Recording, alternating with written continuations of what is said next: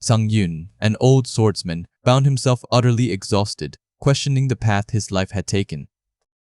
At 55 this year, a time when others would be thinking of retirement, he was still out fighting monsters.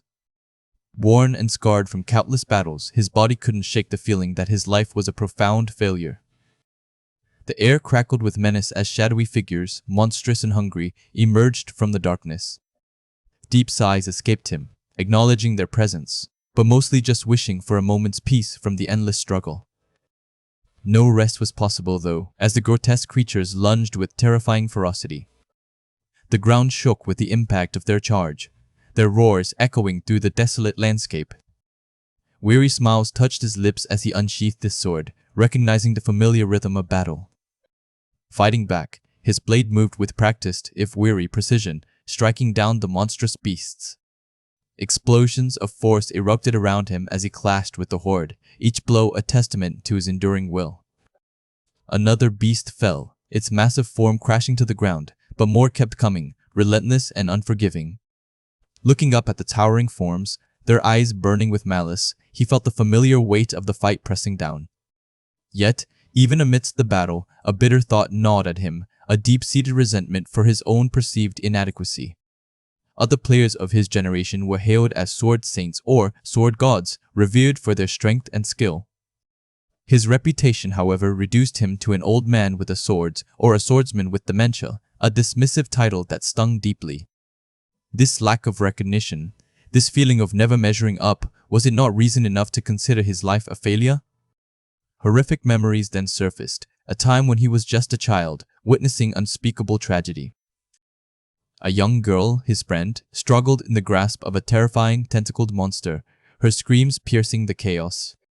Her face, streaked with blood and terror, called out his name, a desperate plea for help he couldn't provide.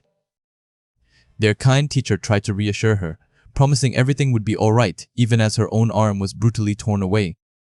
The teacher urged them to run, her sacrifice a desperate plea for their survival, her final moments filled with courage. The scene became a blur of blood and screams as the monsters devoured everyone he considered family, leaving him utterly alone.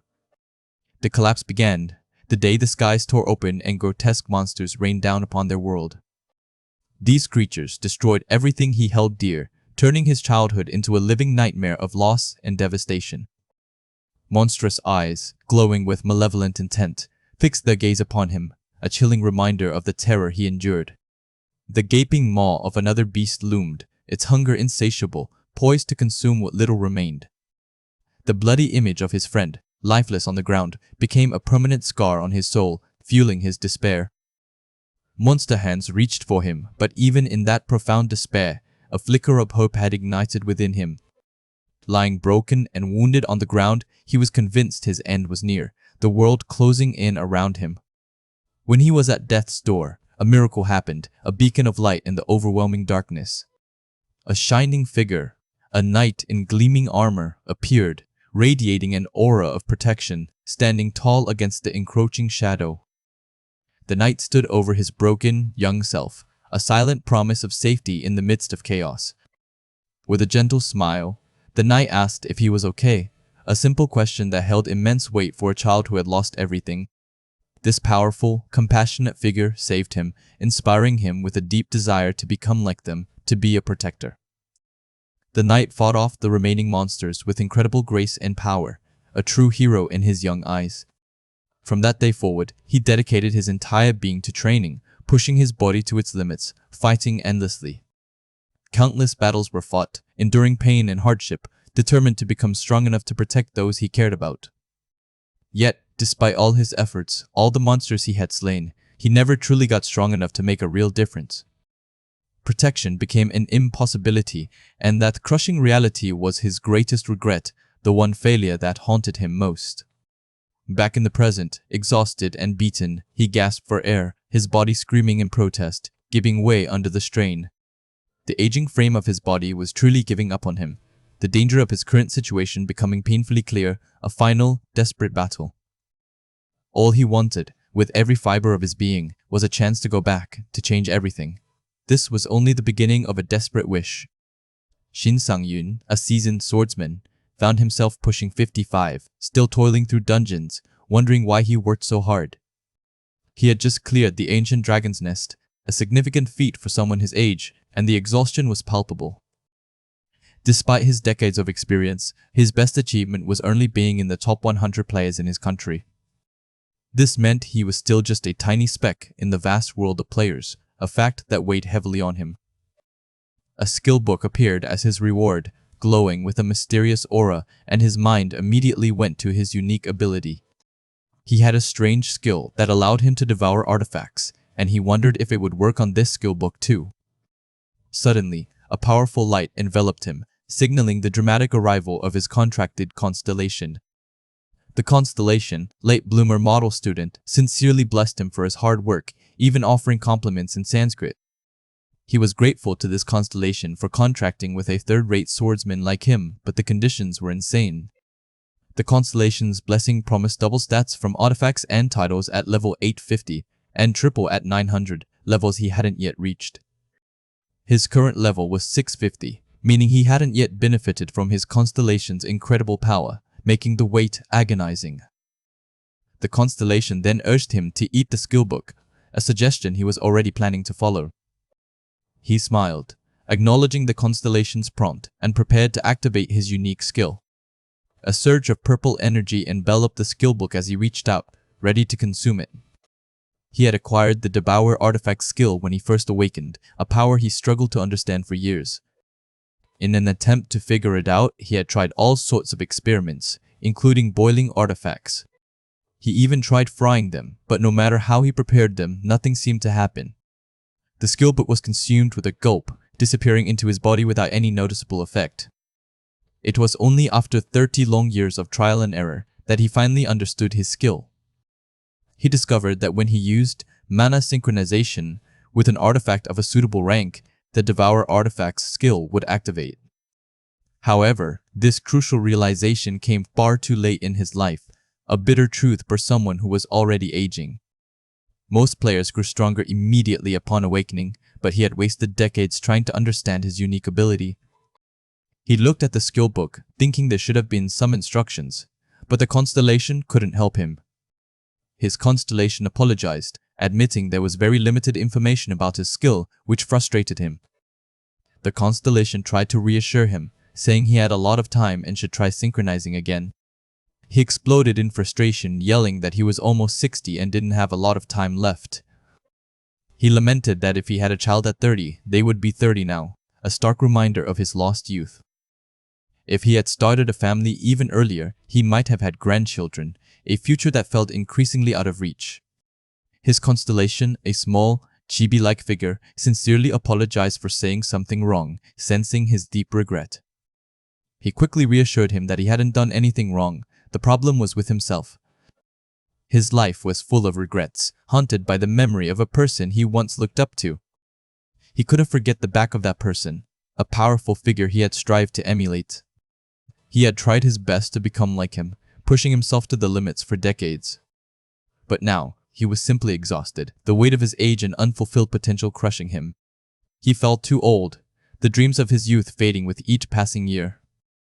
If only he was a little younger, he thought, a wistful longing for a second chance. He then informed his constellation that he was going to retire and cancel their contract. He told the constellation to find another player, as he was giving up on his path. Suddenly, the world around him began to distort, glowing with an intense purple light. He stared in shock as the constellation began to change, its form shifting dramatically. The scene he was witnessing was his last memory as a 55-year-old man, a final, bewildering moment. The constellation, late bloomer model student, utilized the essence he had experimented with for years. A flurry of text appeared, indicating that a regression had begun, sending him back in time. He woke up to a new reality, one filled with familiar concepts like dungeons and gates. He quickly realized he had regressed, finding himself in a world he vaguely remembered from his past. He was watching a news report about player G Park Jongmin, a reporter discussing the environments for awakened people. The reporter explained that dungeons were the stepping stones where players worked and grew. He nodded, confirming the information as the CEO of Hunjong Corporation, Han Hunjong, listened intently. Dungeons, she added, were essentially stepping stones for players, crucial for their development. As for gates, they were described as other dimensions, portals to unknown regions. These regions were places players had to explore and pioneer, a dangerous but necessary task. He was still confused, but he had a grasp of the situation even after 4 days of being back. To be precise, he had gone back by 30 years, a shocking revelation that still disoriented him. He lost consciousness after the regression and woke up in his old studio apartment exactly 30 years ago. He wasn't in his 55-year-old body anymore, he was back in his 25-year-old self. He had all his memories from before he regressed, a lifetime of experience trapped in a young body. No matter how much he thought about it, the only explanation for his regression was his constellation's miracle. He was still very confused, but he decided to put those thoughts aside for now. He pulled out an old dagger, Venomouth's dagger, a bronze artifact with attack power plus 117 and agility plus 10. This was the bronze tier dagger he had been lucky enough to acquire during this time period. Its rank might be low, but he knew its hidden skill, a power he would now exploit. The system confirmed absorption rate, 10% for bronze tier artifact, but 20% due to his previous use. Even though its absorption rate was low because he hadn't used it for long, he still had a plan. What was truly important was its hidden skill, something he intended to unlock. Mana synchronization with Venomouth's dagger has begun, the system announced, and he entered a state of unconsciousness. The gap of unconsciousness was the space he needed to bypass in order to eat an artifact. He always felt nervous coming here, never knowing what dish his skill would conjure. A bright light enveloped him as the preparations to absorb Venomouth's dagger were completed. The dagger transformed into a magnificent rotisserie BBQ chicken drizzled with olive oil. He was relieved. It was a normal dish, recalling past, less appetizing transformations. Shin Sung-yun, a regressor, found himself back at the very beginning, ready to rewrite his destiny. The world he knew was filled with creatures of fantasy, none more common than the orcs. Most people saw these green-skinned brutes as weak, unintelligent, and brutish. Their common presence in games and stories had bred a deep-seated prejudice against them. This perception, however, was a dangerous misconception, leading many to their doom. Newcomers often believed the myth that orcs were nothing more than fodder, easily dispatched. They were formidable creatures, standing at over 8 feet tall and weighing nearly 400 pounds. This sheer physical presence alone created an insurmountable power gap against human opponents. Many new players, blinded by arrogance, often rushed into battles they couldn't win. One such fighter, full of bravado, charged headfirst into danger without a second thought. The orc's traits were indeed simple, but deadly effective in their raw power. His overconfidence quickly turned to terror as an orc easily overpowered him. The brute held him helpless, a stark reminder of the immense strength gap. The common belief that orcs were weak was a lie that cost many lives. Their immense size and weight made them incredibly difficult to contend with in close combat. The player struggled, his cries muffled by the orc's crushing grip. For this very reason, orcs had earned the grim nickname, the Wall of Lament. This was the world our boy had returned to, a world he knew intimately. He walked with his new party, a group of freshly awakened players, into a dungeon. Shin Sung-yun casually asked if he could take the front lines, much to their surprise. The team leader, Yoon Dae-kyung, stared at him in utter disbelief. Dae-kyung warned him that there would be no special treatment for a newbie. Another player muttered about arrogant newcomers, clearly annoyed by his confidence. Our boy simply smiled, understanding the prejudices against new players all too well. Dae-kyung told him not just to do his best, but to actually perform well. Our boy thought to himself that he would do more than just try his hardest. He reiterated his request to fight on the front lines if they encountered a monster. Dae-kyung's patience wore thin, asking if he was out of his mind. Our boy remained unfazed, a dangerous glint in his eyes. An orc burst forth, startling the other players with its raw power. Our boy, however, felt a surge of excitement. This was his first battle since regressing. Dae-kyung, still thinking he was a novice, tried to step in and protect him. Before he could, our boy met the orc's blow head-on with his greatsword. Ying could only stare, his face a mask of utter shock at the unexpected move. Our boy calmly told him that his intervention wasn't necessary. Kyung, still reeling, saw him wielding a massive greatsword with surprising ease. He scoffed, questioning how our boy could use such a large weapon with his perceived slowness.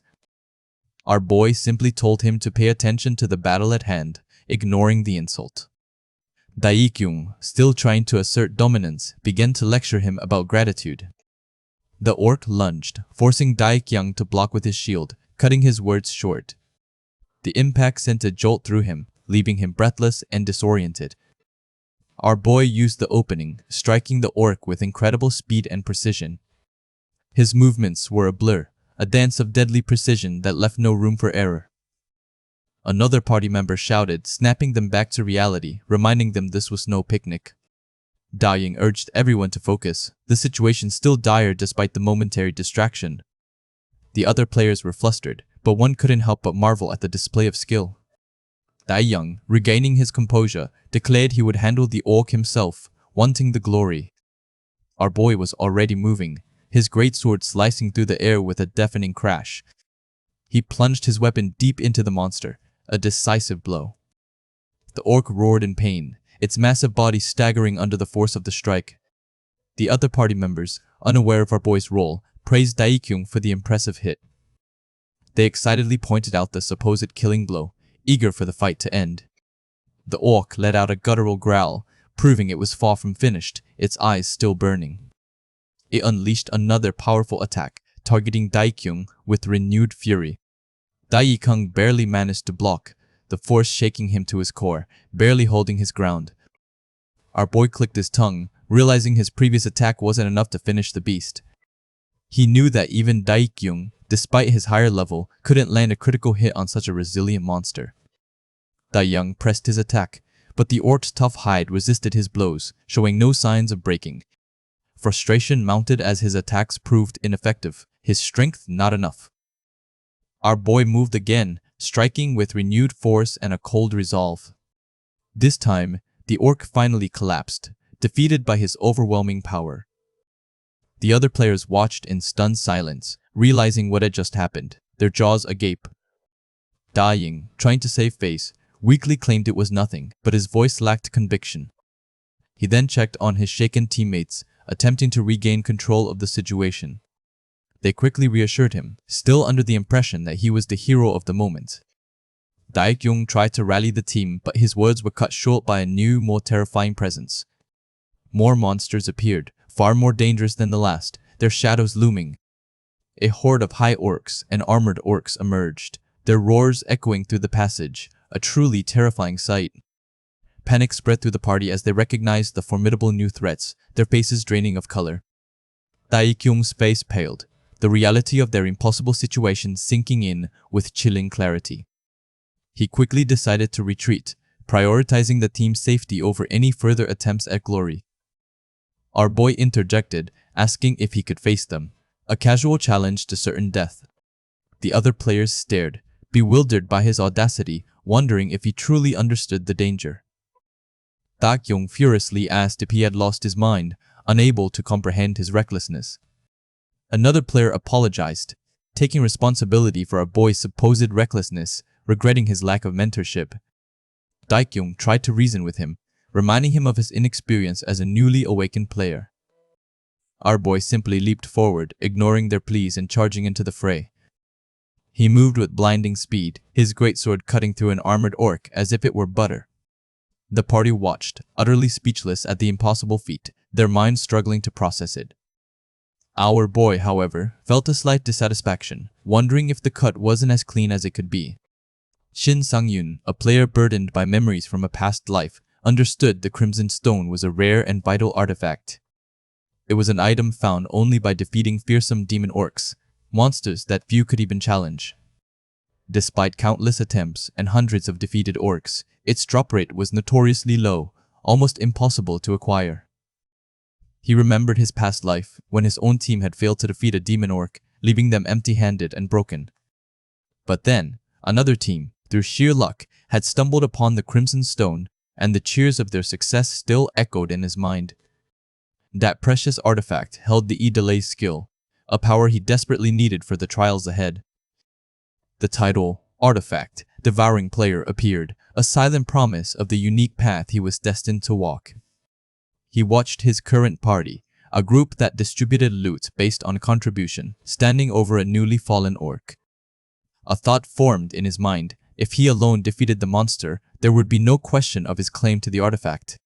He knew obtaining the delay skill was crucial for the dangers that lay ahead, but acting too cocky as a newbie could have consequences. His party members, already wary, confronted him, their voices laced with anger and disbelief at his perceived arrogance. The leader, a man full of bluster, challenged his confidence, asking if he truly thought himself superior for killing a few low-level orcs. With a shrug, Shin Sang-yoon seemed to concede, and the leader, surprised, told him he could do as he pleased with the dungeon. The other party members were stunned, unable to comprehend their leader's sudden, dismissive capitulation. The leader, however, clarified his terms. Shin Sang-yoon could only enter the dungeon alone if they, the main party, failed to defeat the boss. Our boy just smirked, a dangerous gleam in his eyes, finding the leader's condition surprisingly convenient for his own plans. As the leader turned to leave, the other party members cried out in desperation, begging him to wait, their fear palpable. One particularly enraged member cursed Shin Sang-yoon, calling him a cocky bastard who thought himself invincible. The leader, fueled by pride, vowed to clear the dungeon himself, determined to silence Shin Sang-yoon with the weight of his experience. The air grew heavy with anticipation as they moved deeper into the cavernous dungeon, the silence broken only by their heavy footsteps. They entered the middle boss room, a foreboding chamber where their true challenge, the bloodthirsty demon orc, awaited. Before them stood the colossal demon orc, a formidable foe that radiated raw power, its presence filling the entire space. The leader, feigning confidence, rallied his team, claiming the boss was easy to defeat by circling and attacking its rear. Shin Sang-yoon watched their preparations, a quiet resolve settling over his features, knowing their leader's information was flawed. He knew this wasn't a monster that could be defeated with such a simple tactic. Their overconfidence would be their downfall. The leader, eager to prove his worth, charged headlong into battle, declaring he would take the lead, rushing towards the monster. In a flash, the demon orc struck, and the leader was sent flying, blood spraying across the stone floor, his armor dented. Shin Sang-yoon observed the chaos with an unsettling calmness, noting the predictable outcome of their reckless charge. He internally sighed, recognizing this exact scenario from his past, a pattern of failure he was determined to break. His party members were quickly overwhelmed, crying out for help as they faced the monstrous orc, their formation shattered. Despair settled over them, a chilling realization that they were all about to die in this desolate place, their hopes fading. The leader, bruised and broken, cursed the faulty market advice he'd relied on and ordered a full retreat. A small, knowing smile touched Shin Sang-yoon's lips, a silent acknowledgement of their predictable plight. The leader, enraged by the unfolding disaster, screamed at Shin Sang-yoon, demanding to know what was wrong with him for not helping. Ignoring the leader, Shin Sang-yoon watched as the party scrambled for an escape route, hoping to exploit the boss's limited vision. A few party members expressed relief, believing they could still salvage the situation, but our boy knew better than to trust in luck. The leader, his voice strained, addressed Shin Sang-yoon one last time, his frustration barely contained. He warned our boy, telling him not to blame him if he died staying behind, a final, desperate attempt to assert authority. But Shin Sang-yoon simply stood his ground, his gaze unwavering, a quiet defiance in his voice that left no room for doubt.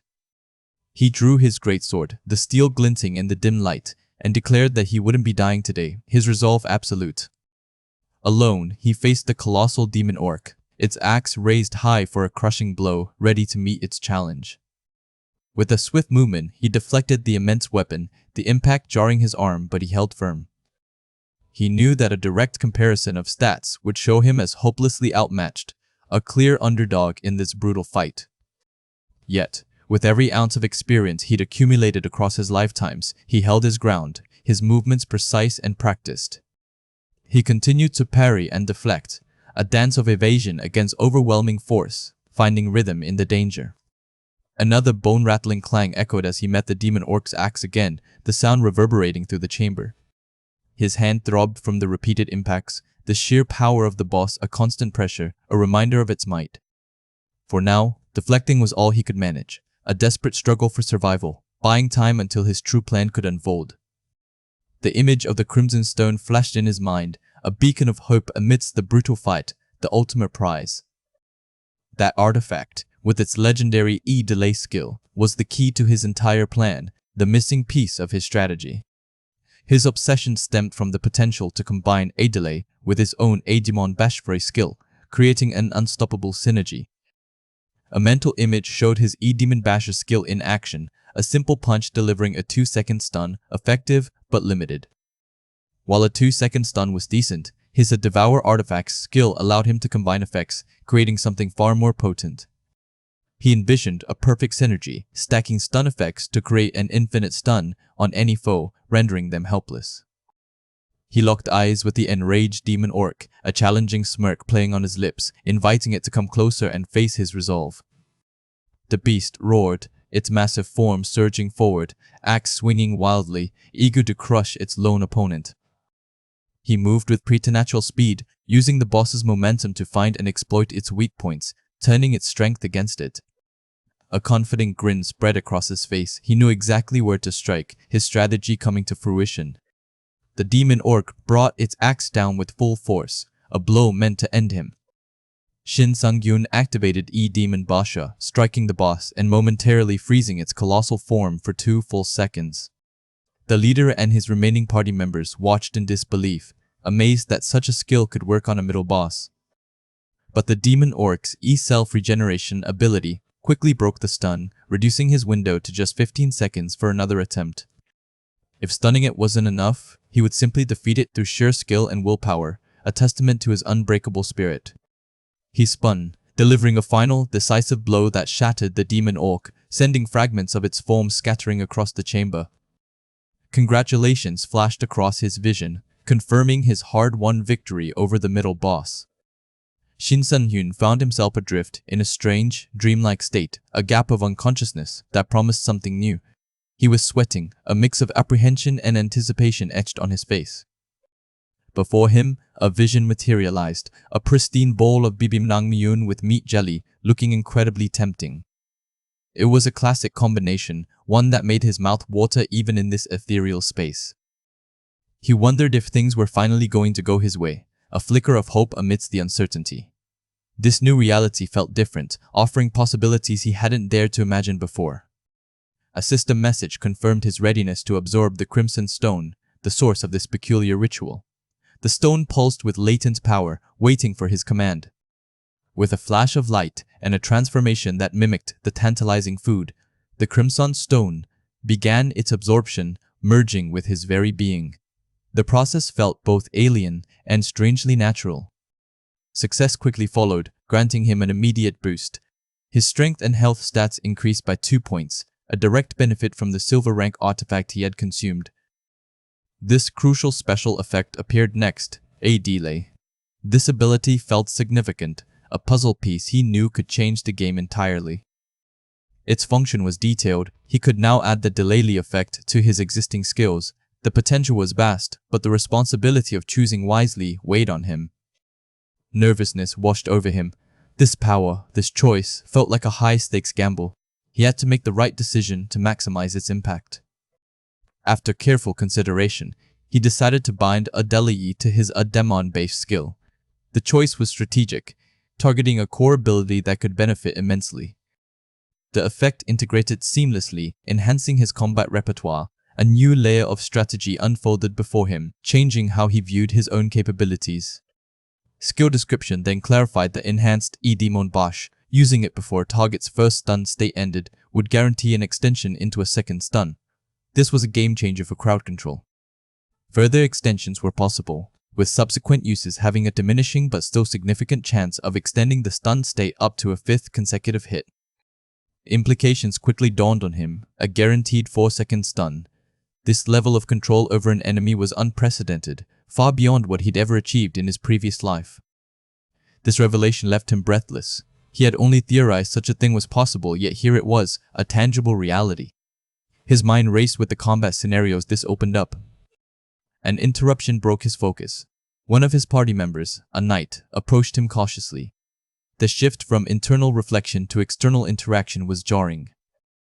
The knight asked if they could talk, his tone serious. The timing felt deliberate, right as Sang-Yun was processing his newfound power. Our boy responded simply, "Yep, what is it?" His expression remained neutral, masking the whirlwind of thoughts beneath. Gesturing, the knight pointed out they were right in front of the final boss room, where the dreaded Orsi berserker awaited. The gravity of their situation was clear. An offer was then extended. The knight asked if he would join them later, a subtle invitation that hinted at his growing recognition of Sang-Hyun's strength. His answer was firm, no. He had his own path, his own reasons for operating independently, and he wouldn't compromise them easily. Undeterred, the knight explained that he would be a failure as a leader if he didn't utilize a member with Sang-Hyun's obvious talent. His words carried both flattery and pragmatic necessity. A smile hinted at his intentions, suggesting a newfound respect, or perhaps just a calculated attempt to gain Sang-Hyun's cooperation. Such a proposal of teamwork followed, extending a hand of alliance. It was a clear acknowledgement of the power he had just displayed. Our boy agreed, but with conditions. His terms remained unchanged. He wouldn't be swayed by mere offers. His demands were non-negotiable. The knight readily accepted, reiterating, "Yeah, all right." His eagerness to secure Sang-Hyun's help was evident, overriding any potential objections. Negotiations complete, they declared themselves ready to enter the boss room. The tension in the air was palpable, a mix of anticipation and dread. Urging them forward, the knight spoke, eager to face the challenge ahead. The party was assembled, their collective resolve hardening. A command for vigilance was given next, a necessary precaution before confronting the formidable foe. The weight of leadership settled on his shoulders. A subtle, unsettling detail caught his eye. The knight's eyes seemed to glare at him for a fleeting moment. It was a quick flash of hostility beneath the polite facade. An oblivious party member spoke, optimistically mentioning grabbing drinks after they cleared the dungeon. His words offered a brief, light-hearted contrast. That fleeting glare lingered in Sang-Won's mind. Was it his imagination, or had the knight truly harbored a flicker of resentment? The thought added a layer of suspicion to their alliance. The dungeon entrance loomed, revealing the ominous path to dungeon number 85's final boss room. The air grew heavy, thick with the presence of a powerful entity. From within, a guttural roar echoed, "K-E-E-E-E." The beast's terrifying visage appeared in a close-up, all teeth and glowing red eyes. It was a creature of nightmare, ready to unleash its fury. The final boss Orsi berserker stood revealed in its full form, a hulking figure radiating dark energy. Its sheer size and menacing aura promised a brutal fight. Party members advanced, their armor clinking softly in the oppressive silence. Each step brought them closer to the inevitable confrontation. Asserting his role, the knight announced he would go in first, taking point as the tank. His bravery, or perhaps recklessness, was on full display. He interjected, telling the knight to stick with him. His words carried an unusual confidence, a stark contrast to his usual demeanor. That knight paused, surprised by the unexpected command from our boy. It was a moment of shifting dynamics where Sang-Hyun took the lead. Another party member tried to warn him, sensing the potential danger or perhaps questioning his sudden assertiveness. Our boy calmly explained that orc berserkers possessed lower skill resistance compared to demon orcs. This was a crucial piece of information, revealing his strategic insight. A slow, deliberate breath escaped him, steadying his nerves. The plan was forming in his mind, precise and calculated. Calm attacks he knew would make stunning the boss easier. This wasn't just bravado, it was a cold, hard assessment of the enemy's weakness. Intense resolve settled on his face. He was no longer the hesitant, scared individual from his past. This was a new Sang-Hyun, ready to prove himself. Problems, he believed, would be absent in executing his strategy. This self-assurance was a testament to the power he now wielded and the lessons he had learned. The orc berserker roared again, a challenge that Sang-Hyun met with unwavering focus. The battle was about to begin, and he was ready. His own confident words echoed in his mind. "Stick with me." It was a phrase he'd never uttered with genuine confidence before, a symbol of his transformation. Such conviction had been absent before. Had he ever in his entire life spoken with such self-assurance? The memory of his past self, riddled with fear and doubt, felt distant now. Memories of a scared youth surfaced, a time when he was constantly on edge. Survival was a daily struggle, devoid of any grand ambitions. A vision of his trembling younger self, a porter, flashed in his mind. He was insignificant, easily overlooked, and always afraid. Life had always been a relentless struggle for mere existence. Even as he grew older, he was trapped in a cycle of weakness and desperation. He recalled being dismissed for weakness, an older porter pleading for a spot in a party, only to be rejected for his low level.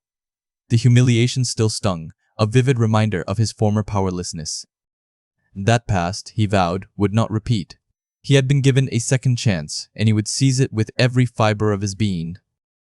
With a powerful surge, he lunged forward, his movement a blur. This was his moment to redefine himself, to break free from the shackles of his past. Change, he knew, was essential. He needed to shed the skin of his weak former self, transforming every setback into a stepping stone. His weak past would be transformed, and with it he would forge a new, powerful future. The desire to evolve, to become formidable, burned within him. A brutal connection met the boss as his attack landed with force. This was the demonstration he needed, the undeniable proof of his overwhelming abilities. The assault continued, red energy arcing around him. He needed to show everyone, to silence every doubt with his sheer power. That night, witnessing his ferocity, gasped. What a monster, he thought, a mix of awe and fear in his eyes. The precise strike stunned the beast, embedding his weapon. He declared that the orc berserker would be stunned for 4 full seconds. System confirmation announced activation is kill, Demon Bash LV. 1 had been activated. The critical moment had arrived. A roar urged his party forward. Go in and nuke him. The command was clear, decisive, and filled with a leader's authority. The party surged in unison, their initial hesitation replaced by a unified charge. Sang-hyun's display had galvanized them into action. A pained cry erupted from the boss as the stun took hold. Its massive form shuddered under the combined assault. He watched, eyes glowing with an eerie purple light. He had orchestrated this, and the results were exactly as he intended. Orc Berserker fell, defeated. A system message flashed, congratulating him on clearing the dungeon. The victory was swift and decisive. Dungeon clearance was confirmed. He had vanquished the altar of the Crimson Ore Key. The dungeon, once a formidable challenge, now lay defeated. Bewilderment crossed one party member's face as he wondered aloud if the dungeon was really easy. He hadn't even used any potions. The knight attributed success to the stun, still slightly stunned himself. He acknowledged our boy's crucial role in the victory. An opportunistic porter spoke up, brazenly asking if Sang-hyun had a personal porter yet, and if he should ask. He was already trying to secure a position. Another porter quickly claimed priority, interjecting that he was planning to ask first. The scramble for Sang-hyun's favor had already begun. The first porter defended his claim, stating he needed to make a living too. The exchange highlighted the desperation among the lower-ranked players. Watching their quick shift in loyalty, a small, knowing smile played on his lips. He noted how quickly their attitudes changed, drawn by the scent of power and opportunity. No help, he decided, would be offered to them. His path was his own, and he wouldn't be dragged down by their petty squabbles. 2 levels gained, a title secured, and his overwhelming abilities proven. The world was beginning to recognize his true strength, and this was only the beginning. The real storm hadn't hit yet. Shin Sang-hyun, a weary but determined player, found himself at the Jamsil training grounds, pushing his limits despite his exhaustion. He sat, catching his breath, the massive greatsword leaning beside him. Even with all his efforts, his stomach still growled, a strange side effect of one of his devoured artifacts. A cold cucumber soup, of all things, had emerged from his berserker ring, leaving him with an unsettling, rumbling sensation that wouldn't quit. Despite the odd discomfort, a grin spread across his face as he stood, ready for another round of intense practice. He swung the imposing blade with a newfound ease, the heavy artifact feeling surprisingly light in his grip. The greatsword hummed with a soft, ethereal glow, its power responding to his enhanced abilities. As the message popped up, confirming the effect of lightweights had been halved due to his Devour artifact skill, but still made all his gear effectively weightless. Our boy considered his options, deciding for now just to stick with the greatsword, its sheer power enough to compensate for any other lack. A satisfied smirk played on his lips. This was definitely a step in the right direction, and he was eager to see what came next. He checked his player information, Shin Sang-hyun, level 7, with a title that spoke of overwhelming power and 3 artifacts already consumed. His status menu showed decent stats, but with no distributable points, he knew his growth would depend on other factors. A critical task lay before him, attracting the attention of a constellation, a powerful patron whose support could drastically change his fate. He envisioned a constellation, a radiant, almost divine figure whose influence could guide his path. Choosing carefully was paramount, as players could only have one constellation. He wanted someone whose power aligned with his naturally high luck stat. For now, though, he lacked the impressive stats needed to catch a constellation's eye, so training was all he could do. The scene shifted as he drove, the journey long and the road stretching endlessly before him. His eyes drooped, the 3 straight days of training combined with the long drive taking their toll. He was so tired he felt he might die. He pulled himself together, finding a small silver lining in his exhaustion. He had, at least, managed to gain a new skill. The skill, ambidextrous sword training, was a passive ability that increased his adaptability with most swords, a useful boon for any swordsman. Finally, he arrived, stepping out of his car and walking towards the ethereal blue entrance of a dungeon, a beacon of challenge. Dungeon number 21, an exclusive solo-player dungeon, glimmered before him, a rare opportunity for him to grow without interference. Securing access to a solo dungeon usually involved months of waiting in line, a testament to their scarcity and value. He felt a surge of satisfaction, grateful he could simply drive to one and begin his challenge without delay. A flicker of unease crossed his face as he glanced back, a subtle shift in the air suggesting he wasn't alone. The forest road was quiet, but a lingering presence confirmed his suspicions. He looked back again, his expression hardening. Someone had followed him, and their intentions were clearly not friendly. Whatever their game, he decided he would deal with them inside the dungeon, where the rules were different. He stepped through the shimmering blue portal, the dungeon's energy immediately engulfing him. The blue light intensified, creating a vibrant, almost overwhelming aura around him as he fully entered the new space. To his surprise, 4 other figures stood within the dungeon, their presence immediately shattering the expectation of a solo run. The leader, a man with a scarred face and a confident smirk, looked directly at him, a predatory glint in his eyes. A frown creased Shin Sang-hyun's brow. Wasn't this dungeon supposed to be for solo players only? The leader scoffed, a dark amusement in his voice. There was no way he had entered the wrong dungeon. The dungeon felt menacing, the air thick with an unspoken threat as Shin Sang-hyun stood alone, his greatsword at his side. Before him stood the Hyena Pack, a notorious group of players, their silhouettes stark against the dungeon's blue glow. Their forms were menacing, red eyes glowing in the dark, signaling their dangerous reputation. He knew their kind. They weren't an ordinary party, especially not with their unusual composition. He offered them an out, suggesting they leave and he would report them, hoping to avoid unnecessary conflict. They had no healer or mage, a composition that discarded sustainability for raw power, something usually suicidal for dungeon clears. Instead, their party consisted exclusively of swordsmen and an archer, a specialized lineup that hinted at their true, sinister purpose. These were the Hyena Pack, a group infamous for one thing, hunting other humans within the lawless confines of dungeons. The leader mocked him, assuming Shin Sang-hyun thought too highly of himself, unaware of the grim reality. He had been warned about these types of players. If they killed him here, no one would ever recover his body. In the past, the Players' Association had largely eradicated such groups through constant surveillance, but it seemed they had resurfaced. Shin Sang-hyun's gaze sharpened, a cold awareness settling in. He understood the stakes perfectly.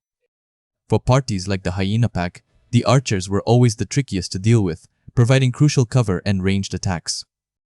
The leader, eager to finish quickly, urged his team to wrap things up, underestimating their opponent completely. A dangerous smile touched Shin Sang-hyun's lips. This was exactly why he had waited for all of them to enter. The leader's smirk faltered, a hint of confusion in his eyes. What was this guy talking about? If he was going to dispose of 4 bodies, a solo player exclusive dungeon was the perfect place to do it. The leader exploded in rage, calling him a son of a bitch, unwilling to accept the turn of events. Shin Sang-hyun simply told them to do things the easy way, his voice calm yet laced with an undeniable threat. The leader scoffed, finding his words absurd. He ordered his men to teach Shin Sang-hyun a lesson. Our boy smiled, inviting them to attack all at once, his confidence unwavering in the face of their numbers. The first attacker lunged, roaring at him to shut his mouth, determined to silence him permanently. Shin Sang-hyun, a rare player with the power to devour artifacts, stretched, preparing for the unfolding challenges ahead. Then he called up his player information, a holographic interface appearing before him, detailing his current progress and abilities. A satisfied smile spread across his face as he reviewed his stats, particularly noting the significant increases he had gained. His thoughts drifted to a recent acquisition, his fingers subtly tracing the outline of a new ring he had just received. This was the Recovery Ring, a silver artifact designed for support, capable of cleansing status abnormalities immediately. Recalling a recent encounter, a memory of a particular opponent flashing through his mind, the man had charged him head-on, and it was then that our boy discovered the unexpected utility of his new artifact. It dawned on him that if he had placed all his faith in his stun ability back then, he could have been in serious trouble. A moment of genuine concern passed over his face. He knew he had been incredibly lucky to have that ring. Resolving to be more careful next time, understanding the unpredictable nature of his battles. As his thoughts solidified, a shimmering aura enveloped the ring, signaling the initiation of mana synchronization. Bright blue energy pulsed around the artifact, signifying the powerful connection being forged. The light intensified, confirming the successful integration of the ring's abilities into his system. The world around him was an endless network of dungeons, each holding its own dangers and rewards. Deep within dungeon number 10, along a dimly lit internal access road, a group of goblins patrolled, their axes ready. One of them, a fierce-looking goblin, snarled, its beady eyes scanning the darkness for any intruders. Suddenly, a horde of goblins emerged, their guttural growls echoing through the tunnel as they charged. Standing his ground, our guy held his massive sword, its blade glinting in the faint light, ready for the onslaught. A soft sigh escaped him, a moment of calm before the storm, knowing what he had to do next. Then he pulled a blindfold over his eyes, recalling a strange requirement for a new title, Lucky Day. This title demanded an unusual feat, killing 500 monsters with his eyes completely closed. The goblins, oblivious to his self-imposed handicap, continued their furious charge, eager for battle. Standing there, blindfolded, a faint smile on his lips, he wondered when exactly the monsters would finally attack. His greatsword hummed with a soft, ethereal blue light, an extension of his will. One of the goblins, drooling with anticipation, prepared to strike, its primitive instincts overriding any caution. Even without sight, he could feel their presence, a subtle shift in the air, a faint tremor in the ground. His physical eyes closed, but his other senses sharpened, allowing him to perceive the world in a new way. The air currents around him swirled, carrying the sounds and movements of the approaching enemies. A state of absolute focus enveloped him, his mind a calm lake reflecting every ripple of his surroundings. This intense, focused state was crucial for his challenge, and he knew he had to maintain it perfectly. The world transformed into a symphony of subtle cues, every whisper of air, every scuff of a foot becoming vital information. Remaining perfectly still, a silent hunter amidst the chaos, his senses painting a vivid picture of the battlefield. The concentration was immense, demanding everything he had, yet he felt a strange calm. A confident smirk played on his lips. He knew he had this, despite the seemingly impossible odds. A goblin lunged, its axe swinging wildly, aiming for a swift kill. But he was faster, his sword a blur of steel as he unleashed a devastating, wide-arc attack that tore through the charging horde. Goblins fell around him, their bodies dropping with sickening thuds, blood splattering across the dungeon floor. More enemies rushed in, only to be met by the same swift, unseen blade, their numbers dwindling rapidly. Amidst the carnage, he stood, his blindfold still in place, his posture unwavering. A strange satisfaction washed over him. He wondered if this intense, blind combat was actually enjoyable. Suddenly, an arrow whizzed past, shot by a goblin archer from the shadows. Instinctively, he raised his sword, deflecting the projectile with a precise, almost casual flick of his wrist. A faint grin touched his lips. He was definitely getting the hang of this unique form of combat. Another arrow, then another, was expertly parried, each deflection a testament to his sharpened senses. The sound of metal meeting wood echoed sharply as an arrow was knocked away. A goblin archer stared in disbelief, its primitive mind unable to comprehend how its attacks were being nullified.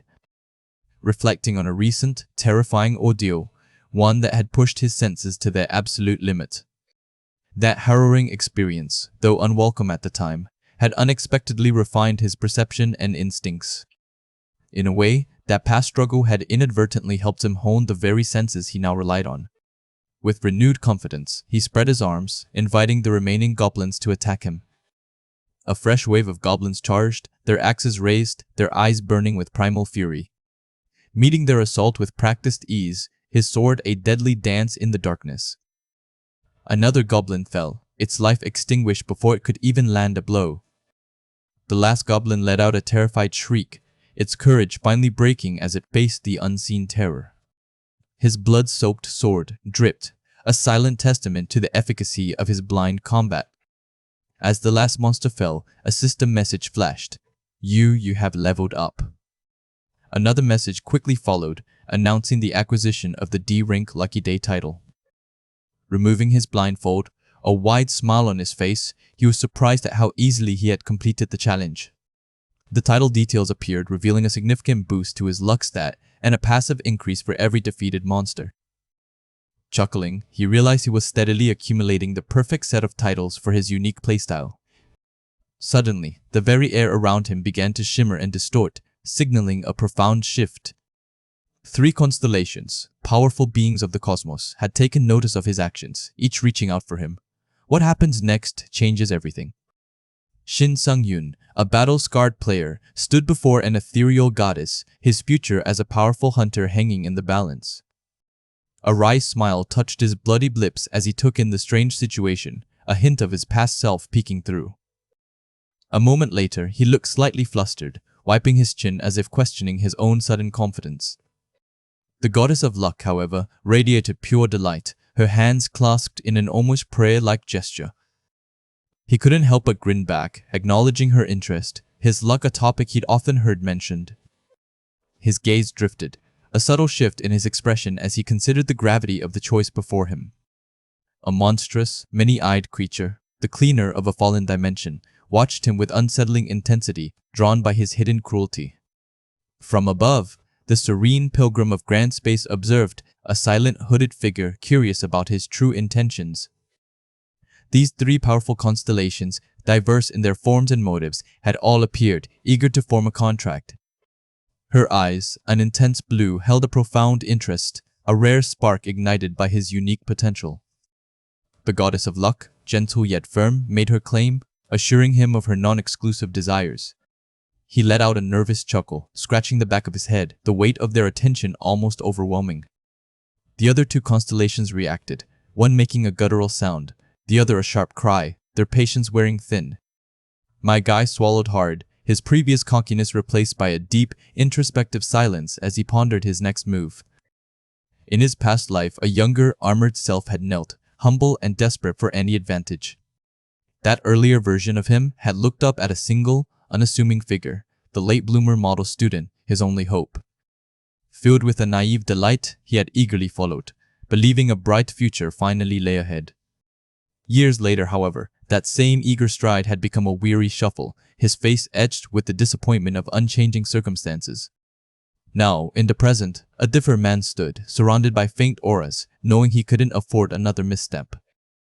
The pilgrim of grand space shone with a brilliant light, a silent promise of guidance for those with a saint's affinity.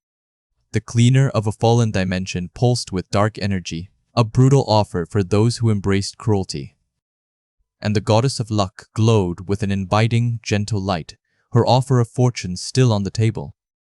He turned towards the brightest light, a decision forming in his mind, guided by both memory and instinct. His hand moved, a quiet determination settling over him as he prepared to make his choice. A soft chime echoed as his finger made contact, signaling a new path being forged. He had signed the contract with the goddess of luck, a pact that promised fortune and power. A bewildered expression crossed his face. He couldn't believe the sheer power he was now granted. Her hand reached out, intertwining with his, sealing the agreement with a touch that felt both ancient and new. A soft smile graced her features, her eyes sparkling with satisfaction as their destinies became linked. He looked at the contract's details, a small, knowing smirk playing on his lips, understanding the immense benefits. My guy's eyes widened in disbelief as the full scope of his new abilities unfolded before him, the chibi goddess beaming beside him. He continued to read, his mind racing to process the incredible boons he had just acquired. The other constellations, even in their chibi forms, reacted visibly, their expressions ranging from approval to outright hostility. He smiled, a genuine, confident smile this time, as the chibi goddess of luck celebrated their shared fortune. A fierce resolve hardened his gaze. He was ready to face whatever came next, confident in his choice. He plunged into battle, his sword a blur of motion against the hulking figure of the dungeon boss. The chibi goddess watched, her small face mirroring the shock and tension of the ongoing fight. My guy launched himself forward, a powerful blow aimed at the monstrous foe, giving his all. Steel met flesh with a resounding clang, sparks flying as his weapon connected with the Goblin Lord's axe. He moved with lightning speed, a shadow against the chaotic background of the dungeon. The Goblin Lord roared in pain, its cry echoing through the chamber, a testament to the force of his attack. Its eyes blazed with fury, its fangs bared, ready to retaliate against the audacious human. Another powerful strike landed, the Goblin Lord reeling from the unexpected ferocity. He expertly parried a counterattack, his movements fluid and precise, blocking the monster's heavy blow. The Goblin Lord shrieked, its rage intensifying as a debilitating status ailment took hold. Our hero felt a sudden surge of despair, his motivation to fight forcibly reduced by the overwhelm effect. A gasp escaped his lips, the status effect hitting harder than he anticipated, threatening to cripple his resolve. The Goblin Lord's eye glowed with malicious satisfaction, watching his opponent falter. He stood his ground, a red aura surrounding him, fighting against the mental pressure. Gritting his teeth, he activated his recovery skill, determined not to succumb to the enemy's tactics. With a surge of renewed power, he struck the ground, sending debris flying, the status effect broken. The Goblin Lord recoiled, its previous confidence shattered by his swift recovery, letting out a surprised cry. My guy lunged, his body radiating a brilliant blue light, ready to press his advantage. A wide, confident smile spread across his face, his eyes gleaming with the thrill of battle. The Goblin Lord stared back, eyes wide with terror, utterly unprepared for his renewed assault. A pained shriek tore from its throat as he landed another critical hit, the overwhelm effect still trying to cling. He didn't let up, activating Demon Bash, aiming to stun the boss and gain precious seconds. Blue energy pulsed around him as he executed the skill, a swift, decisive motion. The Goblin Lord staggered, its movements halting, caught in the unexpected stun. It screamed in frustration, trapped and vulnerable, unable to break free. He unleashed a flurry of attacks, capitalizing on the stun, his sword a relentless force. A system notification chimed, revealing that the delay effect had activated, extending the stun even further. A genuinely surprised grin broke across his face. The skill's secondary effect had worked twice, giving him an unprecedented edge. The Goblin Lord let out a desperate, terrified shriek, completely overwhelmed by the relentless assault and prolonged stun. What happens next changes everything, and nobody sees it coming. Shin Sung-hyun, a player on the brink, had just emerged from the suffocating goblin swamp, battered but alive. He leveled up, a new title, now his. Checking his player info, he saw the Don't Touch Me title came with a boost to luck and evasion, along with the ability to strengthen a skill. He had faced thugs and a dungeon all in one day. He felt the strain, wondering if he was pushing himself too hard. Suddenly, a tiny, ethereal figure, the goddess of luck, shimmered into view. She chirped that he must have incredible luck to have accomplished so much today. He, however, felt it was more about his skill. The goddess, insistent, declared that luck itself was a skill, and she was delighted to support such a fortunate player. He couldn't help but notice her quick change of heart. He decided to allocate his points to luck, only to find that his luck stat was already over 100. His system now showed a bonus. The system explained that any stat exceeding 100 received an additional 10% bonus to its related effects. For instance, his evasion stat would now increase his actual evasion rate. His enhanced luck stat meant increased artifact drop rates from his defeated enemies. He looked down at the fallen goblin, hopeful. With the goddess's presence, he was guaranteed a drop, but he wondered if a higher luck stat could also improve the rank of those artifacts. A shield of goodness, a silver artifact, manifested before him. Its description revealed a defensive boost and a unique ability to convert damage into health regeneration using mana. Mana synchronization with the Shield of Goodness began, and the Goddess of Luck beamed with delight. He mused that she was far more troublesome than his previous companion, the late bloomer model student. He found himself on the road again, the title card, Artifact Delivering Player, flashing across his vision as he drove. His journey was interrupted when an agent, Kim Ji-hye, stopped his car. She looked utterly exhausted, pleading with him to reconsider. She explained the toll her job took, the sheer number of bodies she had to witness daily. He could see the weariness in her eyes. A flashback to 2 hours prior showed him driving on the Honam Expressway, reflecting on the goblin shield. He was just glad he hadn't gotten something more gruesome. Suddenly, his car's dashboard lit up with a flurry of warning lights, startling him. He had no idea what was happening. Frustration mounted. He wondered if he needed a new car entirely. The warning lights continued their frantic blinking. The car was one problem, but he knew he needed to move soon. Criminals began to appear around him, their intentions clear. He understood the statistics. Being an awkward level player made him a prime target for more crimes. He couldn't afford to be weak. He knew he couldn't keep living in constant fear. The solution was clear: move to a player town, where constant surveillance offered a measure of safety. To make that move, he would need resources, specifically artifacts. That meant buying used equipment to ease the financial burden. His mind kept circling back to one crucial element: money. He needed a lot of it, and fast.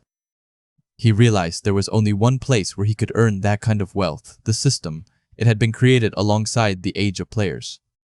With the system's appearance came quests, and an entire organization, the Players Association, managed them. He believed he could thrive within their structure. Back in the present, he was being stopped at the entrance to a quest area. He couldn't believe his progress was halted so easily. Kim Ji-hye urged him to enter a dungeon appropriate for his level. She questioned why he was trying to enter a level 100 dungeon without even a rank.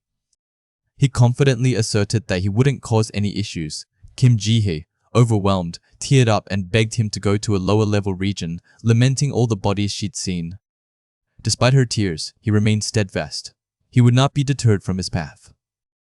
A new presence arrived, a woman named Kim Miso, asking about the commotion. Kim Ji-hye quickly composed herself to greet her.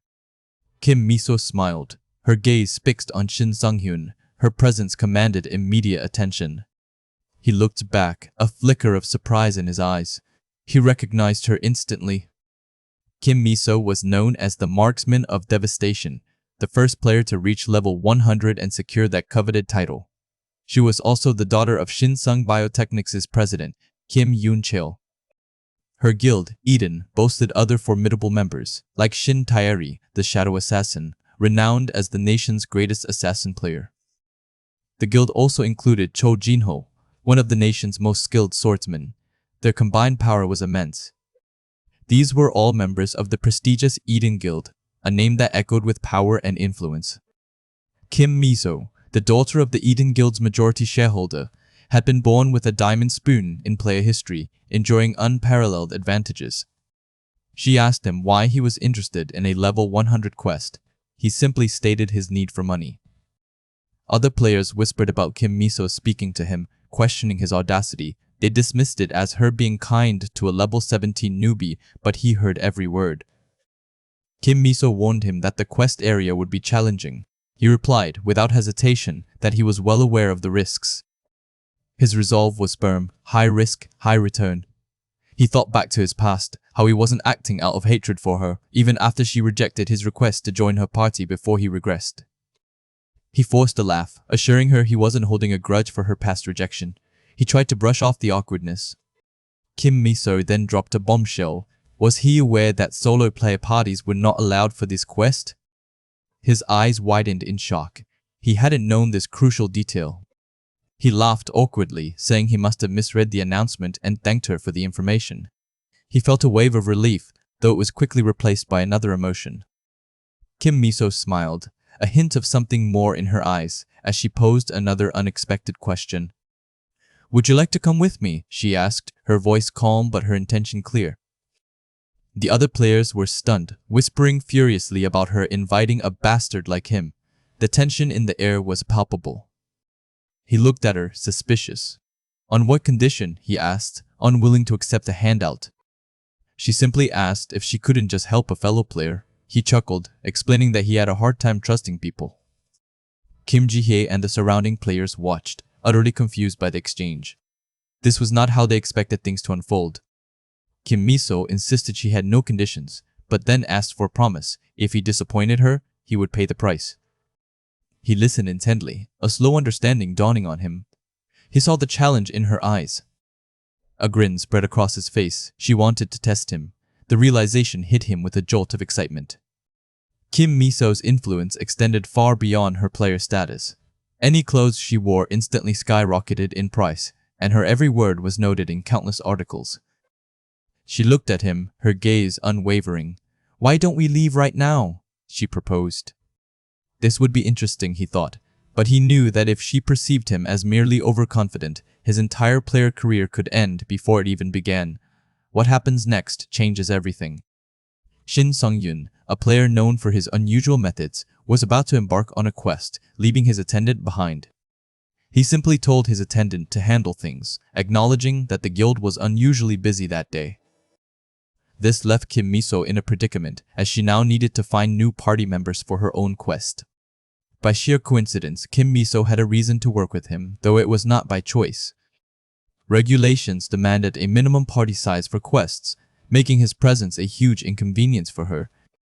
She had seen him before, a player full of an unsettling confidence, and his unpredictable nature had piqued her interest. The atmosphere in the quest waiting area was always a mix of anticipation and nerves, a place where players prepared for their next challenge. The attendant, flustered, brought up the details of Shin Sang-yoon's chosen quest. It was a defense quest, requiring players to eliminate all monsters running toward a guardian tower. The quest was considered a failure if the tower's core was destroyed, and it recommended a level 100 party of 4. What shocked Kim Miso was that he, a level 17 player, had chosen to attempt this demanding quest by himself. His decision was nothing short of a suicide mission in her eyes, a reckless move that defied all logic. As he accepted, a surge of energy enveloped them, and they were instantly relocated to the quest area. The attendant, left behind, could only hope that nothing terrible would happen to Miss Kim Miso, especially since she was with him. Back at the guild, other players discussed the situation, wondering if the two would succeed. Most thought it impossible for a level 17 newbie to clear a level 100 dungeon, dismissing his chances entirely. The new ranking system, recently created by the Players Association, was designed to better assess a player's true strength. It focused on two main criteria: the number of dungeons cleared and a player's overall battle sense. Kim Miso herself was ranked A+ solely due to her exceptional battle sense, making her opinion on players highly valued. However, at that moment, the discussions about ranking seemed irrelevant. The real concern was that my guy had just entered a dangerous dungeon with Kim Miso, a situation that left her feeling uneasy. Stepping onto the desolate road of the quest area, he looked calm, almost too calm, for the challenge ahead. He had a glint in his eye, a hint of amusement that suggested he knew something others didn't. She, on the other hand, felt a surge of responsibility, knowing her words had put them in this situation. She resolved to do her best to help him, hoping he would learn a valuable lesson from this experience. 30 minutes earlier, he had laid out his terms, telling her not to get involved unless he asked for help. He promised her a 5% cut of the rewards if she only focused on supporting him, a deal she initially scoffed at. His arrogance was astounding. especially when he insisted that a 5% cut was a good deal for her. She retorted that there was no way he could handle this quest alone, reminding him of the 300 monsters they faced. The sheer number of enemies made her point clear. This quest was difficult, even for a seasoned level 100 player like herself. Yet, he simply told her to wait and see, his confidence unshaken by her concerns. Annoyed, she countered with a new condition, a 1% cut increase for every monster he failed to defeat, up to 95. He accepted the terms, but warned her that she wouldn't get anything if he lost 95 of those monsters, a challenge he fully intended to win. With a defiant grin, he declared he would take care of them all, ready to prove her wrong. The blue wolves charged, their roars filling the air, but he moved with a speed and precision that defied his low level.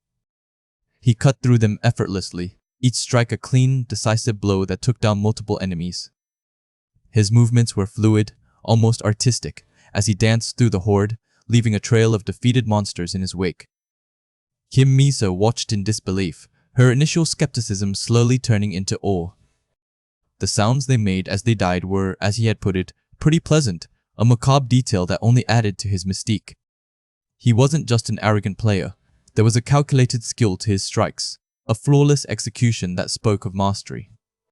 His stance emphasized superior reach, a technique that Jinho, a warrior in her guild, often spoke about as the perfect balance of offense and defense. On top of that, he avoided any pointless movements, slaying multiple enemies with each precise strike. Yet she still felt he had a lot to improve, a critical assessment that was quickly being challenged by his performance. Despite his impressive display, the sheer number of monsters was overwhelming, far too many for an ordinary level 17 player to handle. She questioned if this was truly possible for him, if her initial assessment of his recklessness was about to be proven wrong. A sudden realization hit her. Something had been off from the very beginning, a detail she had overlooked. All the monsters were motionless, frozen in place by an unknown force, a strange calm before the storm. She wondered if he had used the stun ability, a powerful skill that could turn the tide of battle. The shock of this discovery almost made her lose her balance, a jolt of surprise at his unexpected capabilities. Regaining her composure, she acknowledged that anyone could tell he had used a stun, but the duration was the key. His stun seemed to last for 4 seconds, longer than even Jinho's, an impressive feat for someone of his supposed level.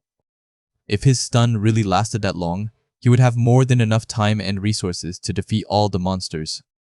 He moved through the stunned horde with ease, each swing of his sword connecting with deadly accuracy. He found his target, a larger, more menacing wolf lurking amidst the others, seemingly immune to the stun. A massive black wolf emerged, its eyes glowing red, a creature he had never encountered before. Despite its terrifying appearance, he felt a strange sense of nostalgia from seeing it, a fleeting memory he couldn't quite grasp. The black wolf unleashed its own stun ability, paralyzing him in a burst of purple lightning. He realized the black wolf's stun effect was the same as his, a mirror of his own power. Up on the building, Kim Miso was shielded from the stun by her artifact, a crucial advantage in this unexpected turn of events. She remembered the black wolf had used its own stun, a detail she had almost forgotten in the heat of the moment. And here she was, criticizing him just moments ago, while he was now clearly in danger. He had a way to activate stun on his enemies. That much was clear, but how could he undo its effect on himself? For someone at his low level to have a method to undo such a powerful debuff seemed extremely unlikely, yet here he was, moving again. She watched, utterly baffled, as he broke free from the stun, a feat that defied all her understanding of player abilities. Not only did he possess a nearly perfect swordsman's stance and an incredibly long stun, but he also had the ability to deactivate debuffs. All this from a player who was only level 17, a realization that completely shattered her perception of him. The black wolf roared in surprise, its own powerful stun failing to hold him. My guy's sudden movement after being seemingly stunned caused a brief moment of panic in the powerful creature. This short window of vulnerability was all he needed to seal the deal, striking with swift, brutal force. He had slid under the monster, getting its blood all over his clothes, a minor inconvenience he seemed to relish. Since he was already dirty, he decided to have some fun, a chilling thought given the situation. She could only wonder, with a mix of awe and fear, who this mysterious player truly was. The world of Artifact, devouring players, was a brutal one, but for our boy, Sanyan, it was just another day of grinding. He had just cleared a defense quest, defeating nearly all the wolf-like monsters, and felt a surge of power as he leveled up once again. The system awarded him a D-rank title, No Fear, which meant he could ignore status debuffs from wolf-like monsters, though not from bosses. He felt unstoppable, truly rushing through these levels, his eyes gleaming with ambition. As he surveyed the cleared stage, he noticed a familiar figure, Kim Miso, watching him. Her expression was full of contempt, clearly unimpressed by his display of strength. He knew he had to keep putting on a show, even if his back was starting to ache from the exertion. With a confident smirk, he challenged the final boss, asking why they shouldn't just start the finale. The ground trembled as the final boss, Full Lemur and Wolflord, emerged, a terrifying beast ready for battle. He lunged forward, remembering the Wolflord's specialty, irregular attacks. Yet, he had spent countless hours analyzing these patterns, his mind a database of every move. In his 30 years of experience, he had come to know every single move, every feint, every opening. He almost felt bad for the boss, having long since memorized its irregular attacks. His sword met the beast with precision. A powerful blow landed, confirming his prediction of the enemy's next move. He moved with a fluidity that belied the heavy weapon he wielded. From the sidelines, the situation seemed to be under his complete control. Despite his mastery, his demon-based skill failed to activate, resisted by the Wolflord. He realized this was a unique challenge, a perk of fighting a level 100 boss. This was the first time his skill hadn't worked as expected, a rare hiccup in his flawless strategy. From the sidelines, Kim Miso watched, utterly stunned by the ongoing display. She thought he was insane, his capabilities far exceeding anything she had witnessed. His movements were a blur, a dance of death against the monstrous foe. The Wolflord roared, frustrated by his elusive defense and relentless offense. He parried a powerful attack, the clang of steel echoing through the desolate landscape. He continued to fight with incredible intensity, aware of every irregular move pattern the Wolflord made. He knew everything, he told himself, because he had done this countless times before. Another precise strike landed, a testament to his unparalleled experience. But something new caught Kim Miso's attention, something even more astonishing than his combat prowess. He flashed a subtle smirk, a gesture that only deepened Miso's confusion and unease. She couldn't help but wonder, who the hell is he? His composure was unnerving. The battle was taking longer than he had anticipated, a test of endurance he hadn't planned for. He admitted to himself that he was running out of impressive tricks to show off to Kim Miso. The fight wore him down, his health dropping dangerously low, making him worry he might pass out before the boss did. The Wolflord launched a series of ferocious attacks, pushing him to his absolute limit. He dodged and wove through the onslaught, but his movements were becoming less crisp. He didn't have much health left either, only 100 HP remaining, a critical state. As the Wolflord prepared its signature attack, a pattern that had claimed countless lives, he recognized it instantly. It was the boss's most dangerous move, a strong attack used as bait for a piercing counter. He knew he hadn't used that in combat yet, a forbidden technique held in reserve. Desperate times called for desperate measures, and he steeled himself for what he was about to do. With a focused glare, he prepared for the ultimate gamble. With a swift, desperate move, he initiated his counterattack, aiming for a critical weakness. The blow connected, a blue arc of energy slicing through the air, and the boss roared in pain. Kim Miso watched, aghast, believing he had sacrificed himself in the process, a wave of despair washing over her. Her eyes widened in horror, unable to comprehend what she had just witnessed. She slumped to the ground, tears welling up, consumed by guilt and regret. "I'm an idiot," she cried, feeling utterly unworthy of being a player after such a lapse. Despite all the incredible feats he had shown, she had let her guard down at the most crucial moment. She felt responsible, the weight of his supposed demise crushing her spirit. Apologizing to him, she was convinced he was a goner, her hope extinguished. But then, a brilliant, almost divine light enveloped him, cutting through the darkness. The absorbed shield of Kunis crumbled into ashes, lost forever, a sacrifice made. In its place, he gained a new special effect, All Sacrifice, a skill born from desperation. This conditional healing skill had a 30-second cooldown, converting all damage dealt to a specific body part into healing. If the damage exceeded his total HP, he would regain his maximum HP, a lifeline from the brink. He was then prompted to pick a body part. The choice felt too specific, a bewildering array of 16 different body parts to consider. He considered selecting a rear side, as it would be safer, but the back was divided into 4 parts, making it inefficient. Instead, he decided to select the front of his body, a riskier but more direct approach to activate the skill. The skill activated, and his HP instantly returned to its maximum, 700, a miraculous recovery. He had gambled, and it had worked, a silent sigh of relief escaping him. If he had missed by even a little, he would have died, making the success even sweeter. He mused that he had managed to take care of both his worries at the same time, a true stroke of genius or luck. His Demon Bash LV.1 skill activated then, a delayed but powerful response.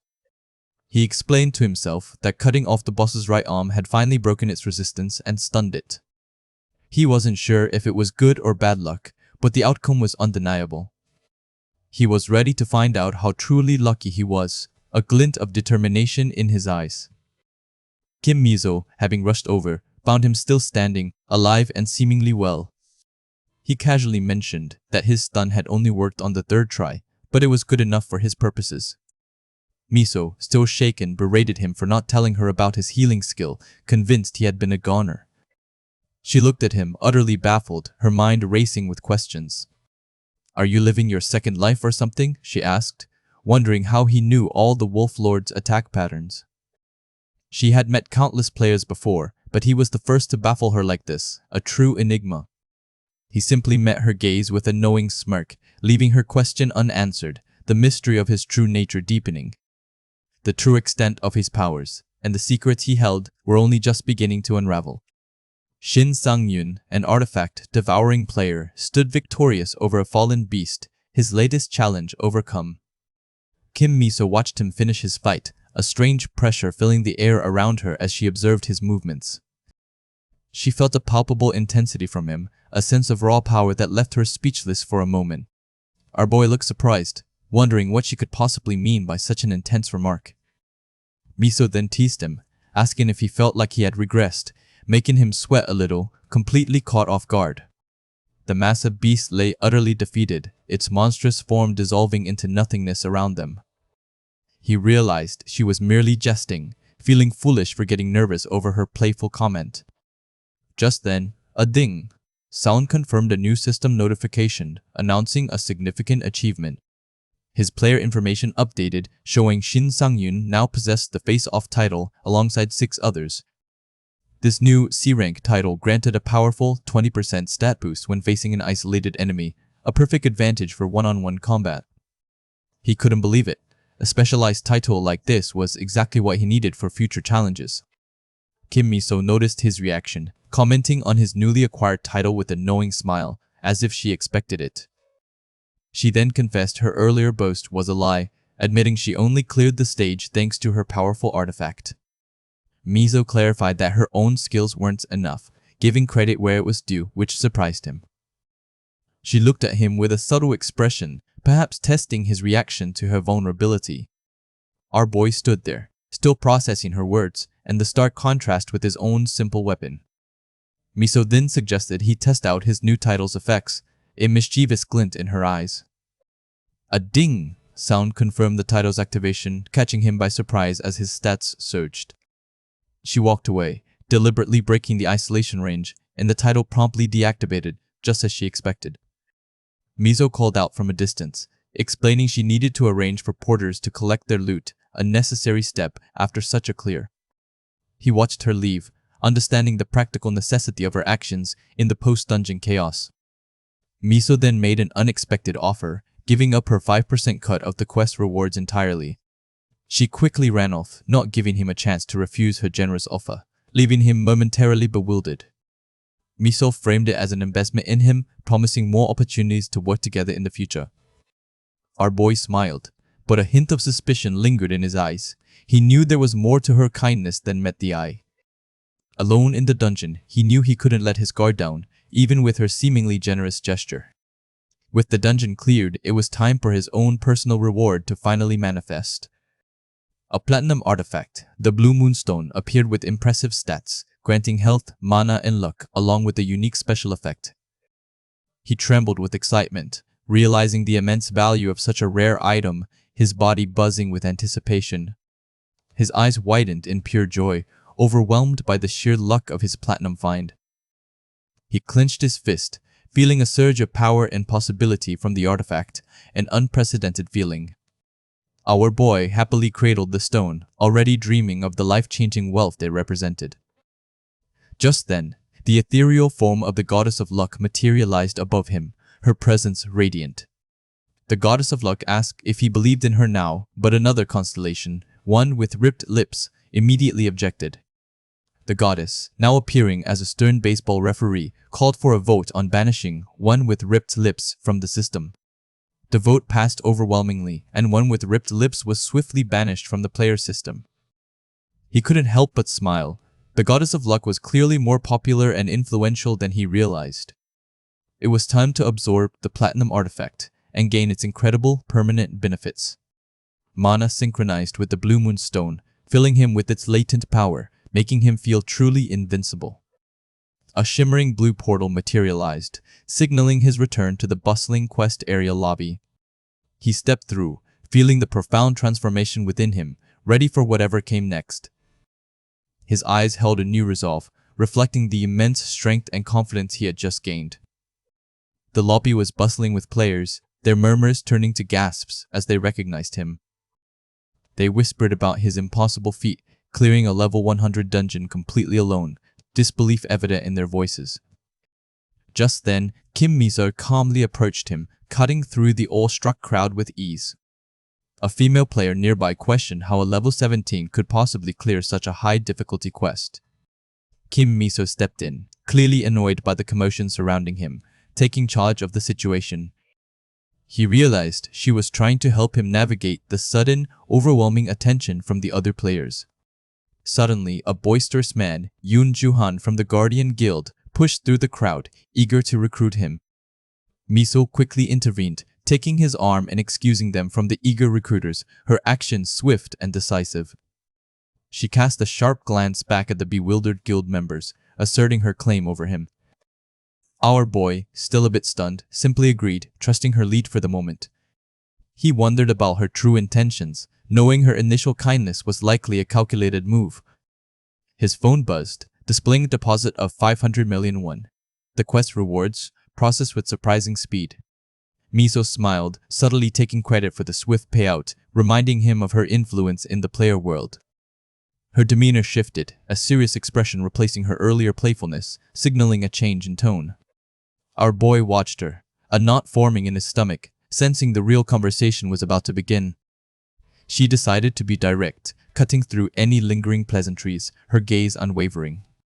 Her eyes held his, a silent challenge in their depths as she leaned in close. "Join the Eden Guild," she stated, her words dropping like an ultimatum that changed everything.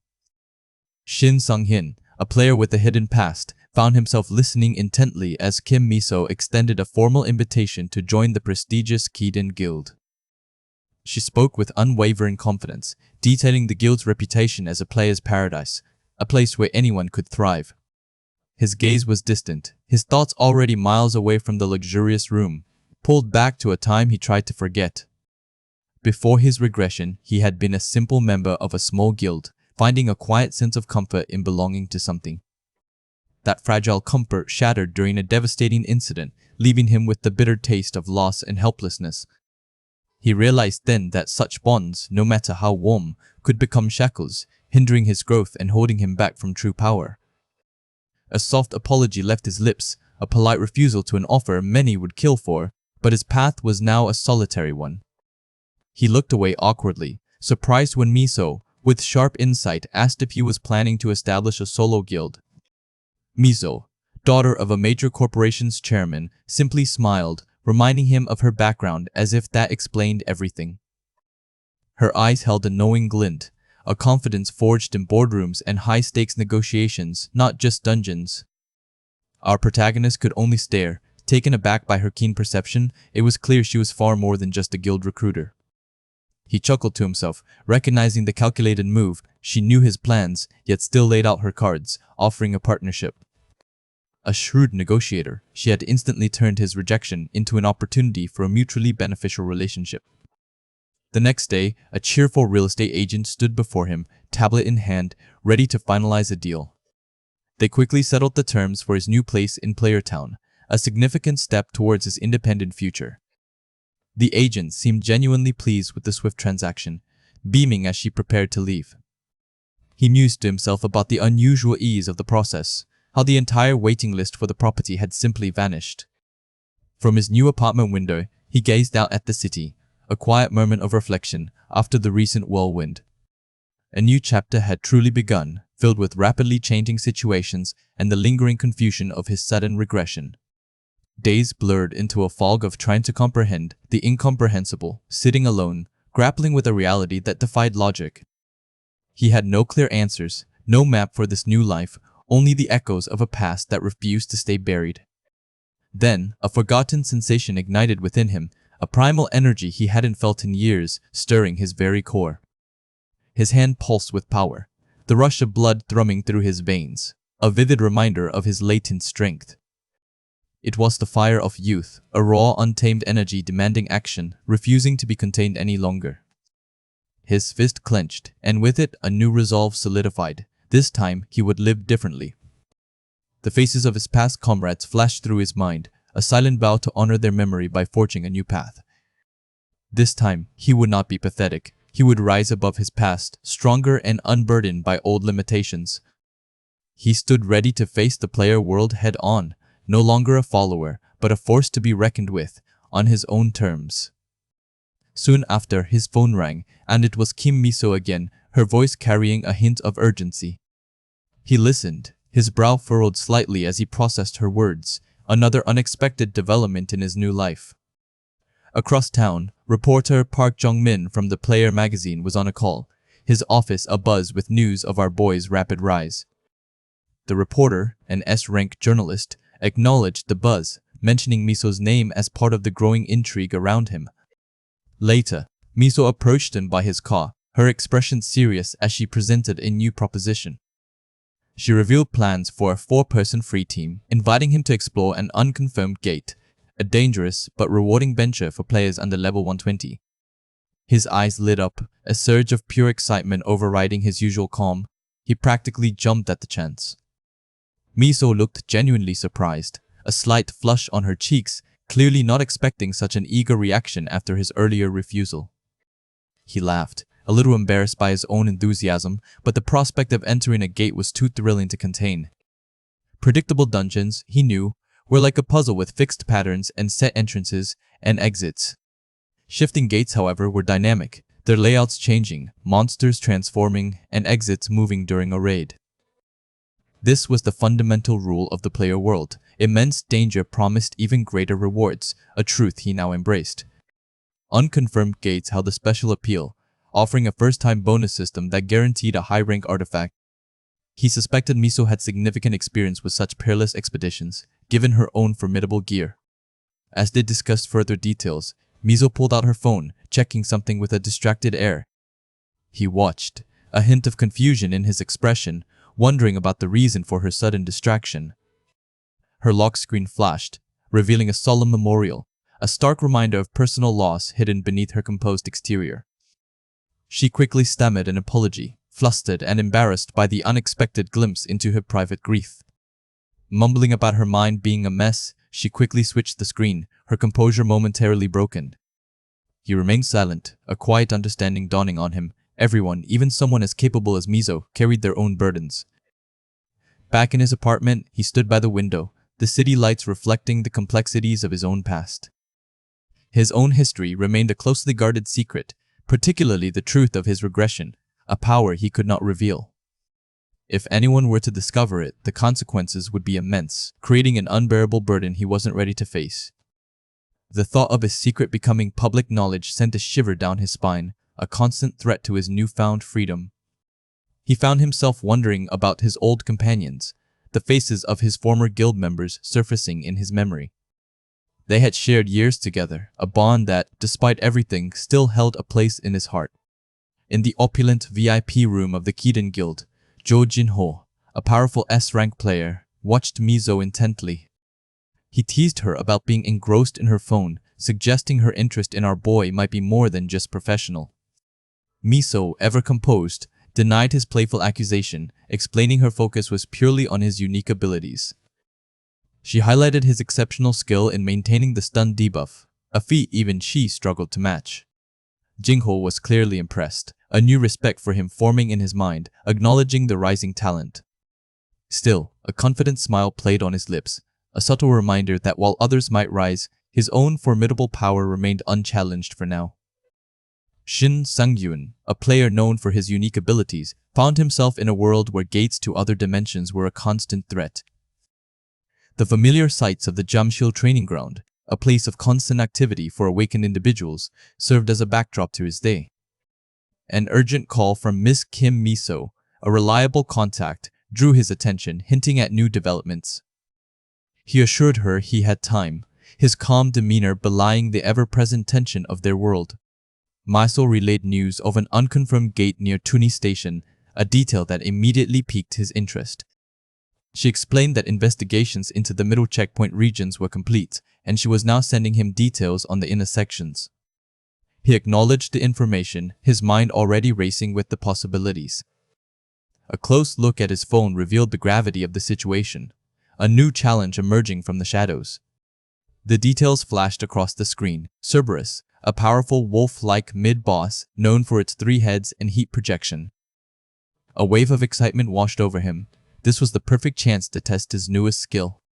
His unique ability, the Age of the Night in Wolves, promised to permanently stun dog and wolf-like monsters, an almost unfair advantage against creatures like Cerberus. He thanked Miso for the heads-up, appreciating the chance to prepare. She, however, quickly ended the call, leaving him to process the information alone. A slight annoyance crept in. He had been called all the way here for what seemed like a simple info dump. Dae-kyung, a seasoned veteran and his former captain, found this amusing, playfully mocking his importance. Our boy offered a quick apology, sensing the light-hearted jab. Dae-kyung merely smiled, suggesting that as a rising celebrity, Shin Sang-yoon should have anticipated such trivial calls. The older man then insisted on a more informal relationship, asking to be called simply Dae-kyung now. He humbly dismissed the idea of being a celebrity, feeling he still had a long way to go. Dae-ying, however, hinted at a different kind of news, asking if he'd received the call yet. Confusion clouded his expression. He had no idea what Dae-kyung was referring to.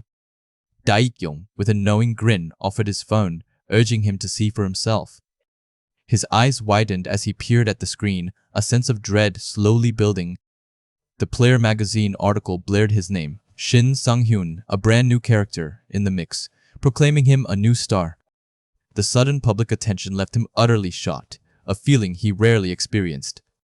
What is this?" he stammered, the words barely escaping his lips. Dae-kyung simply chuckled, advising him to check his own phone, which was surely overflowing with notifications. He immediately dismissed the idea of wanting such public attention, finding it overwhelming. His phone began to ring incessantly, a barrage of calls confirming Dae-kyung's words. Frustration mounted. He couldn't understand why they had published such news without his consent. Dae-kyung, ever the instigator, merely asked if everyone he knew was reaching out. He admitted he wasn't quite there yet, trying to downplay the situation. Putting his phone away, our boy tried to steer the conversation back to their original purpose. Dae-kyung watched him, a hint of surprise in his gaze. He reminded Dae-kyung about the deal they had discussed earlier, eager to move past the sudden fame. Dae-kyung confirmed the arrangement, his tone turning more serious. A wave of genuine gratitude washed over him. This deal meant a great deal. However, Dae-kyung quickly clarified that this generosity wasn't without its price. The older man then revealed a bag filled with old artifacts, the very items Shin Sang-yoon sought. Dae-kyung questioned his preference for these worn relics over new ones, finding it odd. Our boy explained his unique superstition, a belief that old artifacts held a special power. Daekyung found his reasoning amusing, a small smile playing on his lips. He returned the laugh, fully embracing his somewhat eccentric conviction. His detailed explanation followed. Artifacts unused for a long time possessed a better absorption rate, a vital advantage for him. Just then, a new figure arrived, a woman apologizing for her tardiness. She explained her delay was due to trouble finding a parking spot, a common urban inconvenience. She then asked if they should begin the appraisal, ready to get to work. Shin Sang-yoon looked at the newcomer, surprised by her unexpected presence. Dae-ying introduced her as the appraiser, brought in to oversee their transaction. He explained his decision to bring her, ensuring fairness for both parties, a mischievous glint in his eye.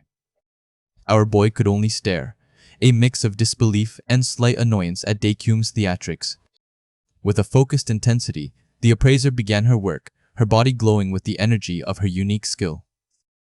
Her concentration was absolute, her power flowing into the ancient artifacts.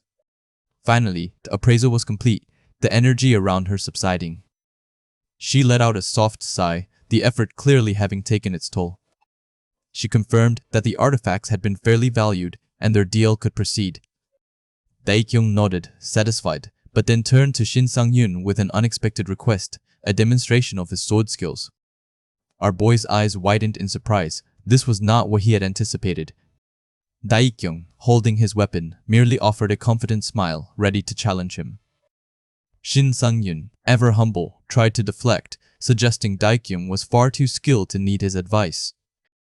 Shin Sang-yoon, a player with a unique ability, was feeling quite pleased, humming contentedly as he drove through the city streets. The hefty sum he had spent on a sword skill lesson felt like a small price for the immense benefits he was about to reap. He imagined the progress he would make once he consumed his new artifacts, eager to see his power grow. The wait for the next dungeon gate felt agonizingly long. Suddenly, a sharp jolt threw him forward, his car screeching to a halt after a collision. His eyes widened in shock. He looked up, startled, to see two imposing figures standing by his damaged vehicle. This was not how he expected his day to go. The bigger man, Choi Yong-cheol, immediately began to berate him, his voice laced with aggression. Sang-yoon was confused. He hadn't seen anyone in his blind spot. A question mark hung in the air, reflecting his bewilderment. Yong-cheol just scoffed, dismissing him as an idiot for reacting that way, his face twisted in a sneer. His accomplice, Cho Sung-ho, shrugged casually, mirroring Yong-cheol's smug attitude. A menacing aura began to emanate from Yong-cheol, his hand igniting with a fiery glow that cast long shadows. He demanded Sang-yoon get out of the car, threatening to burn it with him inside if he didn't comply. Our boy in the car looked at the fiery display, a flicker of recognition crossing his face as he pieced together the scene. It was then that he remembered. Choi Yong-cheol and his lackey, Cho Sang-ho, members of the infamous Utopia Guild, known as the Gangnam Station Kings. These notorious YouTubers specialized in picking on weaker players for content, often creating sensational videos like exploring a dungeon dressed as a newbie. Their extreme content had earned Yong-cheol loyal subscribers, but it ultimately led to his downfall as he was jailed for constantly committing crimes and given a life sentence. Sang-yoon looked down, reflecting on the grim reality of facing these two men who had long been forgotten by most. The two men continued to mock him, laughing at his apparent weakness, with Sang-ho's hand igniting in a fiery display. Sang-yeon, however, was less annoyed and more disgusted. These men were truly a complete excuse for human beings, unfit to be called players. Yong-cheol's eyes narrowed as he looked at Sang-yoon, a predatory smirk playing on his lips. A security guard approached the scene, looking displeased as Sang-yeon held his sword, ready for whatever came next. Yong-cheol clicked his fingers, the flames dancing around his hand, a clear sign of his arrogant power. The security guard then relayed complaints about a fucker driving around in a shitty car, clearly referring to Sang-yoon. Yong-cheol didn't hesitate, kicking Sang-yoon's car door, denting it severely, a blatant act of intimidation. Sang-yoon looked up, his expression a mix of shock and rising fury, the casual destruction of his property hitting him hard. A faint glow emanated from his hand as he touched the dented door, a silent promise of retribution. Bystanders had gathered, their faces a mix of curiosity and concern as they watched the unfolding drama. One bystander, looking particularly surprised, seemed to recognize the player in the car. He was indeed Shin Sang-hyun, the man who had gone to the quest area with Kim Miso, kneeling by his damaged car. Our boy's hand still glowed faintly, his anger simmering beneath the surface, a silent testament to his growing power. Yong Kyo and Seong-ho, oblivious to the crowd's whispers, looked at a phone, smirking as they filmed the scene for their livestream. Yong Kyo's smug face showed his confidence, believing he had the upper hand in this confrontation. Song-ho, too, wore a self-satisfied grin, clearly enjoying the spectacle they were creating. Sang-hyun, still kneeling by his car, watched them, his expression unreadable, but a storm brewed within him. Yong Kyo then announced to the camera that was rolling, a performative flourish for his audience. Song-ho excitedly told the livestream that it was indeed Shin Sang-hyun, confirming his identity to their viewers. Sang-hyun looked determined, a fierce resolve burning in his eyes, illuminated by the live broadcast screen behind him. Yong Kyo, with a smirk, offered him a merciful sparring match in training mode, outlining the terms of the wager.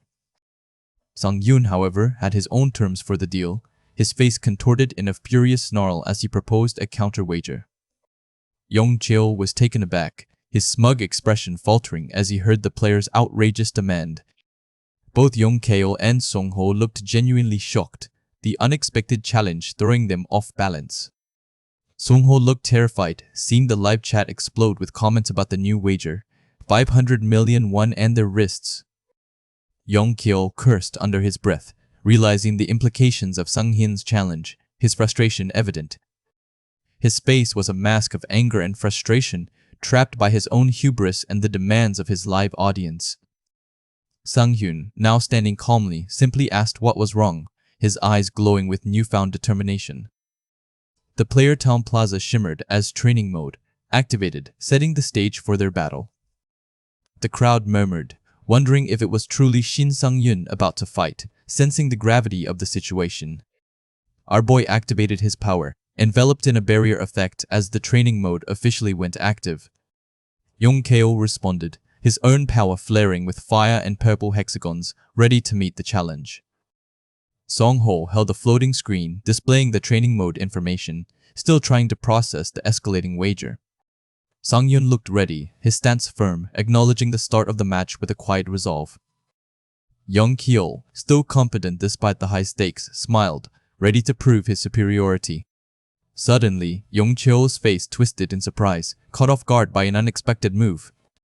Our boy moved first, his sword a streak of light, attacking with blinding speed and precision. Yong Kyo reacted with a cry of shock, completely overwhelmed by the sudden, powerful strike. Sang-hyun's eyes burned with an unwavering resolve. He wouldn't forgive his opponent, no matter what pleas for mercy might come. From a distance, a woman watched the live stream, her eyes wide with disbelief as she witnessed the overwhelming display of power. Kim Miso stared at the screen, her face a picture of pure shock. What happens next changes everything, and nobody sees it coming. Shin Sang-hyun, a player who had regressed to the past, was finally moving his body as he wished, in a battle that would determine his future. Far away, a young woman named Miso watched a live stream, her expression tightening with each passing moment as the chaos unfolded on screen. Her eyes, usually bright, were narrowed in a deep concern that overshadowed everything else around her. On the screen, a man with a gold chain and a baseball cap, Choi Yong-chil, screamed in frustration, his face contorted with anger. Just then, her older sister, Shin Taeri, walked into the room, her presence bringing a sudden shift in the quiet tension. Taeri noticed Miso's unusually serious demeanor, her own brow furthering slightly as she tried to understand what was happening. She turned her gaze to the television, the image of the fight instantly capturing her attention and drawing her into the unfolding drama. Miso explained the man on screen was Choi Young-chil, a B-rank player known for flaunting his uncle's power in the Utopia Guild, and the other man was his sister's potential recruit, making his actions all the more infuriating. Yong Kyo's rage was palpable, his face twisted as he continued to unleash his fury at the person he was fighting. He moved with surprising agility, narrowly evading a swift blue energy attack that would have surely incapacitated a lesser player. Yong Kyo, however, was far from giving up. charging a fiery orb in his hand, his eyes burning with renewed malice. He channeled his power into a blazing sword, launching himself forward with a primal scream, determined to end the fight decisively. Bro met the assault head-on, his own sword glowing with a fierce light as he expertly parried the fiery blow, the clash echoing with raw power. A look of utter shock crossed Yongcheol's face. He hadn't expected such a skilled counter, his attack completely nullified. The flames dissipated harmlessly around our hero, his movements fluid and precise, revealing an unexpected mastery over the battlefield. Bro stood his ground, radiating an aura of intense energy, a silent testament to the growth he had achieved in such a short time. The chat exploded with comments, mocking Young Cheol's struggle and questioning his supposed strength, highlighting his rapidly diminishing reputation. A subtle smile touched his lips, and he swallowed hard, a mix of satisfaction and anticipation washing over him. Eyes gleamed with a newfound intensity, a profound sense of control settling within him, something he hadn't experienced in his previous life. 3 hours earlier, our hero, an appraiser, and another man had just concluded a successful deal, a briefcase full of money marking their triumph. The appraiser, a kind woman, waved off their thanks, insisting that everyone contributed equally to the successful transaction. The excited man suggested they all go for drinks to celebrate, turning to the appraiser with a hopeful invitation. She politely declined, stating she had other commitments, leaving the man slightly disappointed but understanding. The man then turned to our boy, asking if he was also declining, a hint of concern in his voice, wondering if he had perhaps asked for too much. His brow furrowed, a clear expression of dismay on his face as he reiterated his refusal, citing an important event. He offered a sincere apology, clutching a large bag filled with his earnings as he turned and began to walk away from the group. The appraiser, however, surprised them all by suddenly rushing after him, a sense of urgency in her pursuit. A quiet bench offered him respite, and he exhaled softly as he pulled out a shimmering artifact, the real reason for his hurried departure. His hands carefully held several bronze-rank artifacts, each one pulsing with latent power, waiting to be absorbed. Then, in a flash of light, the goddess of luck appeared beside him, her ethereal form a testament to his unique connection. Our hero smiled, a genuine expression of gratitude for her assistance, knowing that her blessings enhanced his absorption rate significantly. He then took the opportunity to ask a question that had been weighing on his mind about a specific constellation he hoped she might know. The goddess seemed momentarily annoyed, crossing her arms as if jealous of his attention being diverted to another. She playfully poked his nose, scolding him for focusing on other constellations when she was right there, a clear display of her possessive nature. She turned her head away, her expression a mix of mock irritation and underlying affection, making it clear she wasn't truly angry. A hint of sadness filled his eyes as he admitted that the constellation he sought held deep personal meaning for him. Bro quickly apologized, assuring her that he understood her feelings and that he would drop the topic if it bothered her so much. A hopeful gaze lifted again as the goddess seemed to relent, her mood shifting once more. She announced that she would, out of generosity, look for information about his desired constellation, much to his profound relief and gratitude. With that settled, she presented him with a shimmering bracelet, an artifact of immense power, now ready for his use.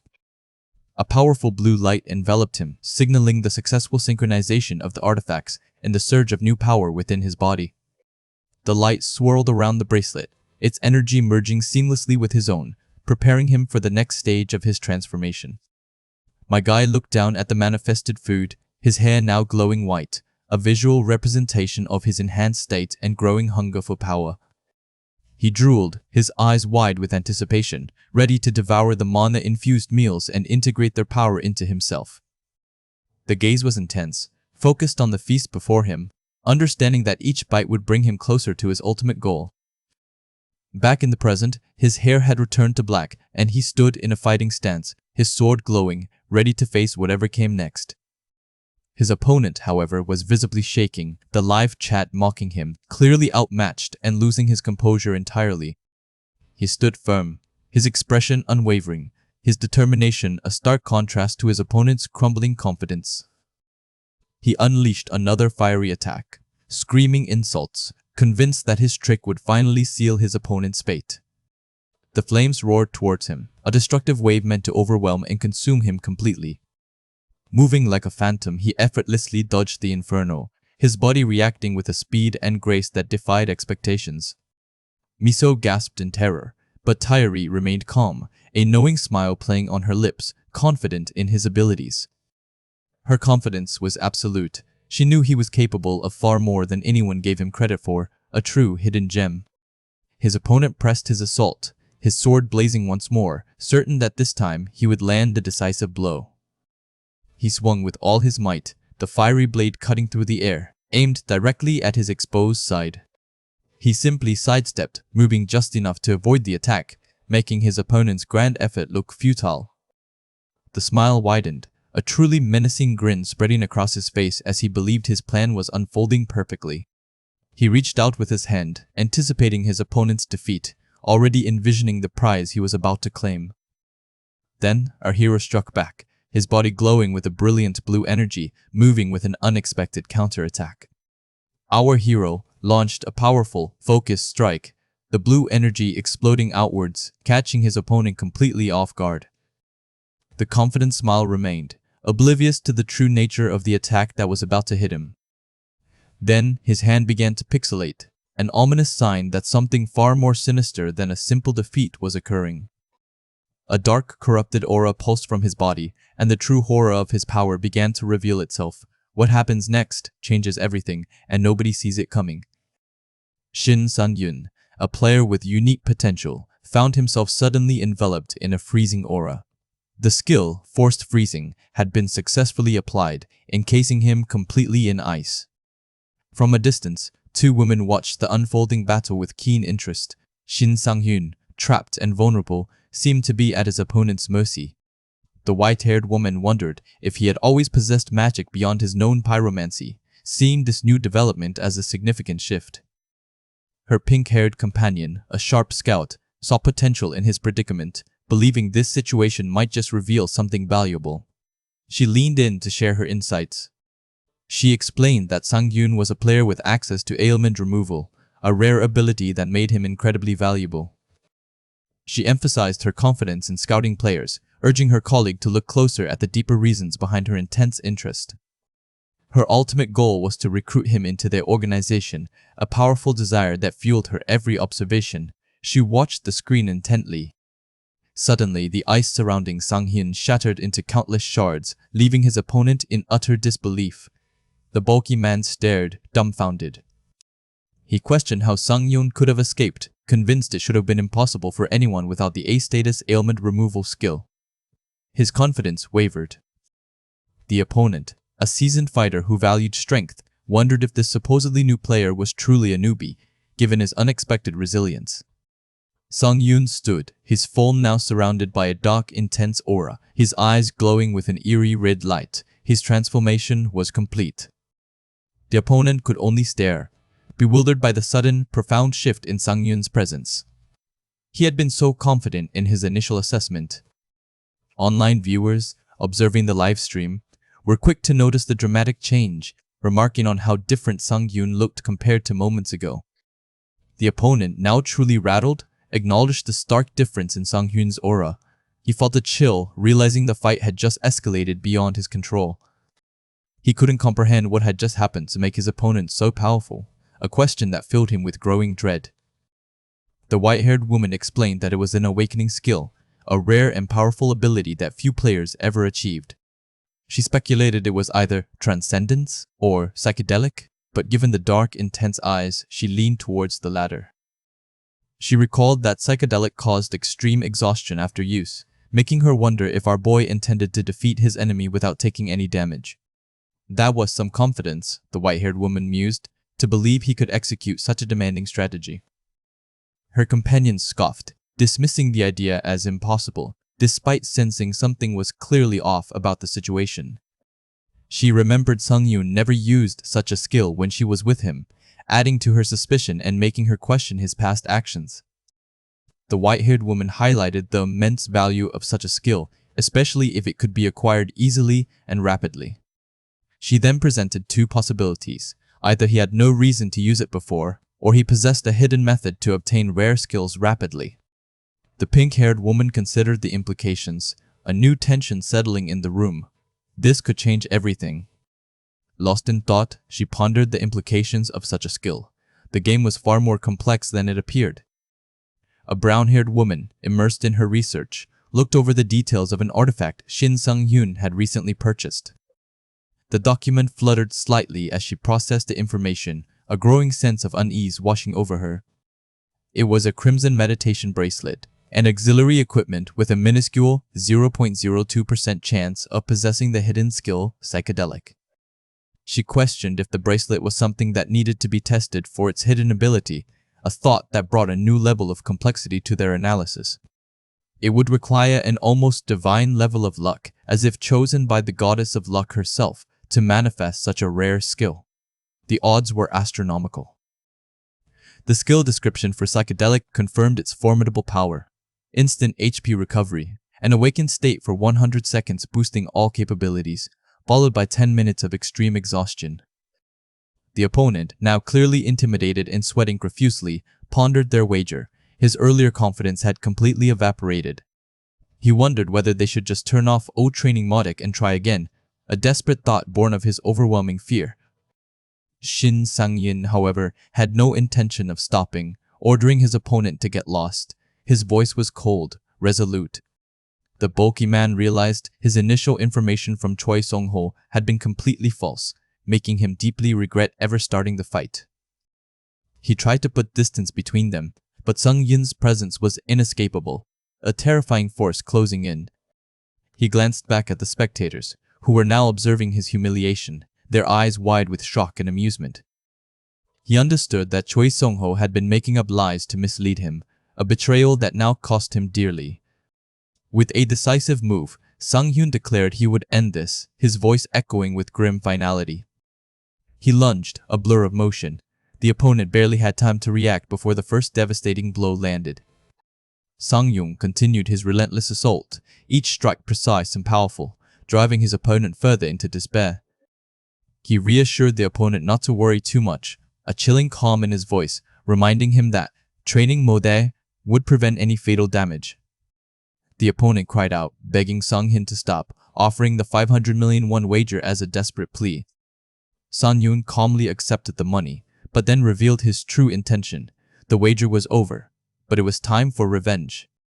The opponent was bewildered, not understanding what revenge Sang-hyun spoke of, his mind racing to find an answer. He continued to plead, but Sang-hyun's gaze was unyielding, filled with a deep-seated anger. Everything that was about to happen, Sang-hyun explained, was because of him, a heavy accusation that hung in the air. A flashback took them 3 days prior to a car center, a place that held a painful memory for Sang-hyun. He was informed that while his car had been fixed, it was too old and would need to be thrown away soon. The news hit him hard. He signed the paperwork, his hand trembling slightly, utterly shocked by the mechanic's cold pronouncement. The mechanic reiterated that despite his attachment, Sang-hyun would have to say his goodbyes to his beloved vehicle. Sang-hyun imagined his old car speaking to him, assuring him it was glad to have him as an owner, a comforting fantasy. He envisioned his car's final words, telling him to make sure he was happy, a poignant farewell that brought tears to his eyes. This memory, a deep ache in his heart, fueled a fierce resolve. The emotion was raw, powerful. Back in the present, Sang-hyun unleashed his fury, declaring this was revenge for his beloved car, his voice thick with emotion. The opponent screamed in pain, begging for mercy, his previous arrogance shattered by the brutal assault. Sang-hyun continued his relentless assault, making the opponent soil himself in fear and agony, a truly humiliating spectacle. The other spectators watched in disgust, commenting on the bizarre and pathetic scene unfolding before them. Sang-hyun, his eyes still glowing with dark power, continued to deliver punch after punch, his anger unyielding. The opponent, trembling and crying, could only repeat his apologies, trapped in a nightmare of his own making, utterly broken. What happens next would change everything for him, and nobody saw it coming.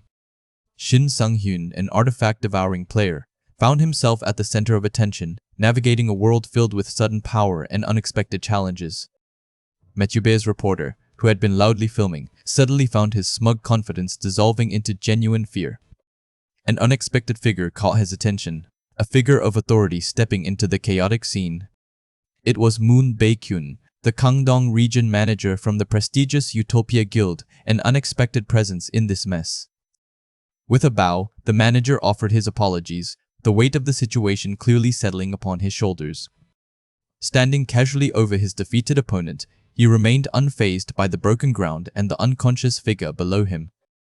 Turning his gaze toward the manager, a silent question in his eyes, wondering what this new arrival wanted. The manager quickly explained his purpose, offering to handle the entire messy situation and any compensation required. Understanding flickered across his face as he absorbed the manager's words, the implications of such an offer sinking in. Utopia Guild's manager observed him closely, a calculating glint in his eyes, clearly assessing his potential. There was an aura of seasoned experience about him, a confidence that seemed far beyond his newly awakened status. A simple gesture confirmed the manager's identity, and a quiet, "Oh, I see," acknowledged his rank. Eager to make a good impression, the Utopia Guild manager offered to cover all damages, hoping to build a positive relationship with him. Pulling out his phone, he simply displayed his account number with a casual demand for 2 billion won. Manager's jaw dropped at the staggering sum, clearly not expecting such a straightforward and massive request. Completely humiliated and in tears, the Matube reporter was left to wallow in the mess he had created. Back at his apartment, the creak of the door was a familiar sound, but the lingering annoyance from the day's events still clung to him. Opening the door, a barrage of microphones and flashing cameras assaulted him, reporters clamoring for answers about his personal life. Patience wore thin. The relentless invasion of his privacy felt like a constant battle, far more tiring than any dungeon. Turning his back on the commotion, he tried to dismiss the absurdity of their questions, focusing instead on his immediate priorities. A quiet resolve settled over him. He needed to prepare, to get ready for the next challenge that awaited him. Laying out his gear, he went through the motions, each item a reminder of the path he was carving for himself. Stretching deeply, he allowed himself a moment to reflect on the significant progress he had made. His status menu glowed, displaying impressive gains in strength, stamina, mana, and defense, all thanks to the artifacts he acquired. Demon Bash, his powerful crowd control ability, had also leveled up, becoming even more potent. A satisfying ding confirmed another skill had advanced, making his dual-wielding training even more effective. This new movement skill, Full Charging, had also appeared, offering a powerful charge, though it came with the drawback of restricted movement during its activation. Reviewing his new abilities, he felt a quiet satisfaction settling in his chest. These new tools would be invaluable. Even with his recent gains, a somber thought crossed his mind, remembering the critical flaws in his combat style from previous encounters. During his battle with the Wolf Lord, he had been forced into risky gambles, his limited combat patterns nearly costing him everything. Against Choi Yong-cheol, he had been easily ensnared, his lack of a proper movement skill leaving him vulnerable and almost defeated. A chilling shiver ran down his spine. The memory of how close he had been to losing his life was a stark reminder of what was at stake. The need to lock in became clear to him. He had to push past his limits if he wanted to survive the dangers ahead. The terrifying second breakdown of 2040, a catastrophic event from his past life, he was determined to prevent this time. Losing everything again was not an option. This life, this time, would be different. An unwavering resolve burned in his eyes. He would become stronger, much stronger than he ever was before.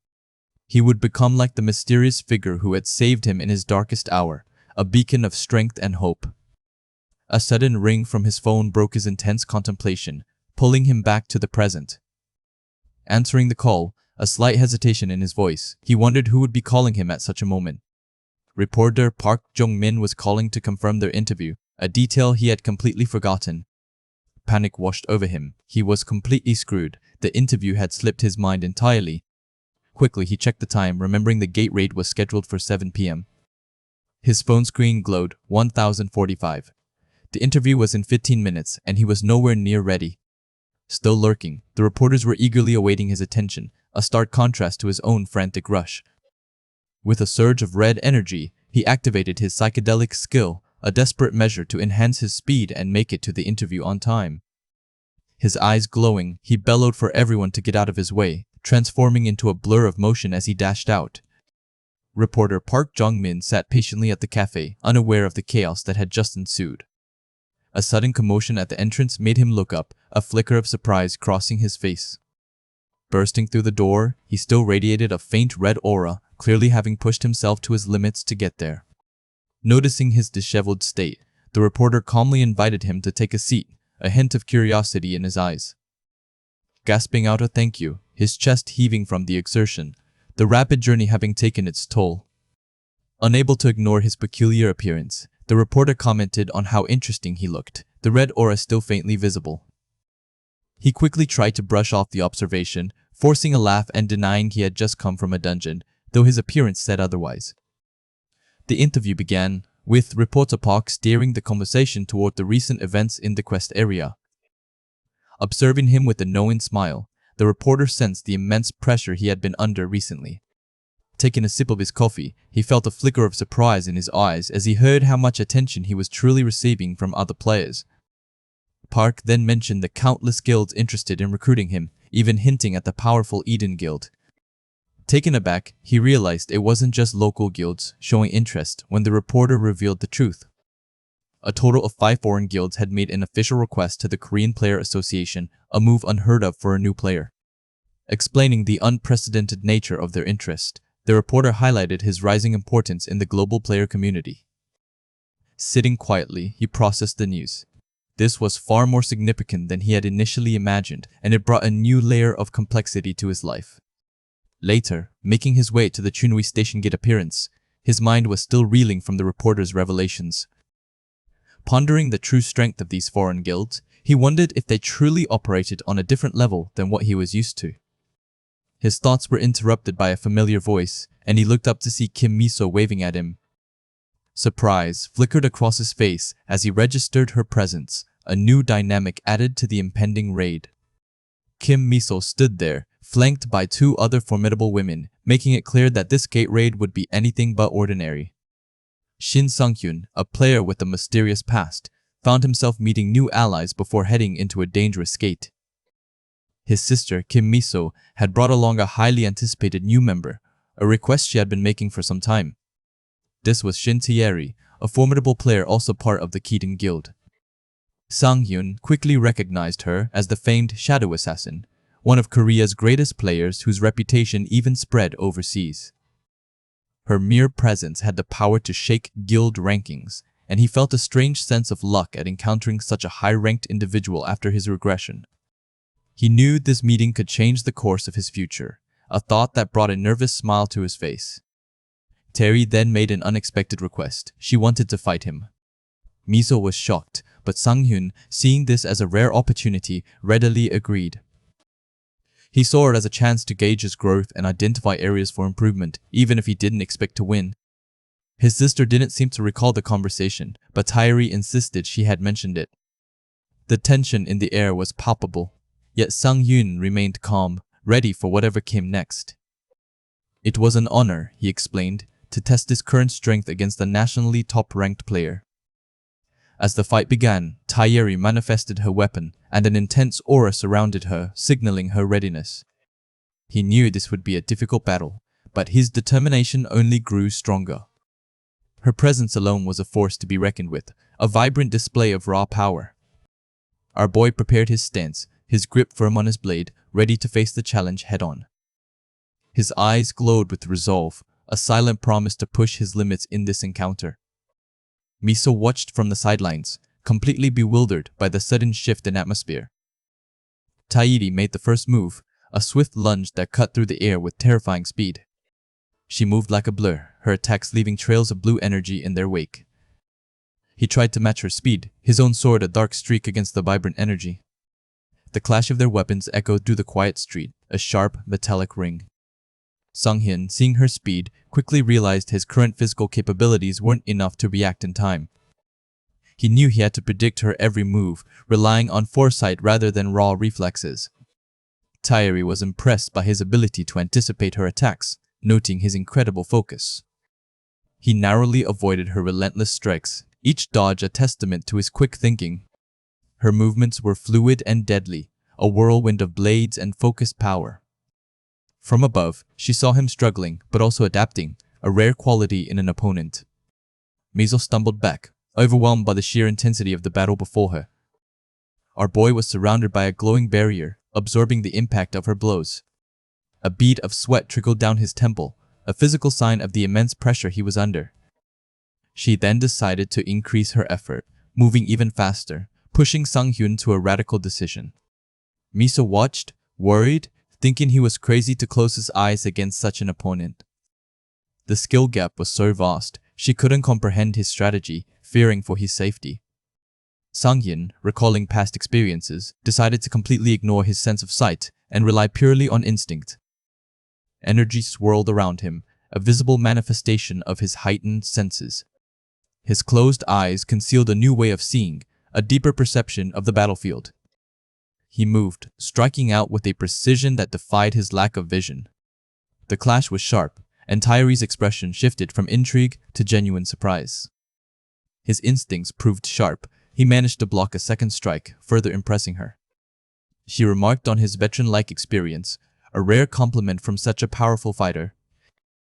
He felt a surge of surprise himself, realizing she understood the depth of his combat experience. He truly felt like he was facing a seasoned warrior, not just a casual sparring partner. With 3 moves left in their agreed-upon exchange, Taeyeri smilingly asked for another favor. He agreed without hesitation, eager to push the limits of this unique opportunity. His surprise quickly turned to understanding as she articulated her request.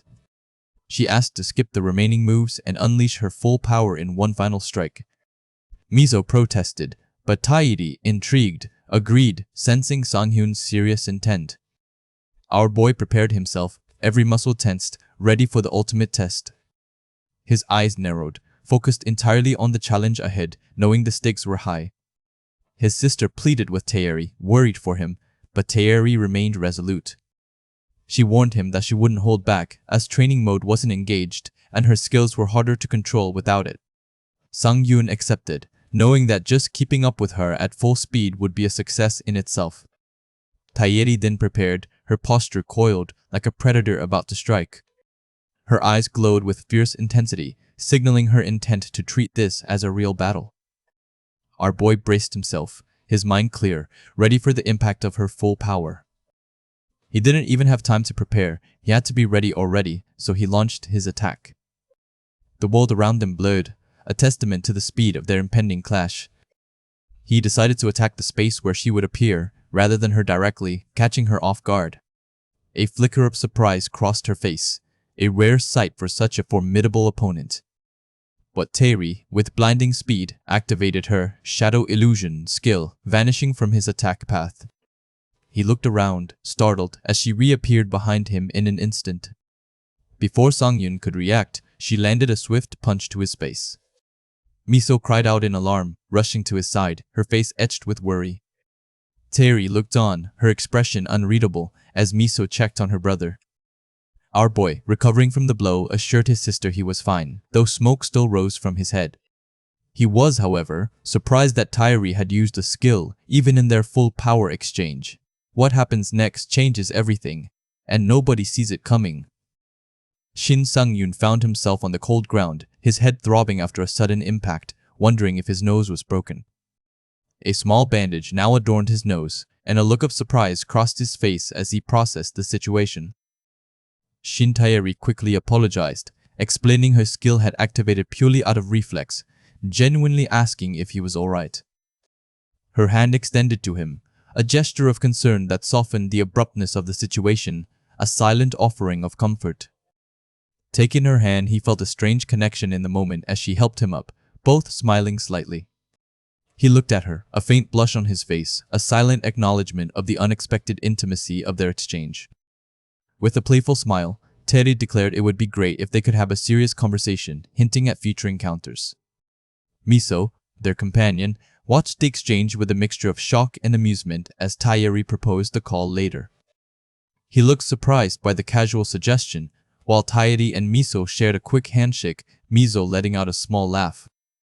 Miso's expression, however, tightened slightly as she held Taeyeri's hand, a silent warning passing between them. She then sternly lectured Tayeri, reminding her of the dangerous situation she could have created and instructing her to submit a report. Looking genuinely sorry, Tayeri accepted the reprimand before departing, waving goodbye as Miso told Bro to get home safe. He watched her go, a thoughtful expression on his face, the weight of their encounter settling in. Tayeri walked away, her back to him, a figure moving towards her own future, leaving him to his reflections. A slight turn of her head, a barely perceptible sound, hinted at a thought or a lingering moment of consideration.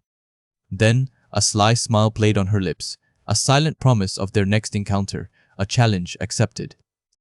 He felt a renewed determination, understanding that whether he liked it or not, this was his first loss since regressing. The city lights shimmered as he prepared for the next phase, the title card appearing, signaling the artifact devouring player's ongoing journey. Miso, ever ready, clapped her hands with enthusiasm, signaling their readiness to enter the newly identified gate. Two new players joined their team, Park Taesok, a knight in shining armor, and Kang Juhee, a shy mage, introducing themselves. Taeseok expressed his pleasure, admitting he was surprised to see the Wonder Boy all over the news, a nod to Sunghyun's reputation. The knight introduced himself as a level 120 A-rank mage player specializing in the Ignite skill, a formidable addition to their ranks. He clarified that his skill was indeed a form of pyromancy, similar to the one Choi Young-cheol had recently used against their boy. A subtle shift in his expression, a confident smirk, indicated he had something more to say about his own abilities. He demonstrated his skill, conjuring a vibrant blue flame, a stark contrast to the common red, impressing everyone with its power. Taeseok, however, remained humble, admitting he was only in the blue flame stage and still had a long way to walk on his path to mastery. Bro smiled, reassuring the mage of his reliability, understanding that specializing in one skill was the right path to true power. He reflected on Choi Young-cheol's past, recalling the speed and ferocity of his attacks, a stark memory of their previous encounter. The image of Young-cheol's foot shattering the ground flashed in his mind, a reminder of the raw, unfocused power he once wielded. Turning to Kang Juhee, our boy asked about her specialization, sensing another unique talent among them. She nervously confirmed her role as a space wielder, specializing in space connection skills, her hands fidgeting slightly. Juhee then demonstrated her abilities, creating shimmering green energy, a delicate yet potent display of her unique magic. Miso gasped in surprise, while Sunghyun muttered, "Damn," taken aback by the unexpected nature and potential of her skill. He looked concerned, thinking about the implications, realizing her spatial manipulation could entirely change combat scenarios. The world around him seemed to warp, depicting the vast reach of her power, a new dimension of strategy opening up. A sudden realization hit him, a flash of insight into the true potential of her abilities, the ultimate support skill. Juhee, still a bit shy, showed her ability again, a red beam connecting through space, a more focused application. She offered a nervous bow, hoping for the best for their team, as Taeseok gently asked her to stop, sensing her discomfort. Sunghyun smiled, a drop of sweat on his face, understanding dawning on him as he recognized the perfect synergy. Chibi representations of Taeseok's blue flame and Juhee's spatial shield illustrated their protective and supportive roles with charm. Meanwhile, Chibi Sunghyun with his sword and Miso with her bow highlighted their offensive capabilities, a balanced team. He observed the team members, deep in thought, recognizing their natural chemistry and shared experience. Taeseok began discussing Situation B, outlining how they could strategically use their skills during earlier waves, a sign of their planning. A memory surfaced of his own past, a time when he was part of another team, arguing about his approach to combat. He looked thoughtful, lost in the echoes of his past, the weight of old choices lingering. Miso looked at him, concerned, sensing his momentary distraction, her gaze filled with understanding. He reassured her, telling her he was just lost in thought, the past briefly overshadowing the present. With a determined smile, he signaled it was time to move forward, leaving the past behind him, ready for action. He stepped forward, leading his new team into the pulsing gate, the light enveloping them as they prepared for the unknown. They emerged into the frost hell, a harsh landscape covered in snow and ice, the bitter cold immediately assaulting them. Sunghyun immediately thanked Taeseok, knowing that without his Blessing of Flames buff, they would all be frozen solid. The skill activated, a soft glow enveloping them, granting increased resistance against the cold, a vital advantage in this frigid environment. Miso and Juhi also expressed their gratitude, acknowledging Taesok's crucial and timely contribution to their survival. Miso then noticed our boy's other weapon, a smaller sword, asking why he hadn't used it in previous encounters. He explained he had recently acquired it, anticipating battles that would require more mobility and versatility in his fights.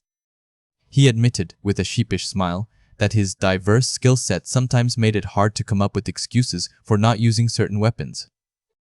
Then, calling out to Juhi, he prepared for the upcoming battle, a focused intensity in his gaze. A massive, golem-like monster appeared from the snowy depths, letting out a guttural roar that echoed through the icy expanse. Sang-yoon and Miso sprang into action, taking their combat stances, ready to execute their plan against the formidable foe. Juhi's spatial abilities activated, light radiating from her as she prepared to unleash her unique power. The monster roared again, its massive form reeling from an unseen impact, the battle having begun in earnest. A close-up on the monster's body showed the immediate effects of the coordinated attack, cracks appearing on its icy hide. The powerful impact sent the monster staggering back, creating a shock wave of snow and ice, a testament to their combined might. Sang-yoon and Miso moved in unison, a blur of motion, striking the staggered foe with precision and speed. Miso, poised for her next shot, awaited Sang-yoon's command, her eyes fixed on the target, ready to unleash another arrow. He smiled, his eyes gleaming with confidence, ready to lead his team through the chaos, knowing this was only the beginning of their true test. Sang-yoon, our artifact-devouring player, found himself in a frantic battle against a hulking blue ogre, its roar echoing through the dungeon. The massive creature, with its glowing yellow eye, was a formidable opponent, its brute strength causing the ground to tremble with every movement.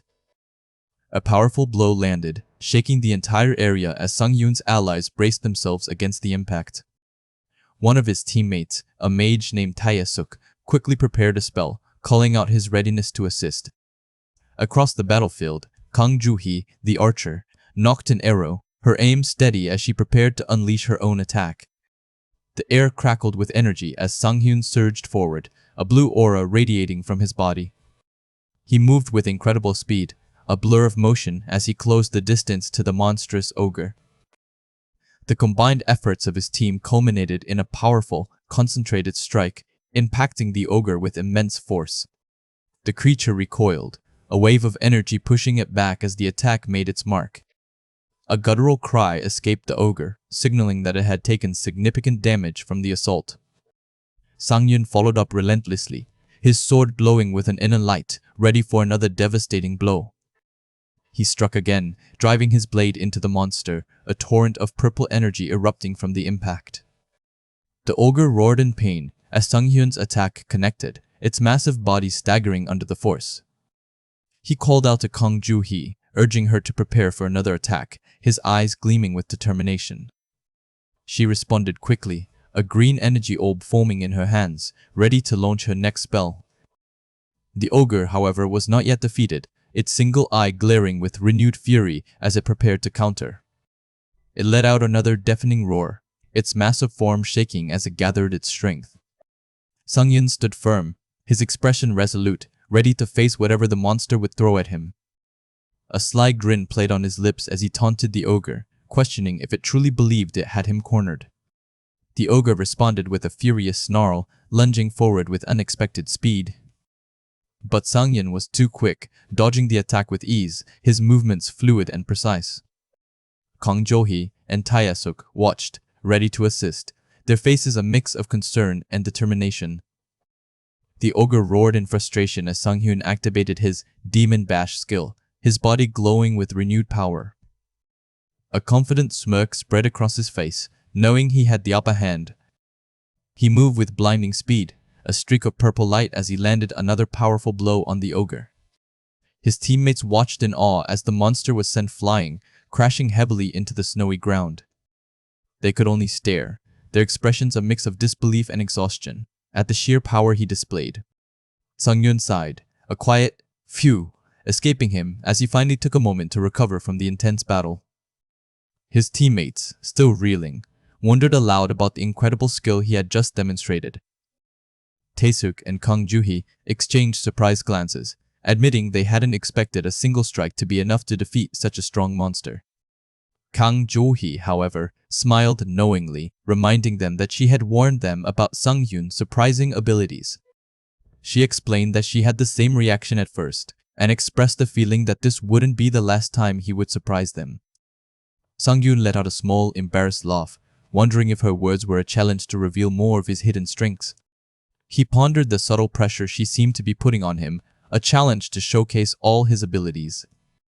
Shifting the subject, Sung-hyun commented that despite it being their first raid together, their teamwork had been surprisingly effective.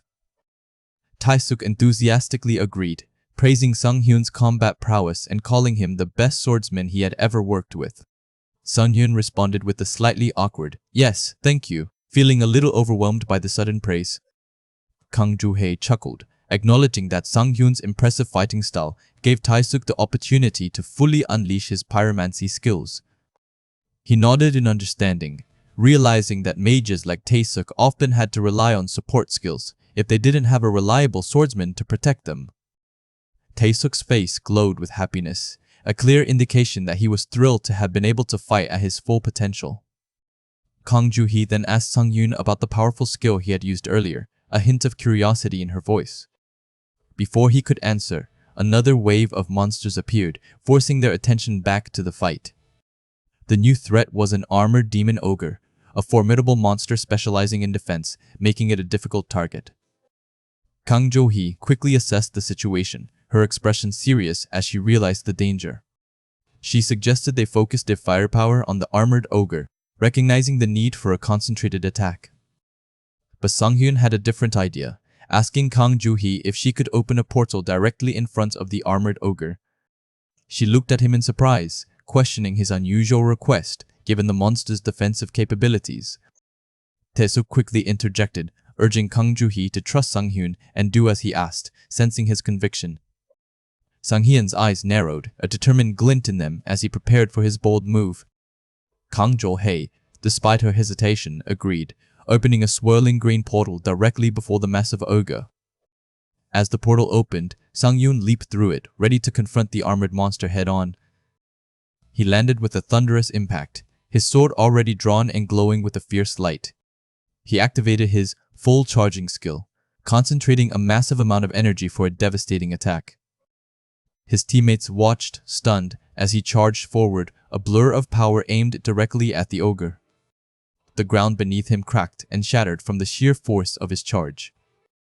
The ogre, caught off guard, roared in surprise as Sung-hyun's attack connected. The impact was immense, sending shockwaves through the dungeon as the monster reeled. Sung-hyun emerged from the chaos, his expression grim but determined, having delivered a powerful blow. His teammates, still processing the raw power they had just witnessed, stared in utter disbelief. The archer, Kang Joo-hee, could only utter a single word, "Real?" as she tried to comprehend what had just happened. Sung-hyun, a faint smile on his lips, looked back at them, his eyes gleaming with satisfaction. His teammates rushed forward, praising his incredible movement skill and expressing their amazement. He explained that having a team he could trust allowed him to use his skills more aggressively, a luxury he hadn't had before. Kang Joo-hee, however, quickly shushed everyone, sensing something else in the environment. She pointed ahead, indicating that they had arrived at their destination. Peeking over a snowy ridge, they cautiously observed the scene below. There, nestled in the snow, was a massive, three-headed wolf-like creature, seemingly asleep. It was the Cerberus of the Frost Hell, a middle boss, its blue flames flickering softly. Sung-hyun considered their next move, acknowledging their lack of information about the sleeping beast. A mischievous grin spread across his face as he realized the opportunity before him. He had found his perfect punching bag, a chance to test his limits. Sung-hyun, a resourceful player in a dangerous world, made a decisive move, telling his team he would go with Plan F, an unexplained strategy. His teammates, visibly confused and worried, watched him with apprehension, unsure of his intentions. Despite their concern, a confident smirk played on his lips, a look they recognized and found unsettling. Miso, in particular, wrestled with trusting him, feeling the situation was becoming too much to handle. Our protagonist simply instructed them to stay back and observe, offering no further details about his unconventional approach. A glance at the full moon confirmed there wasn't enough time to explain his intricate plan for activating the Age of the Night and Wolves. With a powerful stride, he rushed towards the formidable Cerberus, leaving his team to call out in alarm. Launching himself into an attack, sword drawn and ready to confront the monstrous beast. Yet the Cerberus responded with an unexpected whimper, seemingly confused rather than aggressive. The protagonist paused, slightly surprised by the beast's odd and passive reaction. Up close, the Cerberus, a three-headed beast, appeared surprisingly docile, a stark contrast to its fearsome reputation. From a distance, his team still believed he was in danger, preparing to offer cover fire. Soon, Miso noticed something was off, questioning why the Cerberus wasn't reacting aggressively. Her eyes widened as she processed the creature's strange passivity, realizing it wasn't attacking at all. This monster merely stood guard, its non-hostile stance confirmed, deepening their confusion. The team's renewed concern grew, still thinking our boy was in imminent danger. Miso's internal conflict intensified, a tear forming as she observed the creature's unexpected behavior. A shift in focus revealed the Cerberus, its ears slightly tilted, showing its unexpected docility. It was then that the shocking truth became clear. The Cerberus was willing to obey him. Another system message confirmed it, recognizing him as a higher-ranked being, a revelation that surprised everyone. The beast would soon enter total obedience, an immediate consequence of his inherent dominance. Our boy couldn't help but marvel at how easily he had dominated the creature, yet he knew he still had to defeat it to advance. With a heavy heart, he struck down the obedient Cerberus, understanding that progress often demanded difficult choices. A new system notification appeared, granting him the C-rank title, Reduction, a valuable reward for his actions. Quickly accessing his skills, he realized this new title could be perfectly combined with his E-Recoveressa ability. The system displayed the E-Recovery skill, detailing its cooldown, which he now planned to have. His teammates, witnessing his actions, called out to him, wondering what he was doing. Realization struck our boy that he had never told them about his unique skill, a secret now potentially exposed. A blue artifact glowed in his hand and a wave of panic washed over him, a solo player's instinct resurfacing. He worried that Miso would ask for ownership, an outcome that filled him with dread and anxiety.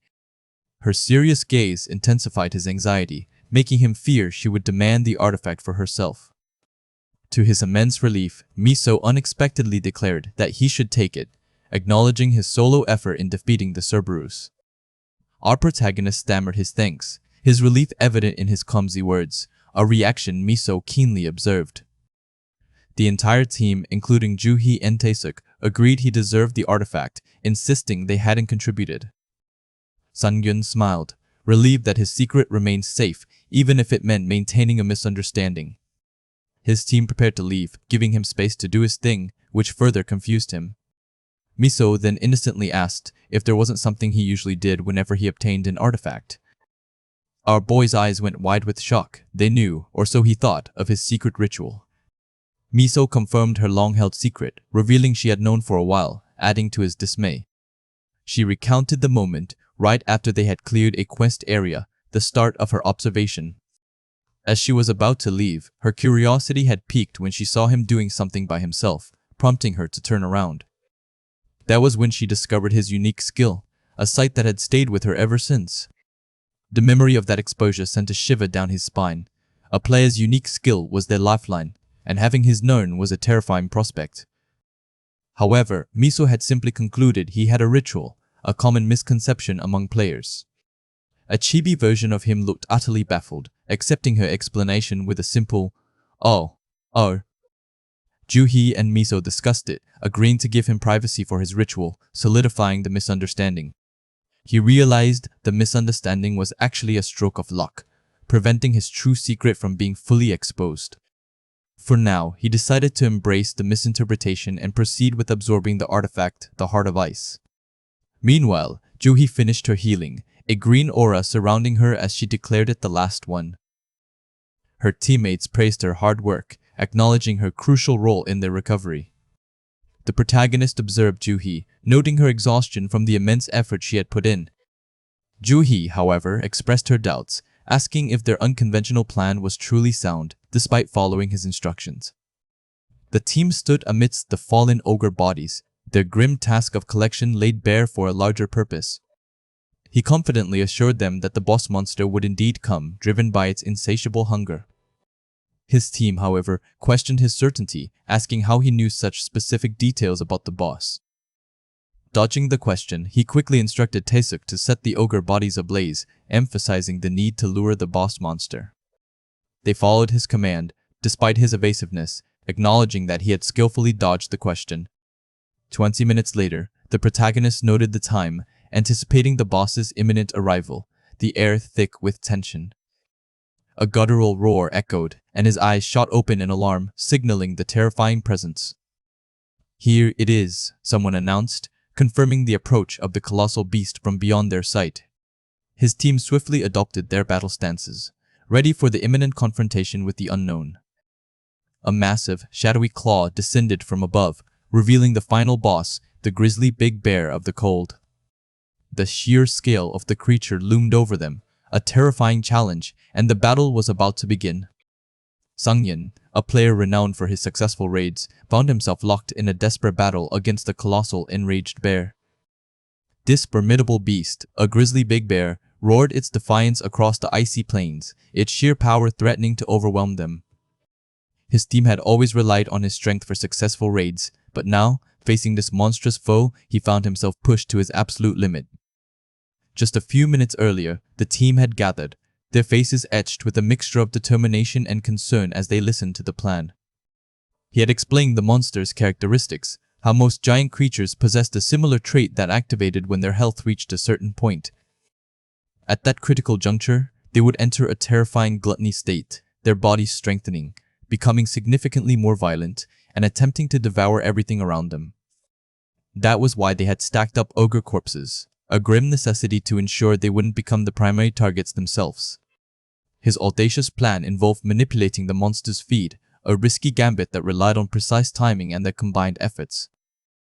While Kang Juhi, their portal user, stacked ogre corpses, our boy had taken on the heavy burden of carrying juniper wood, a potent sedative. He couldn't help but wonder if he was carrying more than everyone else, a silent acknowledgement of the weight resting on his shoulders. The juniper wood was meant to be mixed with the monster's feed, acting as a strong sedative to control its violent gluttony state. The only problem was bringing its health down enough to trigger that state in the first place, a task that required immense precision and danger. He had confidently declared it was his job to create a comfortable situation for them to deal damage, asking them to trust him just this once. But back in the present, battered and bleeding, he realized his earlier words might have been nothing more than foolish bravado. He was seriously one step away from the afterlife, questioning if he had truly grown enough to face this level of strength. The monster's attacks felt impossibly strong, forcing him to re-evaluate his own capabilities in the heat of battle. With every desperate dodge, he knew he had to avoid every single attack from that point on, or he would surely perish. He narrowly escaped a crushing blow, the sheer force of the monster's assault leaving him breathless and reeling. Its reaction time was incredibly fast, making every maneuver a terrifying gamble against overwhelming power. A massive paw slammed down where he had just been, making him wonder if jumping had been a terrible mistake. The grisly big bear lunged again, its fangs snapping shut just inches from his face, a chilling testament to its speed.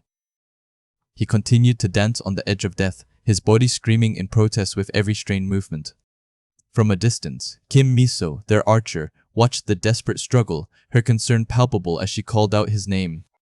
"Now, Sung-yoon," she yelled, her voice cutting through the chaos, a desperate plea for him to make his move. He glanced towards her, a silent acknowledgement passing between them, understanding the signal she had just given him. A brief moment of gratitude washed over him.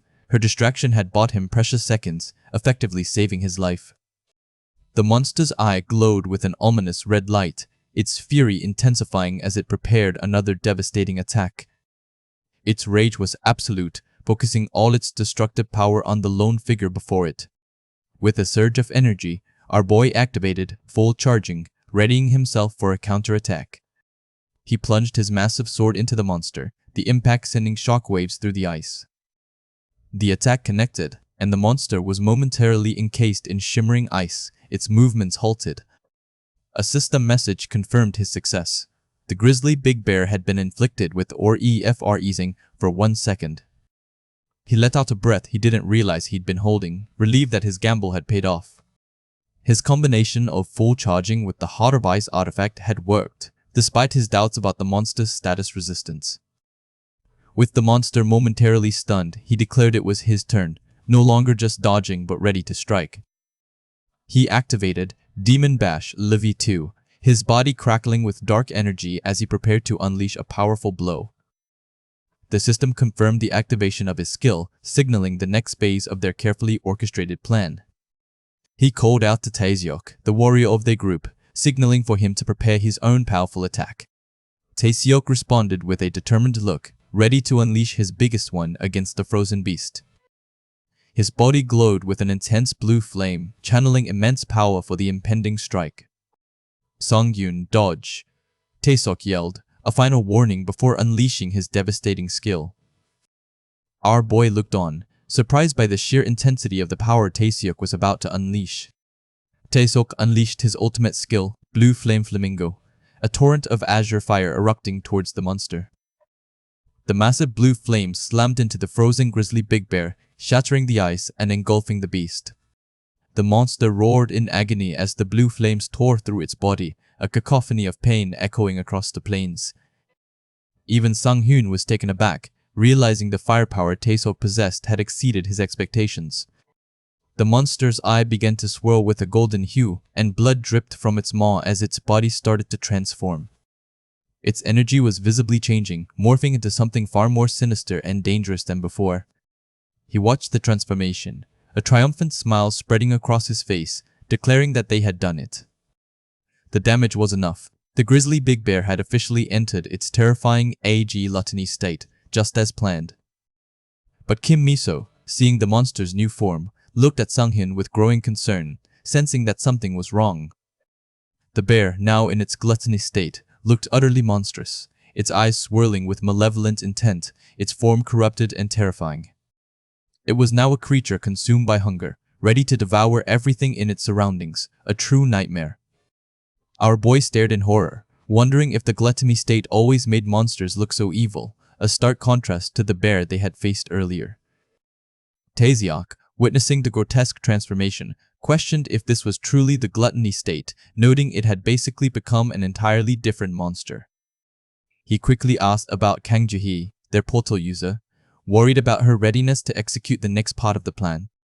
Taeseok responded, believing Ju-hee was still getting ready, her preparations taking longer than anticipated. Ju-hee stood on a distant cliff, surrounded by swirling magical energy, diligently preparing her crucial portal. She muttered to herself, fully immersed in her spell, her focus absolute as she worked to manifest her power. Miso voiced her fear, asking if Ju-hee would make it in time, the tension in the air almost unbearable. Taeseok quickly redirected their concern, stating that the real issue was whether Sang-hyun could hold out long enough. Our boy was once again struggling, barely dodging the monster's furious assaults, the pressure immense. He thought he might actually die, the thought of failing the raid now secondary to his own survival. His eyes widened in shock as the monster lunged, its massive form filling his vision. The gluttony state bear opened its cavernous maw, preparing to swallow him whole. He barely managed to evade the attack, the monster's teeth snapping shut with a thunderous force behind him. He realized he could no longer dodge, the next attack would surely connect. His only option was to break through head-on. With grim determination, he activated his skill, Psychedelic, preparing for a desperate direct confrontation.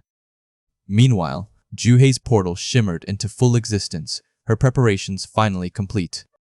She looked up, a faint line of blood at her nose from the mana strain, confirming she had finished her crucial work. "I'm starting the warp," she announced, her voice echoing with a mixture of exhaustion and triumph. Protagonist Shin Sang-yin and his team had just emerged victorious from a brutal boss fight in the Frost Hellgate, leaving the colossal grizzly big bear defeated. The monstrous bear, a formidable foe, had roared its last, its blood staining the icy ground as the battle concluded. His team, consisting of a skilled archer and a stalwart warrior, had fought valiantly alongside him, pushing their limits to survive. The giant beast lay broken, its formidable claws and teeth no longer a threat, the silence of its demise echoing in the chilling air. A system message flashed, confirming their hard-won victory. The final boss, the grisly big bear, had been utterly vanquished. The air still crackled with residual energy from the fierce combat, a testament to the sheer power unleashed in their struggle. A final, blinding explosion of light marked the true end of the encounter, shattering the remaining ice and signaling the end of their ordeal. Another system notification appeared, celebrating their success in clearing the entire unidentified gate, Frost Hell. One of his teammates, a kind-faced woman with purple hair, offered her sincere thanks, apologetic for relying on him so much. His own body was screaming from the exertion, but Sang-hyun couldn't help but smile at the substantial level-up notification, a clear reward for their efforts. As the dust settled, Sang-hyun addressed the remaining members, Joo-hee and the warrior, acknowledging their collective good work. Joo-hee, visibly tired, expressed regret for not being able to help finish everything, but he quickly reassured her. He confessed that the challenging raid had provided a valuable opportunity to truly understand the boundaries of his own abilities. Reflecting on his past, Sang-hyun remembered previous gate raids that hadn't ended so favorably, a stark contrast to their current success. Too often, he had witnessed the grim reality of fellow hunters collapsing, their lives cut short, despite the best efforts of their comrades. A deep-seated weariness often settled over him in those moments, the heavy cost of their dangerous profession etched onto his face. He recalled a particularly heartbreaking scene where a woman cradled a fallen ally, her pained cry of, "How can this happen?" still echoing in his memory. Even with high survival rates in most expert teams, that lingering 10% chance of death always seemed to find him and his companions. His companions, too, were feeling the weight of the intense battle, some rubbing their temples in exhaustion. Now, a new sense of anticipation filled the air as the team turned their attention to the rewards they had earned. A brilliant, pulsating orb of light, the first clear bonus, shimmered into existence before them, promising untold treasures. A quiet gulp of excitement escaped him. This was the moment they had all been waiting for, the true prize of their arduous journey. He extended his hand slowly, a mixture of eagerness and wonder in his gaze as he reached for the glowing bonus. His fingers brushed against the ethereal surface, and a strange energy coursed through him. Suddenly, a tiny, ethereal figure, the goddess of luck herself, appeared, her small hand gently touching his, startling him. He looked at her, his blue eyes wide with surprise and a hint of something more, acknowledging her unexpected presence. A soft golden glow enveloped his hand, a sign of the divine intervention now at play. Before him materialized a holographic list of powerful, unique rank artifacts, each one a coveted treasure. He gawked at the sheer number of unique items, while the goddess of luck floated beside him, a knowing, almost mischievous smirk on her face. His jaw dropped in utter astonishment. A hidden effect was about to be revealed, something beyond even the unique rank. The system revealed that thanks to the goddess of luck's authority, an effect reserved for artifacts greater than unique rank had been unlocked. He held the holographic screen, a mixture of surprise and gratitude coloring his expression as the goddess of luck watched over him. His teammates were also busy, each absorbed in examining their own well-deserved rewards, unaware of the special interaction he was having. He turned to the goddess, offering his most sincere thanks for her efforts, a gesture she seemed to appreciate. With a flash of crimson light, the great sword of fighting spirit, a magnificent two-handed weapon, materialized before him. He gazed at the newly manifested blade, its powerful aura resonating with his own, a perfect match for his fighting style. He held the immense weapon, a satisfied smile spreading across his face as he imagined the strength it would grant him. The system detailed the greatsword of fighting spirit's impressive stats, a massive attack bonus, significant boost to strength and agility, and even a hidden knockback effect. A genuine smile of satisfaction crossed his face. The sword's reputation as a unique artifact was clearly well-deserved, its power undeniable. He gripped the hilt, ready to wield his new acquisition, the weight of the weapon feeling substantial and real in his hands. But as he tried to lift it, he struggled, the sword feeling impossibly heavy, causing the ground beneath him to crack in surprise. He strained, his muscles burning as the goddess of luck looked on, confused by his sudden difficulty with the blade. A new system message popped up, explaining the unexpected penalty. His Devour artifact skill now made all equipped artifacts feel like 100 kilograms. The text confirmed the devastating debuff. Every single piece of gear he wore would now weigh 100 kilograms, a severe handicap. A vein throbbed in his temple. This was an infuriating turn of events, a cruel twist of fate for his powerful skill. He forced a strained smile, trying to hide his frustration from his teammates, who were still happily admiring their own new gear. The other 3 hunters beamed, proudly displaying their new artifacts, which perfectly suited their individual classes. He offered a strained, almost pained laugh, trying to maintain the facade of contentment while internally fuming. His teammates, sensing his internal turmoil despite his efforts, had gathered to discuss something important. They insisted on giving him the boss's carcass and all the magic stones, a generous offer that deeply moved him. Overwhelmed by their kindness, he covered his face, trying to conceal the raw emotion that threatened to spill out. His teammates, mistaking his reaction for sadness, quickly reassured him, telling him not to cry and that they were happy with their decision. He managed to compose himself, accepting their generosity as they prepared to part ways at the gate's exit. He exchanged goodbyes with his companions, promising to see them again soon as they departed. One of his female teammates lingered, tuning back to him with a thoughtful expression. She asked if it would be alright to call him whenever she wanted, a question that caught him completely off guard. He managed to force another awkward, somewhat flustered laugh, agreeing to her request despite his internal surprise. She offered a small, knowing smile in return, a silent acknowledgement of the unspoken tension between them. Left alone, he stood lost in thought, the weight of his new sword and the unexpected interaction settling over him. Juhi and Taisuk watched him go, then exchanged a look, a shared understanding passing between them that something more was at play. His other 2 teammates, observing the archer's lingering interaction, exchanged knowing glances, a silent acknowledgement of the budding, complicated dynamics now at play. This was only the beginning. Shin Sung-hyun, a player with a unique artifact Devouring skill, was finally heading home after a long day of clearing rifts. He paused for a moment, looking back at the city lights, a subtle smile playing on his lips. A feeling of contentment washed over him, something he hadn't experienced often in his past life. His thoughts drifted to the faded greatsword he had just absorbed, a new addition to his growing power. The artifact pulsed with residual energy as he touched it, dissolving into light under his special skill. He sat down, surrounded by the fading light, reflecting on the gains from his latest endeavor.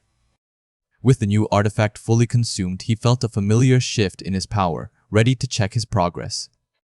His status window appeared, glowing before him, ready to reveal his latest advancements. He opened his player info, seeing his level at 51 and the impressive count of 25 consumed artifacts. Next, he navigated to his status menu, watching his strength and dexterity stats jump significantly. He also gained a new hidden skill, Knockback Burst, and the title Clever Hunter, which restored stamina upon defeating monsters. A grin spread across his face as he reviewed the numbers. His progress was far exceeding his past life's pace. He allocated his available points, strategically boosting his luck stat, a key to his future plans. His eyes gleamed with satisfaction as he saw his luck stat surge past 200, recalibrating his critical hit range. He felt a surge of power, realizing he could now hit 6 times harder if luck was on his side. My guy couldn't help but marvel at his rapid growth, achieving in 15 days what took others years. His confident smile faltered slightly as an eerie red aura began to emanate from him, a familiar but unwelcome pattern. Suddenly, the Lion King, a powerful constellation, appeared, showing immense interest in his swordsmanship. Alongside him, the owner of a beautiful beard, another constellation, praised his fighting spirit. Then, the Dark Hunter materialized, her presence unsettling, questioning his very existence in this world. The Goddess of Luck, his current patron, chimed in, remarking on the impressive lineup and how his coin value had skyrocketed. He stood before the gathered constellations, the air thick with their immense power and presence. A nervous gulp escaped him as he realized the implications of their appearance. He was now a target of their attention. The goddess of luck, looking like a mischievous fairy, gave him a thumbs up, seemingly amused by the situation. He wiped a bead of sweat from his brow, already feeling the pressure of their scrutiny. The Lion King and the owner of a beautiful beard were legendary figures, heroes turned constellations. Their combined presence was overwhelming, making him feel like an ant before titans. He offered a quick, nervous apology as the Lion King scolded him for his apprehension, and the owner of a beautiful beard threatened to take his head. He let out a sigh, disliking the overbearing nature of these hero constellations, already anticipating their demands. But the Dark Hunter's presence was even more concerning, her aura a chilling premonition. She was a bounty hunter, known for tracking down players with excessive benefits or rule violations. Her image flashed through his mind, a terrifying reminder of her relentless pursuit of those like him. He remembered her from his past life, how she had ruined countless high-ranking players who had formed dual contracts. The memory sent a shiver down his spine. Her methods were brutal, leaving players broken and ruined.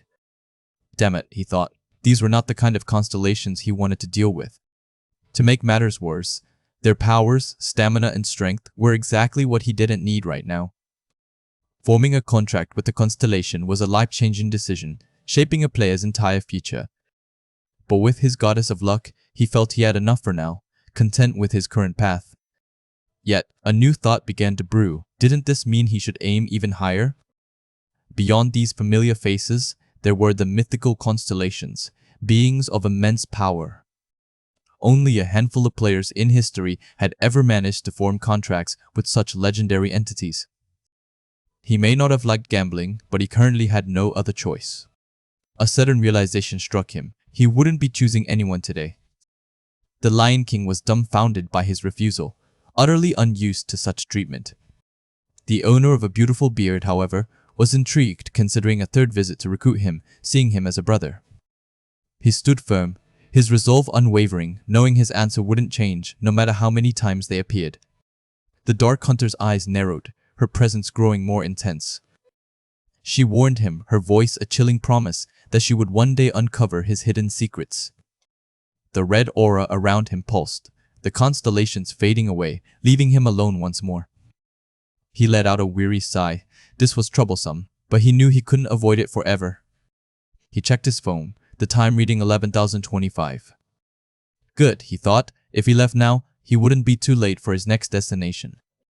The monsters in the upcoming rift were Cobalt Packs, a new challenge. Like the Cerberus he had faced earlier, these fell into the between dog and wolf category, promising a good fight.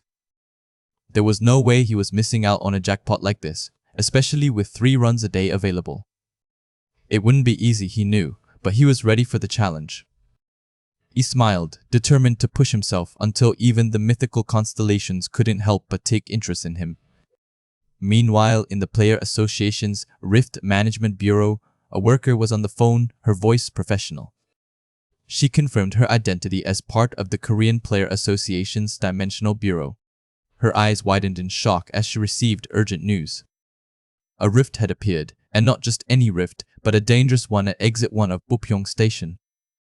The warning flashed across her screen, a critical alert. She quickly mobilized all available combatants, requesting aid from nearby players.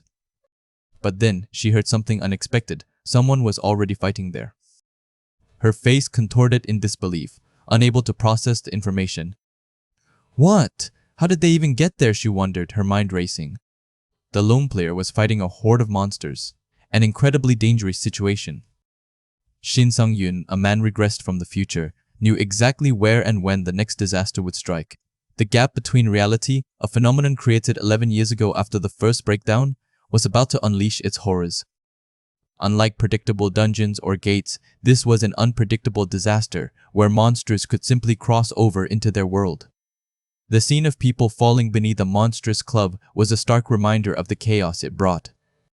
As the rift formed, a chilling sound of shattering glass filled the air, a precursor to the terror that was about to unfold. The very fabric of reality seemed to crack under the strain. From the swirling purple energy, a horrifying hooded wolf-like creature emerged, its glowing eyes and bared fangs promising violence. Its growl echoed, signaling its arrival. A terrifying eye, filled with predatory intent, glared out from the darkness, a silent threat to all who stood in its path. It was a gaze that promised swift and brutal demise. Yet, amidst the chaos, a lone figure stood calm and collected, his large sword resting casually on his shoulder. He faced the monstrous wolf-like creature, seemingly unfazed. A confident smile played on his lips, for this devastating event was not unpredictable to him. He had lived through it before. He alone held the key to changing this tragic future.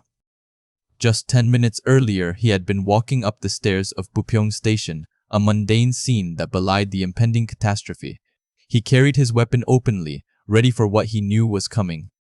A look of grim determination settled on his face, a silent acknowledgement that the time for action was drawing near. He had to be ready for the moment fate had delivered to him once more. From what he remembered, as soon as he left this exit, a shimmering purple anomaly would appear, signaling the rift's opening. He watched it form, a familiar, ominous glow. He turned his head slightly, his gaze fixed on the burgeoning rift, a silent promise to himself to prevent the tragedy he knew would soon follow. This time, things would be different. He had found it. The rift was forming, and with it, more of the monstrous wolf-like creatures began to pour into the street. Their numbers were growing, and fast.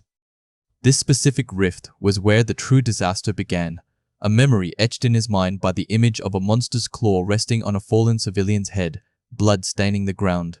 The horror of it fueled his resolve. He remembered this so clearly for a particular painful reason. The past had left scars, and he was determined to heal them by any means necessary. He had grown up in an orphanage, never knowing his parents. The kind faces of the caretakers and the innocent smiles of the children were his only family. The broken, blood-splattered photo of his orphanage family was a stark reminder of the innocence lost and the lives irrevocably changed by such disasters. It was a wound that never truly healed. He knew how sad it was to lose someone, a lesson brutally taught when he was just a child, surrounded by monsters as his loved ones were taken away. That day, he promised himself he would never let it happen again. A soft, glowing figure appeared, asking if he was okay, an echo from a past encounter. He knew he couldn't let such distractions deter him from his true purpose.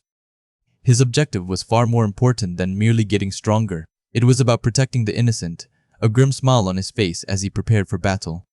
He would not fail this time. He stood alone against a horde of wolf-like kobolds emerging from the rift, their snarls filling the air. He moved with practiced ease, his presence a stark contrast to their raw aggression. The kobolds snarled and growled, their eyes fixed on him, ready to pounce. Their primitive fury was palpable, but he had faced worse.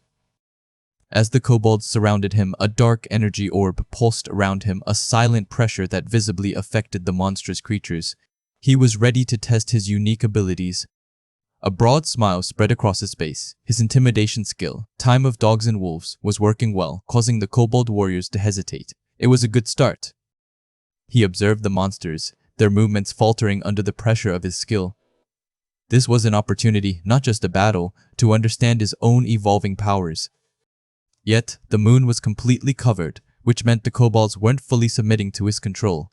He smirked, realizing this made the fight all the more interesting for him.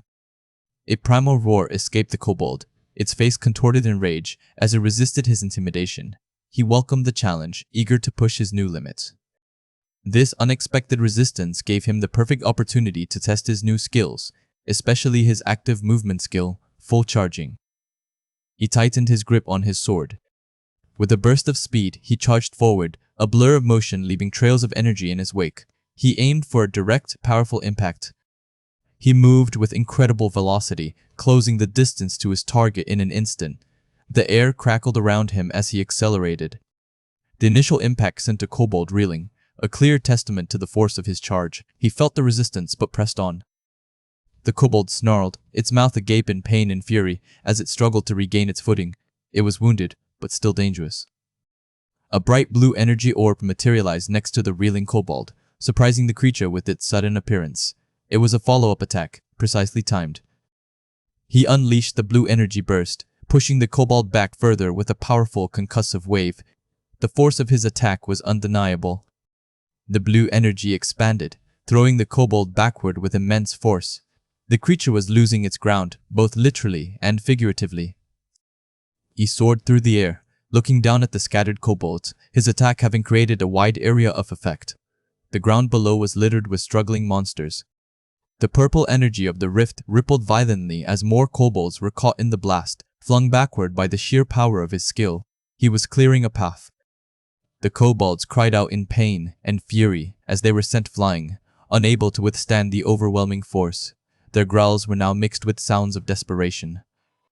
He landed gracefully, his eyes scanning the area for any remaining threats. The first wave of his attack had been successful. More kobolds were knocked back, their bodies tumbling across the ground. He was systematically clearing the immediate area, ensuring no civilian would be caught in the crossfire. This powerful area of effect attack was sufficient for now. He knew its reach was impressive, covering a wide expanse of the street. His luck stat amplified the attack, increasing his critical hit range and ensuring maximum impact. He smiled, knowing his planning was paying off. The struggling kobolds were testament to the effectiveness of his combined abilities. They were battered, but not yet defeated. He noted that they hadn't died in one blow, which meant his attack, though powerful, wasn't a lethal critical strike on all of them. He needed to adjust his approach.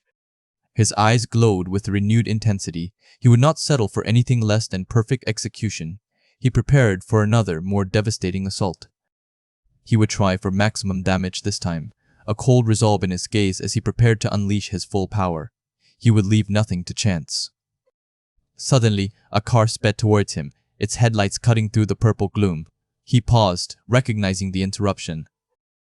The car screeched to a halt, and two men from the Player Association emerged, their faces etched with concern. They had arrived, but perhaps too late to understand the situation. One of the men immediately called out, asking for the caller. He looked around, trying to assess the situation. A woman waved from behind the car, identifying herself as the one who had made the emergency call. Her relief was palpable. She pointed towards the rift, explaining that monsters were emerging from that direction. Her voice was laced with urgency and fear. The blonde-haired man, Lee Hyun, began to instruct her to get somewhere safe, but his words were cut short by sudden alarm. His partner, Lee Jung, pointed frantically, his eyes wide with shock. A new threat had appeared, closer than they expected. Lee Jung looked at him with concern, suggesting they should check out the situation first, clearly overwhelmed by the sudden appearance of multiple monsters. Lee Hyun reacted with a shout of surprise and disbelief as he finally registered the scale of the monstrous invasion. This was far worse than a simple emergency call. A kobold lunged forward, its growl echoing, directly threatening the newly arrived association members. The battle was far from over. Lee Jung quickly drew his sword, recognizing the threat. He exclaimed, "A kobold attacker! Is this a kobold rift?" Realizing the gravity of the situation. The woman, still shaken, stammered "Why, yeah!" confirming his fears. The reality of the situation was sinking in for the newcomers. He calmly told the association members to stay back, asserting that he was fine and could handle the situation alone. He didn't want them getting in his way. Lee Jung reacted with a surprised "What?" clearly taken aback by his confident, almost dismissive tone. He hadn't expected such a response. He declared that he would take the monster down himself, charging forward without waiting for their input. His resolve was absolute. Lee Hyun tried to intervene, calling out, "Wait, what do you?" But his words were lost as our boy launched his attack. A determined smile spread across his face, energy crackling around him as he prepared to test the full extent of his stacked skills. This was his chance to truly push his limits. He brought his sword down, unleashing a devastating blow that connected with the monster. The raw power of his attack was evident in the shockwave that followed. Bright energy surrounded him as he executed his skill, a whirlwind of force that struck the monster with precision. The air distorted around him. The monster was hit with immense force, flung backward through the air. Its body tumbled, unable to withstand the impact. It was sent flying towards the edge of the rift, a dangerous boundary that promised further harm. He watched, calculating the trajectory. A basic information alert appeared, reminding him that hitting the edges of the rift would inflict damage. The monster was about to learn that lesson firsthand. The monster slammed into the rift's edge, collapsing to the ground, defeated. He watched, satisfied with the clean shot. Lee Hyun and Lee Jung stared, stunned into silence by the sudden, overwhelming display of power. Their expressions showed a mix of awe and disbelief. Lee Hyun, recovering first, cautiously asked, "Hey, you're Shin Sang-hyun, right?" A hint of recognition in his voice. Our boy reacted with a slight pause, then confirmed his identity with a nod. He faced the association members, ready for their questions. He then inquired if they were from the association, his tone calm and collected. He knew their purpose, but played along. Lee Hyun quickly apologized for their earlier misunderstanding and thanked him profusely, relieved that thanks to our boy, there were no casualties. It was a miracle for them. The artifact devouring player found himself deep within the Bupyeong Station fissure, ready to test his growing strength against its monstrous inhabitants. He dashed through the monster-infested corridors, leaving a trail of defeated foes in his wake, his speed astonishing even his seasoned companions. They struggled to keep up, gasping for breath as they watched him carve a path forward, baffled by his agility and questioning his low-level status. One golden-haired man, visibly exhausted and sweating, looked on in disbelief, unable to reconcile the player's performance with his supposed rank. He stared, still surprised, as a deeper concern gnawed at him about the player's inexplicable ability to maintain such high health despite the relentless fighting. Before this shimmering portal, the player and his companion stood, a time skip revealing the dire situation that had unfolded just moments before. As they stepped through the fissure's entrance, his companions reacted with wide-eyed surprise, clearly unprepared for what lay ahead. Inside, archer-type kobolds lined the upper balconies, their menacing forms poised to unleash a volley of attacks upon the intruders below. A closer look revealed the archers, bows drawn and ready, their eyes glowing with predatory intent as they aimed at the player's party. The arrows rained down, forcing the player to act quickly, taking a hit from a monster as he moved to shield his vulnerable companions. He unleashed a powerful burst of purple energy, striking multiple enemies and pushing back the initial assault with raw force. His companions looked on in shock, one archer recoiling from the sudden impact, a testament to the player's unexpected power. Gritting his teeth, the player internally cursed, realizing that bringing his companions along might have been a mistake, hindering his own progress. A determined glint appeared in his eye, sweat beading on his brow as he acknowledged the burden of protecting them. He knew he couldn't afford to be weak, resolving that pushing through these difficult situations was the only path to becoming a true high ranker. With a fierce roar, he unleashed a powerful counterattack, his weapon glowing with ethereal energy as he engaged the monsters head-on.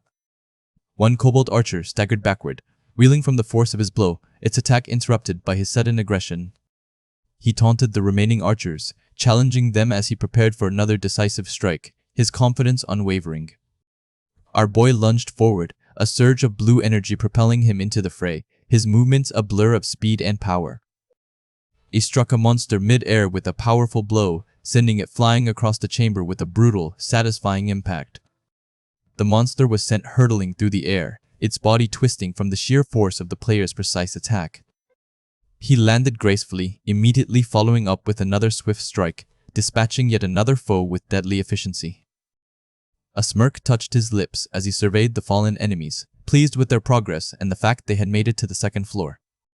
A colossal, glowing orange blow slammed into him, sending him staggering backward with immense force. The impact was immense, disrupting the floor beneath him as the unknown assailant's power made itself known. He gritted his teeth, visibly injured but refusing to fall, the surprise attack leaving him momentarily vulnerable. He was glad he had reacted in time, knowing that a moment's lapse in concentration would have left him in pieces. Before him stood a towering, armored kobold champion, its massive form radiating raw power, a truly formidable opponent. A close-up on the champion's menacing shield showed its sturdy, spiked construction, clearly designed for both defense and offense. Our boy's eye widened in shock, the unexpected strength of this boss monster catching him completely off guard. The champion let out a guttural roar, charging forward with heavy, thundering steps that echoed through the chamber. Watching its relentless advance, our boy realized this powerful attack was coming again, demanding an immediate response. He raised his sword, its blade glowing with a fierce blue light, preparing to meet the charge with all his might. He resolved not just to stop the attack, but to reduce the total damage he would incur, a strategic adjustment to his defense. The impact was deafening, a shower of sparks erupting as his powerful weapon met the champion's infamous shield. To his utter astonishment, the players stared, surprised by the unexpected outcome of their clash. The Kobold champion was cleaved in two, its body splitting apart from the sheer, overwhelming power of his attack. Debris from the defeated boss scattered across the floor, a clear testament to the devastating force he had just unleashed. Our boy looked on, utterly bewildered by the damage he had dealt, questioning the true extent of his own strength. A close-up on his sword, still glowing with potent energy, revealed the source of the incredible power he had just wielded. The remaining kobolds, witnessing the swift demise of their champion, recoiled in fear and confusion. Our boy smirked, a new understanding dawning on him about the true capabilities of his great sword of fighting spirit. His companions, still catching their breath, looked on with wide-eyed surprise, shocked by the sudden and decisive end to the fight.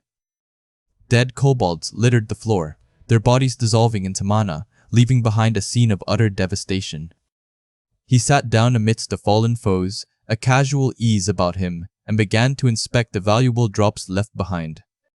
Among the loot, he found the pair of platinum-grade shoes of rapid movement, which fit him perfectly, sparking a humorous thought about athlete's foot.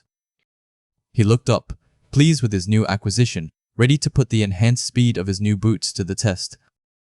His companions remained exhausted, slumped on the ground, still reeling from the intensity of the previous battles. They continued their discussion, amazed by his speed and his seemingly endless supply of health, trying to make sense of his abilities. Our player, feeling more confident and energized with his new boots, ran ahead, the raid now seeming much easier than before. His HP bar was full, and a satisfied smirk touched his lips, happy with the restorative effects of his new, clever hunter's title. A determined glint appeared in his eye, ready for whatever challenges lay ahead in the deeper parts of the dungeon. As he ventured deeper, a disgusting, ominous red aura began to seep into the room, signaling a new, formidable presence. He entered the Bupyeong Fisher's central room, the air thick with tension and the unsettling red glow of a king's treasure. What he saw next left him utterly speechless, his expression shifting from surprise to incredulous delight. Before him lay a king's treasure, a vast glittering mountain of gold coins in chests, stretching as far as the eye could see. He dropped to his knees, eyes wide with greedy delight, almost apologizing for ever having a bad feeling about this raid. He thought about grabbing everything and simply retiring, forgetting all about growth and goals, dreaming of a life of endless leisure. His moment of euphoria was short-lived as a monstrous roar echoed through the chamber, shattering the illusion of easy wealth. From within the mountain of gold, a colossal figure emerged, its powerful attack instantly scattering coins and debris. It was the Emperor Kobold King, a fearsome final boss, its body wreathed in dark, fiery energy, its appearance truly terrifying. A close-up on the king's angry face revealed its raw fury, promising a battle far more challenging than anything before. Our boy, however, met its rage with a confident smirk, ready to face this ultimate challenge with his newly found power. The king lunged, but he managed to dodge the powerful blow, a surge of blue energy marking his nimble escape. He stared, surprised by his own quick reaction and the speed with which he had evaded the king's attack. The Emperor Kobold King roared again, clearly enraged by the dodge, and charged once more, its presence filling the room with menace. He braced himself, knowing this was going to be a true test of his strength, and the outcome of this fight would change everything. Our story begins with Sang-Yun, a player known for his unique artifact Devouring abilities, facing off against the formidable Kobold King. The battle was already intense, with the king unleashing powerful ranged attacks that filled the air with deadly projectiles. He watched as the king continued its assault, a focused intensity in his eyes. The king's powerful crossbow bolt zipped through the air, aimed directly at him, threatening to end the fight quickly. It was a close call, dodging just in time as the bolt slammed into the ground where he had been standing moments before. A quick movement kept him out of harm's way, avoiding a fatal strike with practiced ease. He clicked his tongue in annoyance, recognizing that this bastard was proving to be quite a nuisance to deal with. The Kobold King, a hulking beast, prepared another volley, its fiery mane blazing with raw power. It let out a guttural growl, eyeing our boy with predatory intent, determined to land a hit. As the king fired, a crimson aura began to emanate from it, signaling a more dangerous phase of the fight. The new aura intensified, and two of his allies, who had just arrived, suddenly froze in place, caught off guard. They stood there, wide-eyed and terrified, unable to move, completely immobilized by an unseen force. The king's gaze skill had overwhelmed them, inflicting a status ailment overwhelm that paralyzed their movements. Even our boy found himself struggling under the oppressive pressure, his body seizing up against his will. He couldn't move, the skill locking him down completely, leaving him vulnerable to the king's next attack. But Sung-hyun was no ordinary player. With a flash of blue energy, he activated a skill, defying the paralysis. The Kobold King let out a surprised roar, realizing its powerful gaze had failed to stop him, a rare occurrence. His all-Huffrey skill, at level 1, instantly cured the Istitute's ailment overwhelm, freeing him from the king's control. He quickly moved in, delivering a powerful strike that sent the king staggering back, its armor cracking from the impact. A forceful blow landed, connecting squarely with the king, who recoiled from the unexpected counterattack.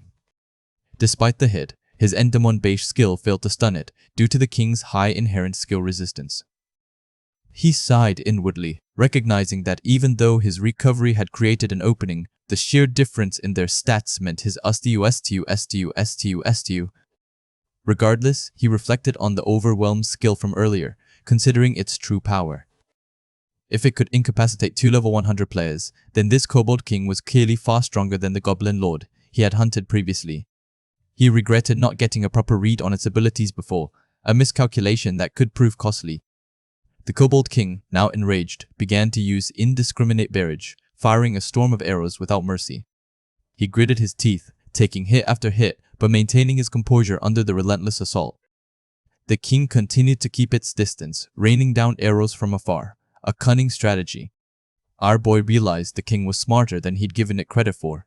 It had figured out his "Are you full? C-O-will C-O-U-O-U-R C-O-will C-O-U-R" charging skill required close range and was trying to turn this into a war of attrition. He also noted the king seemed to have an infinite supply of arrows, which was a terrifying thought for a prolonged battle. He recalled that the king's E-overwhelm skill had a shorter cooldown than his own Is recovery skill. If the king had noticed this strategic weakness, he could potentially die without being able to do anything, constantly trapped. He absolutely could not let this turn into a war of attrition. He needed a different approach, and quickly. The cooldown bar confirmed his fears, highlighting the dangerous timing difference between their abilities. The thought of being continuously overwhelmed by arrows, unable to fight back, was a chilling prospect. He wished he had a way to deal damage from range, which would make this fight much easier and less risky. His gaze sharpened, a sudden idea sparking in his mind, a new path forward. He turned to his allies, a hint of concern in his voice. "Bro, are you alright?" he asked, checking on them. They replied that they were feeling better now, admitting they had never been afflicted with such a status condition before, which had caught them off guard. They watched him, surprised by his resilience, observing his unwavering determination in the face of danger. One ally wondered if Sung-hyun possessed a status condition curing skill, given his unique and mysterious abilities. Yet, that same ally still felt an unsettling anxiety, a premonition of danger tightening in his gut. He suddenly realized something crucial as he observed the battlefield. The arrows weren't just random, they were slowly guiding Sung-hyun deeper into a specific area. "Damn, I should have noticed earlier," the ally cursed, his eyes widening in alarm as the trap became clear. "MR, Sang-hyun, it's a trap," he shouted, desperately trying to warn him, but it might have been too late. Our boy, surrounded by a glittering field of golden coins and countless arrows, stood his ground, seemingly cornered. The Kobold King watched him, a sinister glee in its eyes, believing its trap had been perfectly set. Sung-hyun, however, simply smirked, a knowing glint in his eyes, revealing he had been waiting for this moment. The king let out a confused grunt, clearly caught off guard by our boy's unexpected reaction. "Do you think you're the only one who can play different kinds of tricks?" he taunted, a green aura emanating from him, signaling his counterattack. A system notification flashed into view, confirming his plan. A sacrifice had been activated, nullifying the incoming attack and restoring his HP, turning the king's trap against it. He began to absorb the golden coins scattered across the ground, fueling his next move with unexpected resources. His eyes glowed with renewed power as he felt his strength surge, preparing for a devastating strike. The skill OPSYC Telic activated, making his flesh stronger and his speed faster, transforming him into a whirlwind of power. "Time for the tables to turn," he declared, his voice echoing with newfound confidence. He unleashed a devastating knockback burst, a wave of force radiating from him. The Kobold King roared in shock and pain as it was struck by a torrent of golden coins, like shotgun shells. The coins pierced its tough hide, dealing massive damage, a brutal reversal of fortune. His allies watched in disbelief, astonished by the sheer knockback power of his attack, a display they'd never witnessed. But that wasn't what truly mattered. He had seen countless players until now, but never one with such high combat sense. The king staggered back, heavily wounded, its earlier confidence shattered by the unexpected assault. "You're one tenacious bastard," our boy remarked, his expression grim but determined as the fight continued. The Kobold King, still reeling, let out another furious growl, refusing to yield, its eyes burning with defiance. "Fine, let's fight to the end," he decided, charging forward, his sword glowing with fierce energy for the final blow. He landed a powerful blow, sending the king flying backward amidst an explosion of gold coins, a decisive strike. The king roared one last time, a sound of fury and pain as it was overwhelmed by the relentless assault. Another strike landed, a critical hit that sealed its fate, showering the area with more gold. The king was sent flying, coins erupting from its body, a clear sign of its defeat. A system notification appeared, confirming his victory. "Congratulations, you have defeated the Kobold King. What happens next changes everything, and nobody sees it coming." Shin Sung-yun, the artifact devouring player, started his journey with a bang. After a fierce battle, the system showered him with notifications, confirming his success. He watched, glowing with power, as the words, "Level Up," appeared repeatedly across his vision. The system then announced he had obtained a new C-rank title, a rare and significant achievement. This title, "Before the Drink Goes Cold," came with a curious and intriguing description.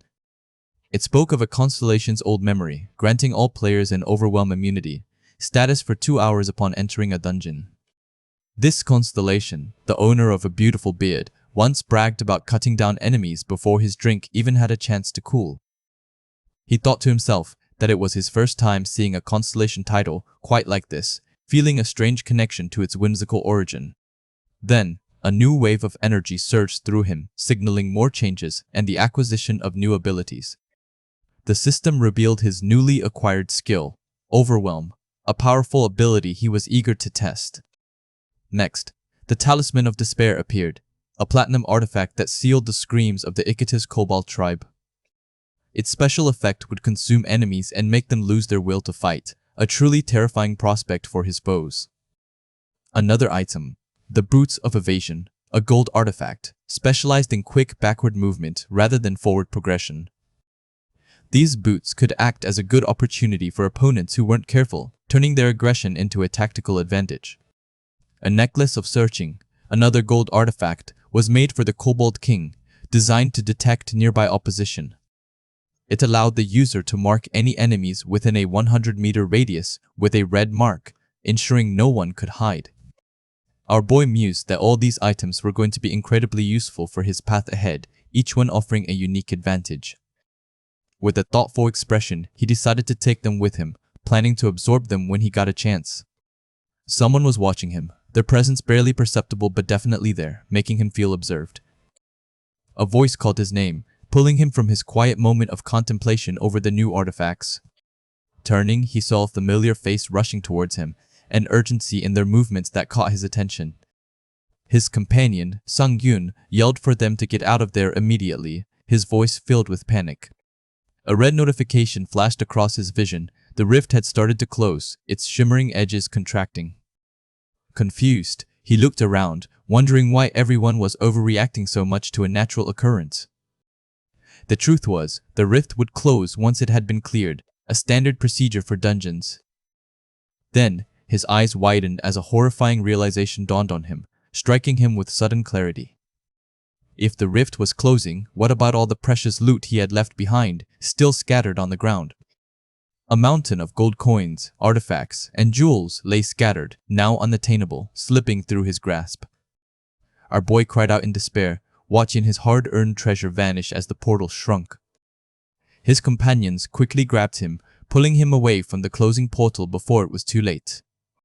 They dragged him out, ignoring his desperate protests about leaving everything behind in the collapsing space. A title card appeared, signaling a shift in the story, marking the end of one chapter and the start of another.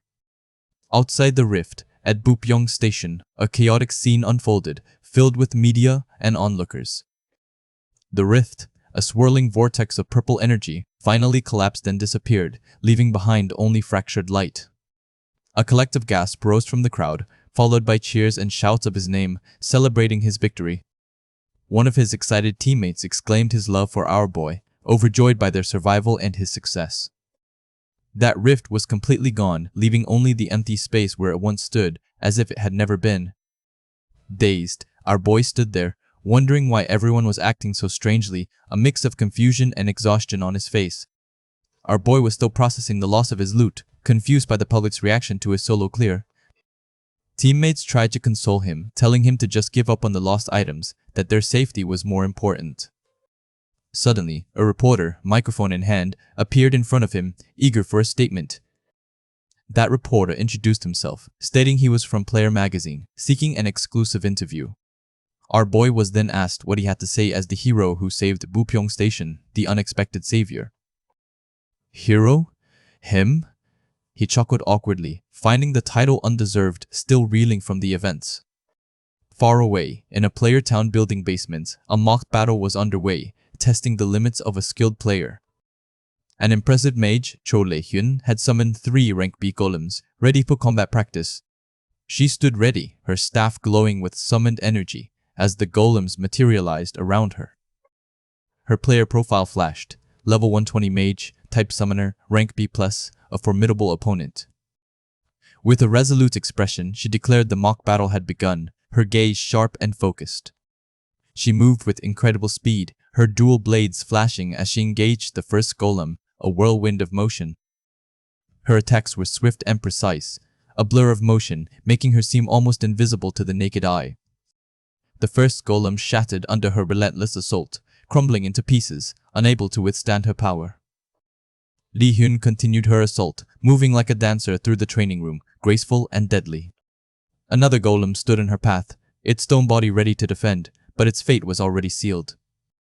A powerful strike broke through its defenses, demonstrating immense skill and the sheer force of her blows. Lee-hyun's movements were fluid, each strike perfectly timed to maximize damage, a master of her craft. That golem cracked and crumbled, unable to withstand her onslaught, dissolving into dust. Lee-hyun spun, her blades cutting through the air, as the last golem fell, completing her swift victory. After the battle, she reflected that this was the limit of her training in mock battles, seeking more challenging opponents. Lee-hyun thanked the training staff, her voice calm but her mind still elsewhere, yearning for something more. Lee-hyun had come here to ensure she didn't forget the sensation she felt during a real fight, the thrill of true danger. Lee-hyun deeply wanted to fight with him again, to experience that thrilling challenge and push her own boundaries. Lee-hyun regretted not asking for his contact information, especially after their last encounter, a missed opportunity. Just then, breaking news flashed across the screen. A rift had occurred near Bupyeong Station, causing a stir. Lee-hyun's eyes widened in surprise, recognizing the location from the recent clear, a wave of shock passing through her. That news continued, reporting that a nearby player had miraculously cleared the rift alone, an unprecedented feat. Could it be a rift? Lee-hyun stared at the screen, a new wave of recognition washing over her as the pieces clicked. That reporter then announced that they had managed to get an interview at the scene, revealing the hero's identity. Lee-hyun's expression shifted to one of intense focus, her curiosity piqued, eager to see who this mysterious player was. That interviewer asked how he felt about being one of the only people to clear a rift without casualties. Our boy humbly replied that he only did what had to be done, downplaying his incredible achievement. Lee-hyun watched, impressed by his humility, finding him even more amazing than before, her admiration growing. Lee-hyun never thought she'd see him again, especially not under these circumstances, feeling a strange sense of destiny. Our boy, however, still felt far from being a hero, the weight of future dangers pressing on him. Back at his house, he received a call from Kim Ji-hai of the player management department, bringing new news. Kim Ji-hai explained they wanted to give him a plaque for clearing the rift, calling him a hero for his actions. But he knew the truth. The danger he stopped was merely the tip of a much larger iceberg, a prelude to greater threats. Our boy had a long way to go, and accepting accolades felt premature when so much more lay ahead. Our boy politely declined the plaque, but his expression hardened when she mentioned the Silent Ground dungeon. Something in that name resonated deeply, a memory of loss and a renewed sense of purpose, changing everything. Shin Sung-hyun had finally bought his dream car, a sleek, modern machine that promised comfort and speed for his demanding life as a player. He found the driving experience truly insane, but his real passion lay elsewhere, in the artifacts he collected and the power they offered. It was after a particularly chaotic incident at Bupyeong Station, when a rift opened, that he vowed never to take public transport again, having endured far too much unwanted attention. His phone suddenly rang, the screen displaying a call from the Player Association, reminding him of the day's commitments. Answering the call, he confirmed his participation in the day's scheduled raid, a familiar routine in his world. He had been so focused on his intense training, pushing himself to new limits, that time seemed to fly by unnoticed. A full week had passed since he returned from the last rift, and the physical toll of his relentless regime was clear, but so was his growth. A deep excitement coursed through him. He was itching to test the new skills he had diligently honed in battle. His eyes widened slightly as he noticed something unusual ahead, cutting through his anticipation for the raid. The road was unexpectedly jammed, a cacophony of honking horns filling the air, a stark contrast to the quiet he had planned for.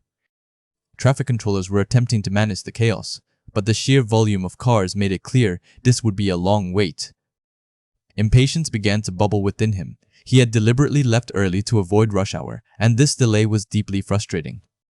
A closer look revealed the source of the standstill, a sight that immediately commanded his full attention. A bustling media circus had taken over the street, cameras flashing and reporters clamoring around a central figure. At the heart of the commotion stood Do Gyung-soo, the renowned Ghostblade, a player of immense fame and power. A wave of surprise washed over our boy as he recognized the celebrated player, realizing why the entire road had been brought to a halt. The scene was immense.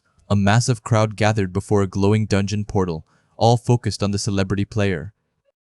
Reporters clamored for Gyung-soo's attention, while fans screamed their adoration, holding up signs of affection.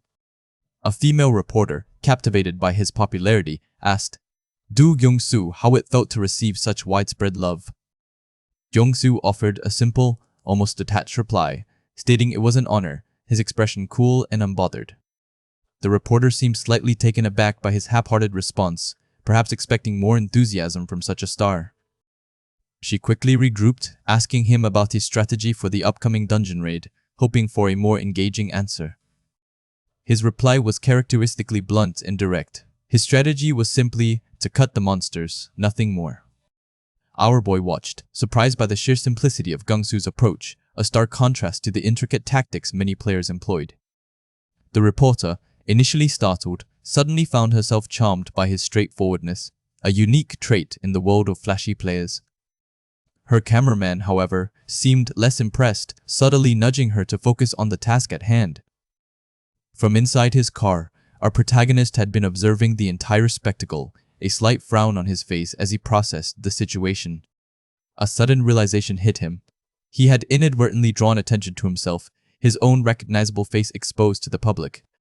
The crowd and media, drawn by his presence, began to shift their focus, whispers of his name starting to spread. Do Gyung-soo and his burly bodyguard noticed the commotion, their eyes turning towards the new arrival.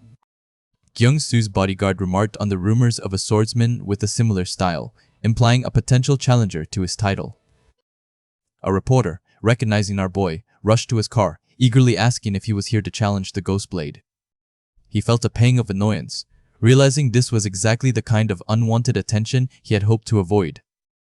Gyung-soo's gaze sharpened, a silent challenge passing between the two top-ranked players across the bustling street. A subtle smile played on Gyung-soo's lips, which Sang-yoon interpreted not as a friendly gesture, but as a silent provocation. He looked back at Gyeongsu, a spark of resolve igniting in his eyes, accepting the unspoken challenge to grow stronger. The determination in his gaze was clear, a silent promise that he would not remain in the shadow of any rival. Gyeongsu turned and walked towards the dungeon entrance, his team following, leaving the media circus behind.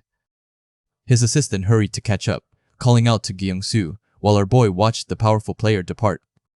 Gyeongsu's confident stride spoke of his immense power, a player who seemed to operate on an entirely different level. He mused internally that our boy wasn't looking at him with admiration, but with the eyes of a true rival. Gyeongsu sensed that Sunghyun saw him not as an idol, but as an existence he needed to overcome. Gyeongsu's assistant called out to him again, urging him to wait, but the ghost blade continued his path. He was certain he would encounter Sunghyun again, a future clash between them now inevitable. The bright blue light of the dungeon portal swallowed Gyeongsu, leaving behind a lingering aura of power. Finally, the focus shifted to the silent ground, the dungeon portal Sunghyun was scheduled to raid. He stepped out of his car, his composure unwavering, ready to face the challenges within. Standing beside his vehicle, sword strapped to his back, he exuded an aura of readiness, showing no openings even in stillness. A fierce resolve burned in his eyes. If Gyeongsu was on another level, then he would simply chase after him with terrifying speed. His thoughts were interrupted by a sudden, angry outburst from another player, catching him by surprise. A furious female player confronted the association staff, demanding answers about a sudden change in the raid schedule. Our boy noticed the angry player, who then turned her rage towards him, her eyes locking onto his. She accused him of using his top-rank status to disrupt schedules, her voice laced with bitterness. His expression shifted as he recognized her, a memory stirring of a tragic incident tied to this very dungeon. A locket with a smiling picture of a young girl flashed in his mind, revealing the true depth of the player's grief. The woman continued her impassioned tirade, her words fueled by the memory of her sister who had died in silent ground. He mused on the stark difference in personalities between the angry player and her gentle sister, a painful contrast. He listened patiently, knowing that sometimes, in moments of such raw emotion, there was no need to hold back. He calmly faced her, acknowledging her pain but also asserting his own position and the rules of the association. Her furious expression faltered, a look of shock crossing her face at his unwavering resolve. He explained that he was simply following the schedule set by the association, implying he was not to blame for her personal tragedy. With that, he turned, signaling his intention to enter the dungeon, a busy person with a task to complete. The angry player was held back by others, shouting frustrated threats at him as he walked away. He entered the silent ground, its entrance shrouded in an oppressive, dark atmosphere. His footsteps echoed softly as he walked deeper into the dungeon, the air growing heavy around him. A foul, rotten stench filled his nostrils, making him grimace. The dungeon's nature was immediately apparent. His foot touched the ground, and a faint glow emanated, hinting at the dungeon's unique properties. Suddenly, a ghoul's hand erupted from the ground, surprising him with its swift, unexpected attack. The monstrous limb burst forth with violent force, tearing through the earth as it lunged. A ghoul's terrifying face emerged, its mouth agape in a silent, blood-curdling scream. He quickly identified the creatures as undead, understanding the specific threats they posed. The ghoul's clawed hand reached for him, aiming to land a debilitating blow. He reacted instantly, raising his sword to block the incoming attack, his movements fluid and precise. His grip tightened on the hilt, ready to meet the monster's assault with practiced skill. The blade glowed with a faint aura, poised to deliver a powerful counterstrike against the ghoul. His sword met the ghoul, cutting it down, but the creature's touch inflicted a silence status effect. He found himself surrounded by more ghouls, their grotesque forms emerging from the dark corners of the dungeon. Standing firm amidst the horde, he realized the full extent of the challenge. He couldn't get hit, and he had to conserve his skills. The dungeon was a test of fundamentals, forcing him to rely on his core abilities without the aid of his powerful skills. A confident smile spread across his face. This was precisely the kind of challenge he excelled at, where his innate talent shone brightest. This was only the beginning. The silent ground was a crucible, and his journey through it would change him in ways he couldn't yet imagine. The world of artifact devouring players held many secrets, and some individuals defied all expectations. Inside the Korea Player Association Scout Team 4 strategy meeting room, a crucial discussion was underway about their next target. A poised scout stood before a screen, preparing to introduce the player they urgently needed to approach. The image of player Shin Sang-hoon appeared, immediately capturing the attention of everyone present. One of the older scouts, a man with a knowing smile, recognized the name, calling him that infamous child. He was the one who had impressed Du Gyeong-soo, a significant achievement, despite only awakening his abilities a month prior. Team leader An Ik-hyun listened intently, noting that even the highly regarded brothers Lee Jung and Lee Hee-yoon couldn't stop praising him. Their small, animated faces appeared, a visual testament to their enthusiastic endorsement of his potential. Deputy Team Leader Shin Min-jae, however, remained cautious, acknowledging his unparalleled growth but doubting his very special status among other rising stars. Min-jae's colleague, a man with glasses and a ponytail, agreed with that careful thought, reflecting a general skepticism. He reviewed the player's file on his tablet, his expression serious as he considered the implications of such rapid development. Lee Ga-hee, another scout, reacted with palpable frustration, having heard this dismissal of the player many times before. She stood up, an air of quiet determination about her, ready to object to the deputy team leader's conservative views. Ga-hee, a strategy team scout, apologized for cutting him off, but asserted that this was a player she had been personally tracking. She insisted that he was no ordinary player, a conviction that shone in her eyes as she addressed the room. Ga-hee had been meticulously collecting data on him for days, urging her colleagues to examine it for themselves. She began by displaying the growth chart of a typical player, showing a steady but unremarkable progression of skills and titles. With a confident gesture of her remote, she prepared to reveal the true anomaly that was Shin Sang-hoon. His projected growth chart appeared, showing a staggering difference in acquired skills and titles compared to a normal player. One scout stared in open-mouthed shock, utterly dumbfounded by the sheer scale of his projected development. Min-jae, his face a mask of disbelief, openly questioned her objectivity, suggesting she had lost her ability to assess players impartially. The numbers were undeniable: 11 projected skills and 7 projected titles, a rate that matched legendary figures like the Sword Demon. Min-jae's profile showed his deep skepticism, unable to reconcile the data with his preconceived notions of player progression. The chapter concluded with his image, declaring him a player beyond any normal comprehension, a truly exceptional individual. The implications of such a bold claim resonated through the silent room, leaving everyone to ponder the true extent of his power. Could a player truly defy all known metrics, shattering the established understanding of strength and potential? The very idea challenged the foundation of their scouting philosophy, forcing them to reconsider what they thought they knew. A sense of unease settled upon some, while others felt a thrill of discovery, recognizing the dawn of a new era. The data presented was irrefutable, yet the human mind struggled to accept something so far outside the norm. This wasn't just about numbers, it was about the innate talent, the raw instinct that pulsed within him. His journey, once that of a mere porter, had transformed into a legend in the making, defying his humble beginnings. Every step he took, every challenge he overcame, seemed to contribute to this unprecedented surge in power. The weight of his potential was immense, a burden and a blessing that set him apart from all others. What kind of trials had he faced? What secrets had he uncovered to achieve such a meteoric rise? The questions lingered, unanswered, fueling the mystery surrounding his rapid and astonishing development. Ga-hee's conviction, once seen as mere enthusiasm, now seemed like a profound understanding of a unique phenomenon. She had seen something in him that others had missed, a spark of greatness that she had patiently nurtured with data. Her unwavering belief was a testament to her keen insight, a rare quality among the more conservative scouts.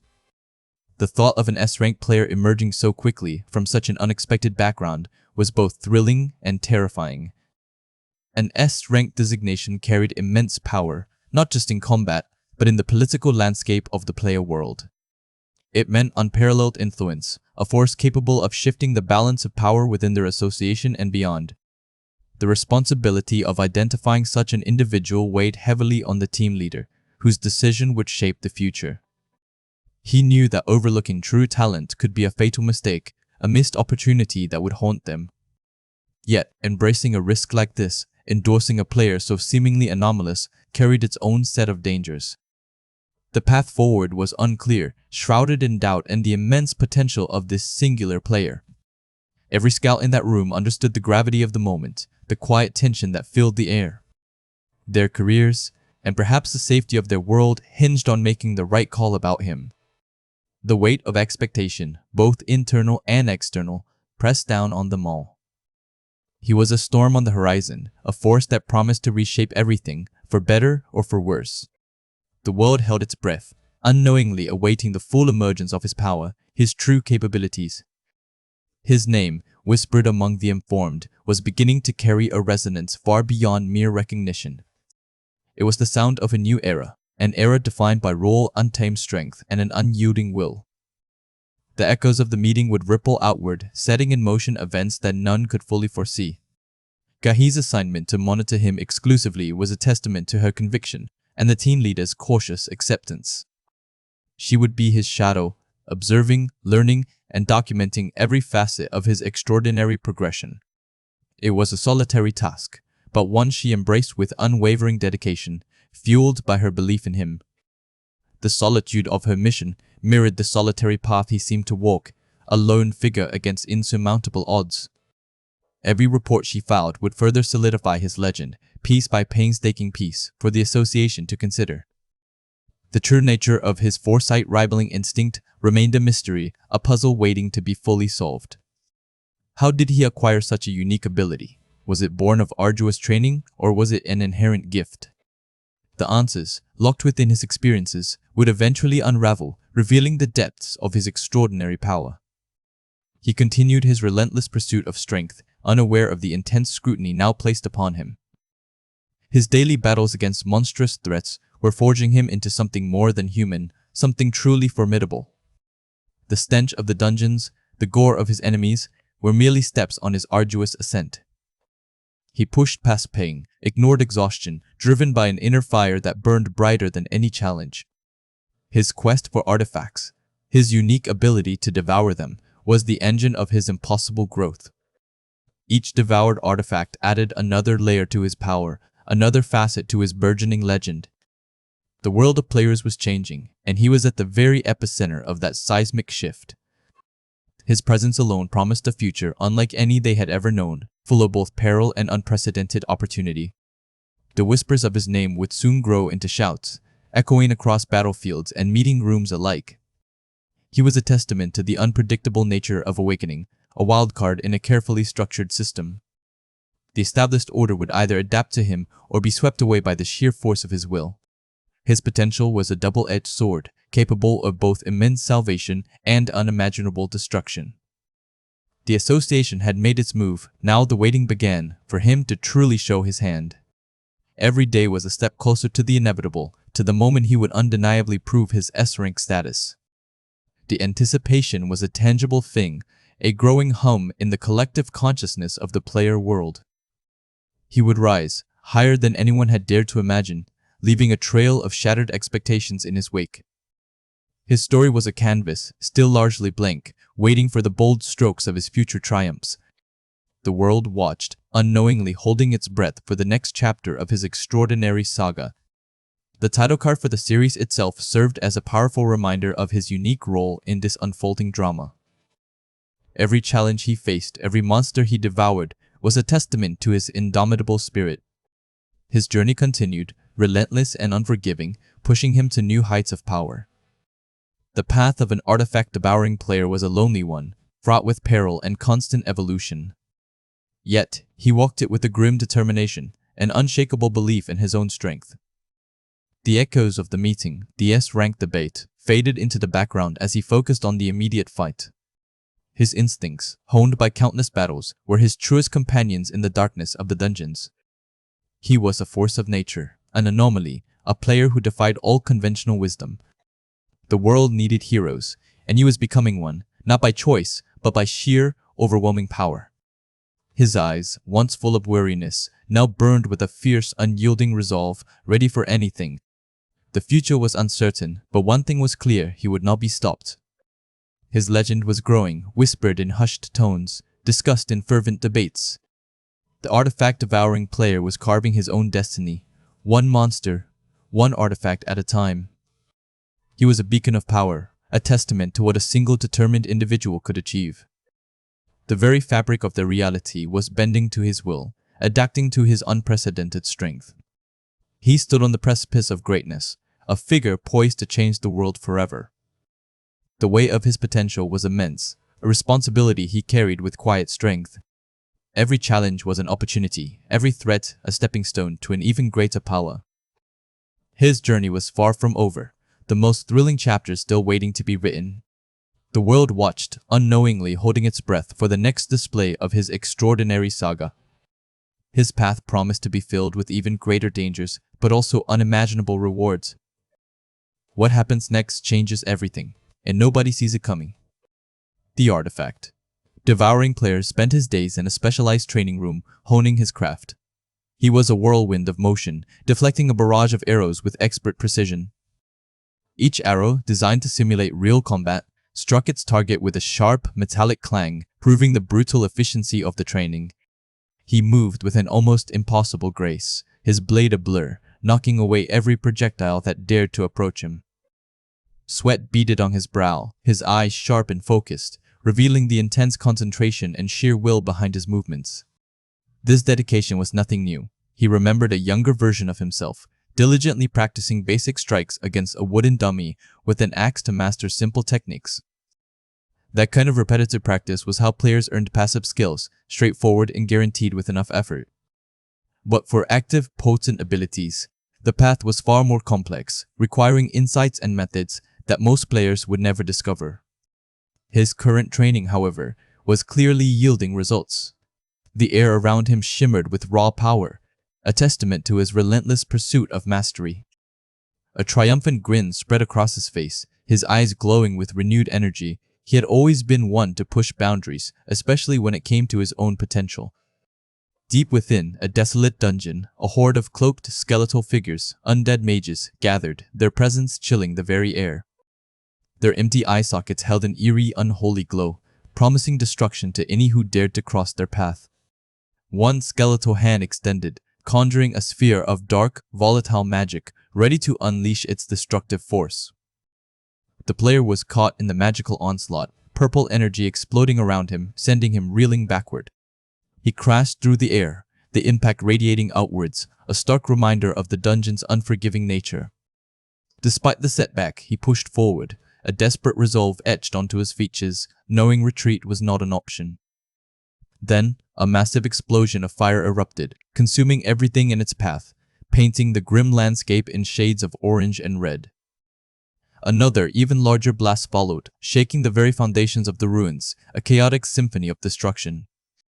Smoke and debris filled the air, obscuring the battlefield, leaving only the lingering scent of ash and burnt magic. Just as the mages prepared another attack, a brilliant blue light surged from him, signaling the activation of a new, powerful skill. He quickly manifested a hexagonal, blue barrier with his sword, a defensive measure born from desperate training and sheer will. The undead mages paused, their empty gazes fixed on the unexpected shield, a silent testament to their surprise.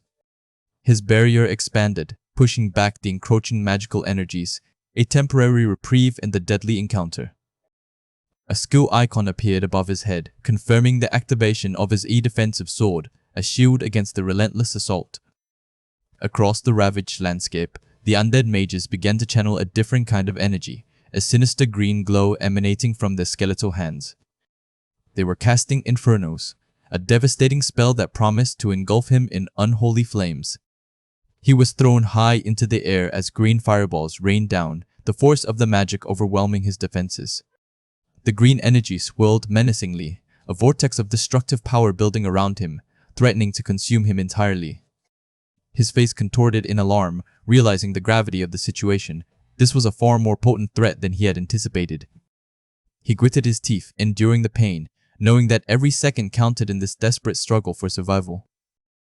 A green skill icon flared, indicating the Inferno spell was fully charged, while a blue aura pulsed around him, his own skill fighting to hold on. He plunged through the maelstrom of magic, deflecting blows with his sword, a desperate dance against certain doom. Debris exploded around him, the force of the impacts threatening to tear him apart, but he held firm. A sharp cry of pain escaped him as he took another direct hit, the blow rattling him to his core. Amidst the chaos, a new, foreboding figure emerged from the shadows, a towering, armored knight, its presence radiating pure menace. Its eyes glowed with an unsettling blue light within the dark helmet, an aura of quiet power surrounding it. A skeletal hand lay on the ground, glowing with faint embers, a grim testament to the knight's destructive capability. Our player stood over a shimmering purple magic stone, his eyes wide with a mix of surprise and awe. It was a purple magic stone, a rare drop. He knelt, cautiously reaching out to touch the valuable gem, marveling at its vibrant glow. The rarer the dungeon, the better the rewards. The stone pulsed with energy under his touch, a prize worth fighting for, a sign of his progress. A confident smirk played on his lips, his eyes now glowing orange. He knew exactly what this meant for his future. He looked around the desolate chamber, searching for any remaining threats, his senses on high alert. But then, his eyes widened in sudden horror. His e-detection skill had only registered one monster in the entire area. The armored figure, a death knight, stood silently behind him, its blade already raised, ready to strike. His heart pounded against his ribs, a cold dread washing over him as he slowly turned, utterly unprepared for the ambush. His legs felt like lead, unable to move, unable to react, trapped in the night's deadly shadow. A single tear traced a path down his cheek, a moment of profound despair as he realized his fatal error. A chilling thought echoed in his mind. Behind me, there's something there. The Death Knight moved with frightening speed, its sword a blur, aiming for a killing blow. He barely managed to get his sword up, the impact sending him flying backward, a desperate attempt to parry the overwhelming force. Purple energy exploded from the clash, tearing through the air, a testament to the knight's brutal power. He was flung across the cavern, tumbling uncontrollably, the force of the blow leaving him disoriented and vulnerable. A stunned expression crossed his face as he struggled to comprehend the speed and power of his assailant. More purple energy erupted, further destabilizing the ground, amplifying the destructive chaos. His eye, reflecting the ominous purple light, showed a flicker of fear mixed with a burning defiance. The Death Knight stood impassively, its form radiating a silent, deadly power like a guardian of the underworld. Underneath the knight's feet, a subtle aura began to spread, a swamp of silence BSA that would suppress any magic it touched. The knight's helm glowed with an inner light, a symbol of its dark power, making it an even more formidable foe. This aura had once been miscalculated by the association. They believed its difficulty was only around level 120. The Death Knight had previously defeated a formidable foe, standing victorious over a fallen warrior. Our player looked on, wide-eyed, recognizing the true danger of this creature. A woman with long pale hair appeared, her face etched with sorrow, likely one of the knight's past victims. Another woman, her face contorted in a silent scream, was also lost to the knight's power. The Death Knight lunged, its blade a dark streak, closing the distance in an instant. He met the attack with his own sword, a desperate parry that barely held, the sheer force of the blow jarring his entire body. A guttural roar escaped him, a mix of pain and pure defiance, as he pushed against the knight's relentless assault. He was thrown back once more, his body slamming into the ground, but he refused to stay down. His sword clashed with the Death Knight's, sparks flying, the sound echoing through the ruined chamber. The knight's glowing blade pulsed with dark energy, each strike carrying immense weight and power. He struggled to maintain his footing, the pressure from the Death Knight's attacks proving almost too much to bear. The Death Knight stood amidst a field of fallen warriors, a chilling tableau of its past victories, a dark liquid seeping into the ground. A close-up revealed a fallen fighter, their life extinguished, a stark reminder of the knight's lethality. Among the fallen was a woman, her face serene in death, confirming the grim reality of the knight's destructive path. Her bloodied face was a haunting image, a memory that fueled his anger and resolve. This was his sister. He lay wounded, mumbling, "Damn it," the pain searing through him, but a deeper resolve began to stir. The Death Knight charged again, its speed unnerving, a relentless force of destruction. Its blade pierced through the air, a focused beam of blue light, aiming directly for his heart. He took the full brunt of the attack, his body contorting in agony, the impact radiating outwards. Blood splattered from his mouth, his scream a silent testament to the overwhelming pain. The Death Knight loomed over him, its shadow covering his broken form, the end seemingly at hand. His eyes fluttered shut, his body battered and bruised, teetering on the edge of consciousness. The Death Knight paused, a flicker of something resembling curiosity in its glowing eyes as it observed him. He struggled, pushing himself up, leaning heavily on his sword, his body trembling with exhaustion and pain. His face, bloodied and battered, hardened with a fierce determination. He wouldn't give up, not like this. He stood, facing the Death Knight, his back to the viewer, a new resolve radiating from his weary frame. He spoke, his voice hoarse but firm, directly challenging the formidable foe before him. His eyes, now glowing with an intense blue light, met the knight's, a silent promise of a battle far from over. The Death Knight responded, its posture shifting, a silent acknowledgement of the renewed challenge. Its eyes pulsed with a sinister purple glow, ready to continue the fight. He had faced this monster before and lost everything, but this time he was ready to break the cycle. The player, a lone warrior in a shattered world, found himself locked in a desperate struggle against forces far beyond his apparent strength. Our protagonist, Jinwoo, a man defined by grit, found himself in a brutal, fast-paced confrontation. The Death Knight, a towering figure of steel and malice, stood before him, its glowing eyes fixed on its prey. A blur of motion, he twisted and lunged, his massive sword a mere extension of his desperate evasion. The monster's attack sliced through empty air, a testament to his quick reflexes and keen survival instincts. His own blade cut through the air, a silent testament to the constant deadly exchange of blows. Close up on his face revealed the toll of battle.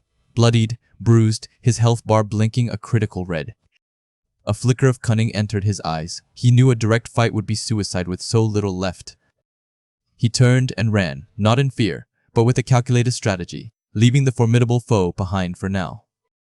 The floor blurred beneath his feet as he sped away, creating vital distance from the relentless pursuit. He recalled how the Death Knight had initially moved away from the main fight, a detail he now planned to exploit. Ahead, a massive ornate gate loomed, marking his destination deeper into the dungeon. He dashed past smaller, shambling monsters, their forms barely registered in his focused rush. One of the grotesque creatures turned, its vacant eyes reflecting a momentary surprise at his sudden appearance. With swift, practiced motions, he began to cut down the weaker foes, his blade a silver arc of destruction.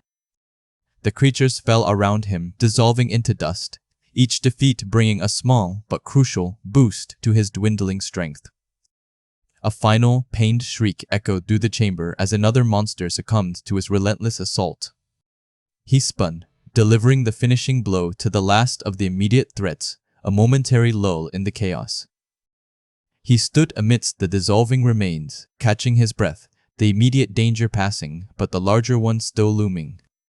A system notification appeared, confirming the activation of his Clever Hunter title, a welcome sight. A soft green glow enveloped him, visibly restoring his lost vitality, mending the wounds inflicted by the Death Knight. A faint smile touched his lips. The plan was working, and he felt a surge of renewed hope. Another system message confirmed a steady recovery of his health points, a testament to his tactical genius. He noted his increased speed, a recent artifact allowing him to outpace even the fastest pursuers. He kept moving, the healing aura clinging to him, ensuring he would be ready for the true challenge. His gaze hardened. The deepest part of the dungeon awaited, and he intended to face it fully restored. The journey continued, a relentless pursuit of power and survival in a world that offered little mercy. A vast, silent hall stretched before him, its grandeur hinting at the dangers that lay within. He soared through the dimly lit corridors, his movements swift and silent, like a phantom. He arrived at the silent ground deepest part, a name that promised both peril and opportunity. His eyes widened at the sight of countless monsters swarming the chamber, a veritable sea of foes. A grim smile touched his lips. This was exactly what he needed, a boundless source of healing. He prepared for the onslaught, his stance confident, ready to carve a path through the horde.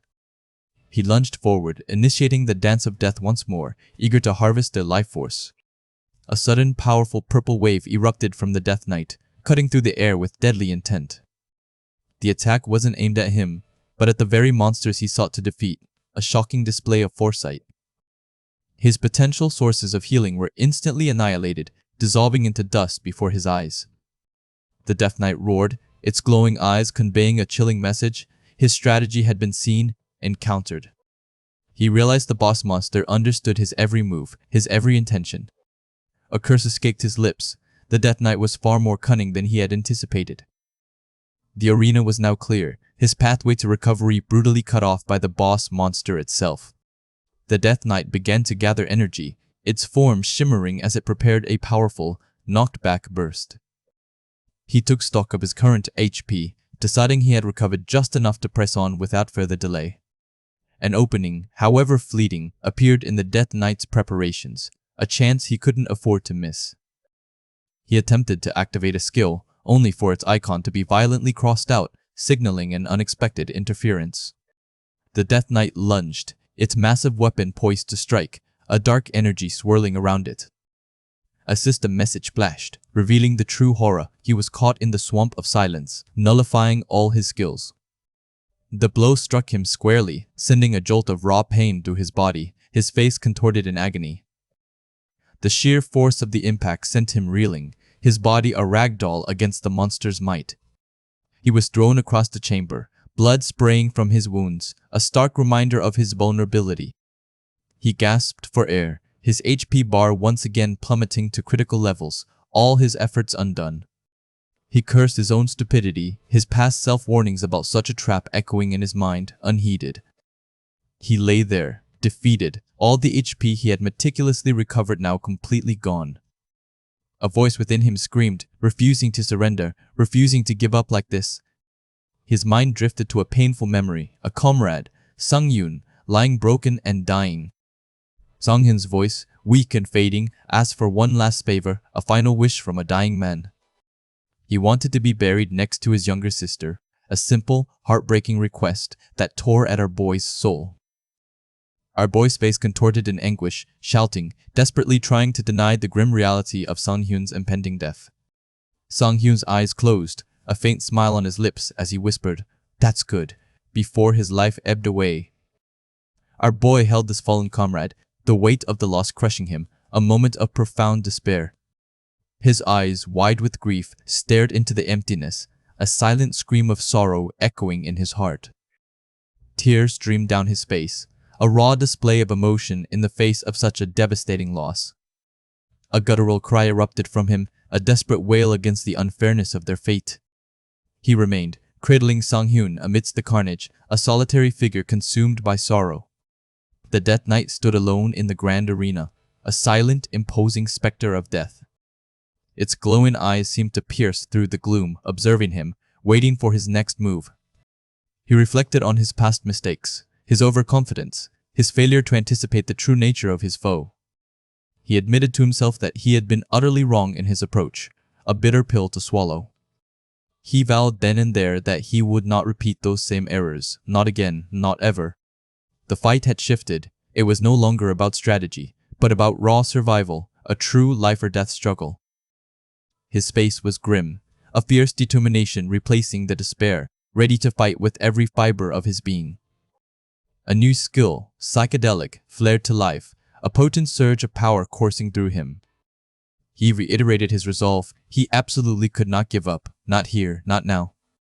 He began to walk towards the Death Knight, a dark, crackling aura now surrounding him. His motivation wasn't tied to some distant goal or a phantom of the past. It was simpler, more immediate. He simply couldn't stand by and watch the things he could protect be destroyed, a primal urge driving him forward. The clash was brutal, a whirlwind of steel and magic as he met the Death Knight head-on. A glancing blow raked across his arm, a painful reminder of the monster's immense power. He quickly grasped that a direct contest of strength was futile. He couldn't win that way. He understood now. He needed to fight smarter, not harder, to exploit the monster's weaknesses. He saw what he was better at, his true strength lying in something beyond raw power. He moved like lightning, dodging the Death Knight's heavy swing, a fluid, graceful evasion. His body became a blur, weaving in and out of the monster's reach, making it impossible to pin him down. Then, finding an opening, he struck, his attack landing true, a burst of purple energy erupting from the impact. The Death Knight staggered, its massive form momentarily thrown off balance by the unexpected blow. The boss monster roared in frustration, its powerful attacks failing to connect with its elusive foe. Our boy taunted it, reminding the creature that its might meant nothing if its blows never landed. He yelled, his voice raw with effort and defiance, his bloodied face a mask of fierce resolve. He pressed his advantage, landing another sharp blow, each strike a calculated risk. His attack connected with devastating force, triggering a critical hit in effect. Notification. The system confirmed the critical hit, a welcome sight that boosted his morale. The notification explained that critical hit rates were influenced by his luck stat, a hidden advantage. His current critical range was displayed, an impressive 120% 600%, promising massive damage. He continued his relentless assault, a flurry of strikes aimed at the boss monster's vulnerable points. Another powerful blow landed, shaking the Death Knight to its core, driving it back. The Death Knight visibly reeled, its movements becoming more sluggish, its glowing form flickering. Our boy challenged it, telling the monster to get up, knowing this fight wouldn't end so easily. He understood that truly defeating a foe of this caliber would require more than just a few critical hits. The Death Knight, despite its injuries, began to glow with an eerie blue light, slowly rising once more. He watched, his eyes narrowed, anticipating the monster's final, desperate move. A system notification appeared, revealing the boss monster was sacrificing its last life's flames. All of the Death Knight's physical stats instantly soared, a terrifying surge of power. He wondered if this was it, if the true final phase of the battle had finally begun. The Death Knight's form began to distort, its head reshaping into a menacing, glowing skull. He recalled the common pattern of these Death Knights, a deadly last resort known to all players. When their HP fell below 10%, they always initiated the same devastating final act. A chilling countdown appeared. SE Elf Destruct. In GrimScans. This was the ultimate trap, the death game of tag. What happens next determines everything, and escape seems almost impossible. In a world where players face deadly challenges, our protagonist, Eugene, found himself pushed to the absolute brink in a desperate battle against overwhelming odds. Battered and bloodied, he struggled to maintain his footing, the formidable Death Knight looming in the distance, a dark silhouette against the desolate landscape. He crumpled to his knees, gritting his teeth against the searing pain, his clothes torn and stained crimson from relentless attacks.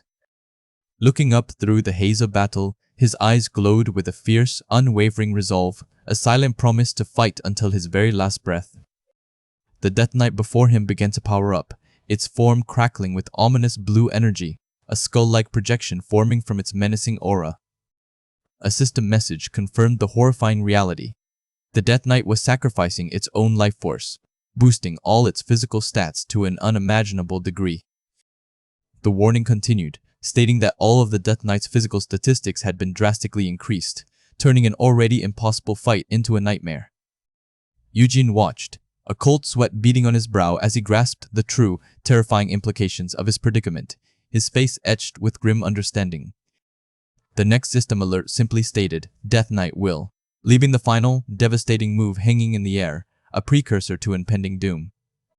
His eyes wide with the dawning horror, he swallowed hard, the last piece of the puzzle clicking into place, revealing a critical, deadly detail about his opponent.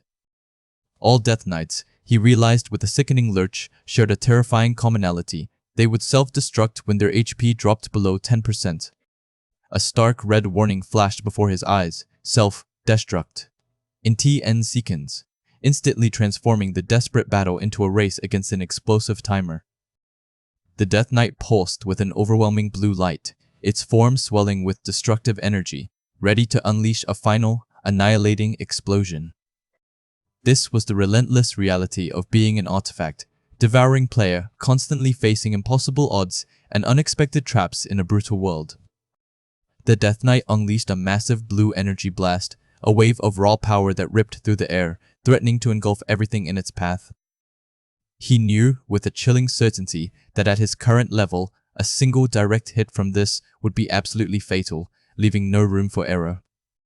Trying to defeat it head-on was nothing short of suicide, a desperate gamble that promised only annihilation rather than victory in this dire situation.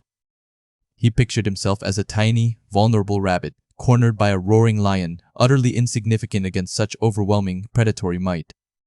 In this situation, he thought grimly, I am absolutely a prey, acknowledging his dire, helpless position before the apex predator. Yet, a flicker of defiance sparked in his bloodied eyes, a stubborn refusal to accept his fate, even as fear gnawed at his resolve. But I won't let myself just get eaten, he vowed. A prey, he reasoned, still had its own crucial role to fulfill, and he would play it. With the countdown already begun, a stark message appeared, TEN seconds from now, signaling the urgent, immediate need for him to act. He began to run, dodging the Death Knight's furious assaults with desperate speed, his every movement a gamble against oblivion. Blasts of energy ripped through the air where he had just been, forcing him to move with frantic urgency, barely escaping each devastating blow. I'll run as much as I can, he screamed internally, pushing past the pain, his only goal to survive the next few precious seconds. He narrowly dodged another powerful blast, the force of it still sending tremors through his exhausted frame, a testament to its destructive power. Even as he was grazed by residual energy, he pushed forward, each hit a harsh reminder of the relentless danger that pursued him. Looking back, a shocked realization dawned on him, the true scale of the Death Knight's power becoming terrifyingly clear. The Death Knight unleashed a terrifying purple energy attack, a wide wave of destruction that seemed impossible to evade entirely. The digital countdown continued its relentless march. 10 seconds, a stark reminder of the ticking bomb he was trying to outrun. 9 seconds remained, each one an eternity as he pushed his battered body to its absolute limits, refusing to yield. He flinched, surprised by a sudden shift in the Death Knight's attack pattern, forcing him to react instantly, his breath catching in his throat. Battered and bleeding, he wondered if this was truly the end, his strength waning with every desperate, painful step. The Death Knight launched another purple energy attack, a chilling display of its dark power, signaling yet another imminent strike. It followed up with a concentrated blue energy blast, a focused beam of destruction that tore through the air, directly aimed at him.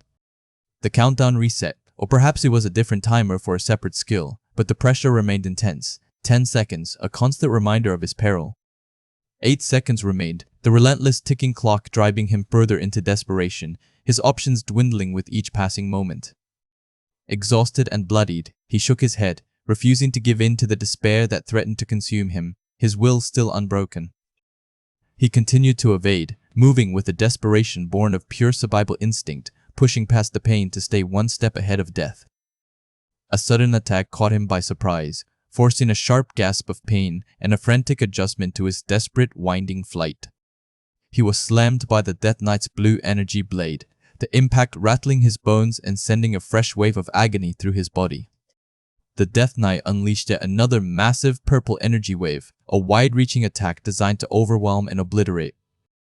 Eugene was thrown back, blood spraying as he crashed to the ground, his body taking the brunt of the devastating assault once more. The timer now showed 7 seconds, a chilling reminder of how little time he truly had left before the inevitable, explosive end. He cried out in agony, screaming in exertion as his body pushed past its breaking point, every muscle protesting the immense strain. How stupid, he thought, a bitter self-reproach, realizing he still had so much time left on the clock, time he could barely endure in his current state. His body was already pushed past its limits, in a dangerous state of overdrive, threatening to give out completely under the relentless pressure. He felt an immense internal pressure, as if an invisible force was crushing him, squeezing the very life from his already weakened form. His lungs, he realized with a sickening lurch, felt like they were being crushed, making every single breath a torturous, agonizing ordeal. Please just a bit more, he pleaded internally, a desperate, silent prayer for a sliver of endurance, a moment more of strength to last. The Death Knight unleashed another wave of destruction, throwing him back once more, his body an unwilling projectile in the chaotic arena. Hold on for some more time, he commanded himself, his will stubbornly refusing to break, even as his body screamed in agony and defeat. The Death Knight continued its relentless assault, its glowing form a beacon of destruction, closing in for the final, decisive blow. 6 seconds remained, the timer a relentless countdown to his impending doom, pushing him closer to the absolute edge of survival. 5 seconds. Each tick was a hammer blow to his spirit, a constant reminder of the fight he was losing, the inevitability of the blast. He cried out in pain, a raw, desperate sound that echoed in the desolate space, his strength finally giving way under the continuous barrage. He was hit again, sent sprawling across the ground, his body now a collection of bruises and fresh wounds, barely able to move.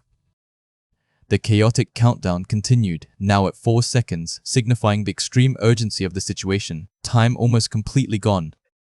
He struggled to stay on his feet, his muscles trembling, every movement a monumental effort against exhaustion and mounting injuries. A chilling system message appeared. He was now in range of the Death Knight's swamp of silence, where all his skills had been nullified. Panic threatened to overwhelm him as he struggled, eyes wide with the sudden, terrifying realization of his complete vulnerability, stripped of his powers.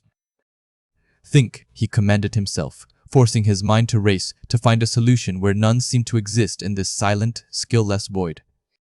He knew he must think, for his very survival depended on it, pushing past the pain to focus his scattered, desperate thoughts. The Death Knight loomed over him, a dark, imposing figure, now fully powered and ready to deliver the final, crushing blow. If you do not, a grim voice echoed in his mind, you will die, a stark, undeniable truth that fueled his desperate final resolve. Moments later, the true battle was over. He stood amidst the defeated ghoul-like creatures, his eyes glowing with a quiet, exhausted triumph.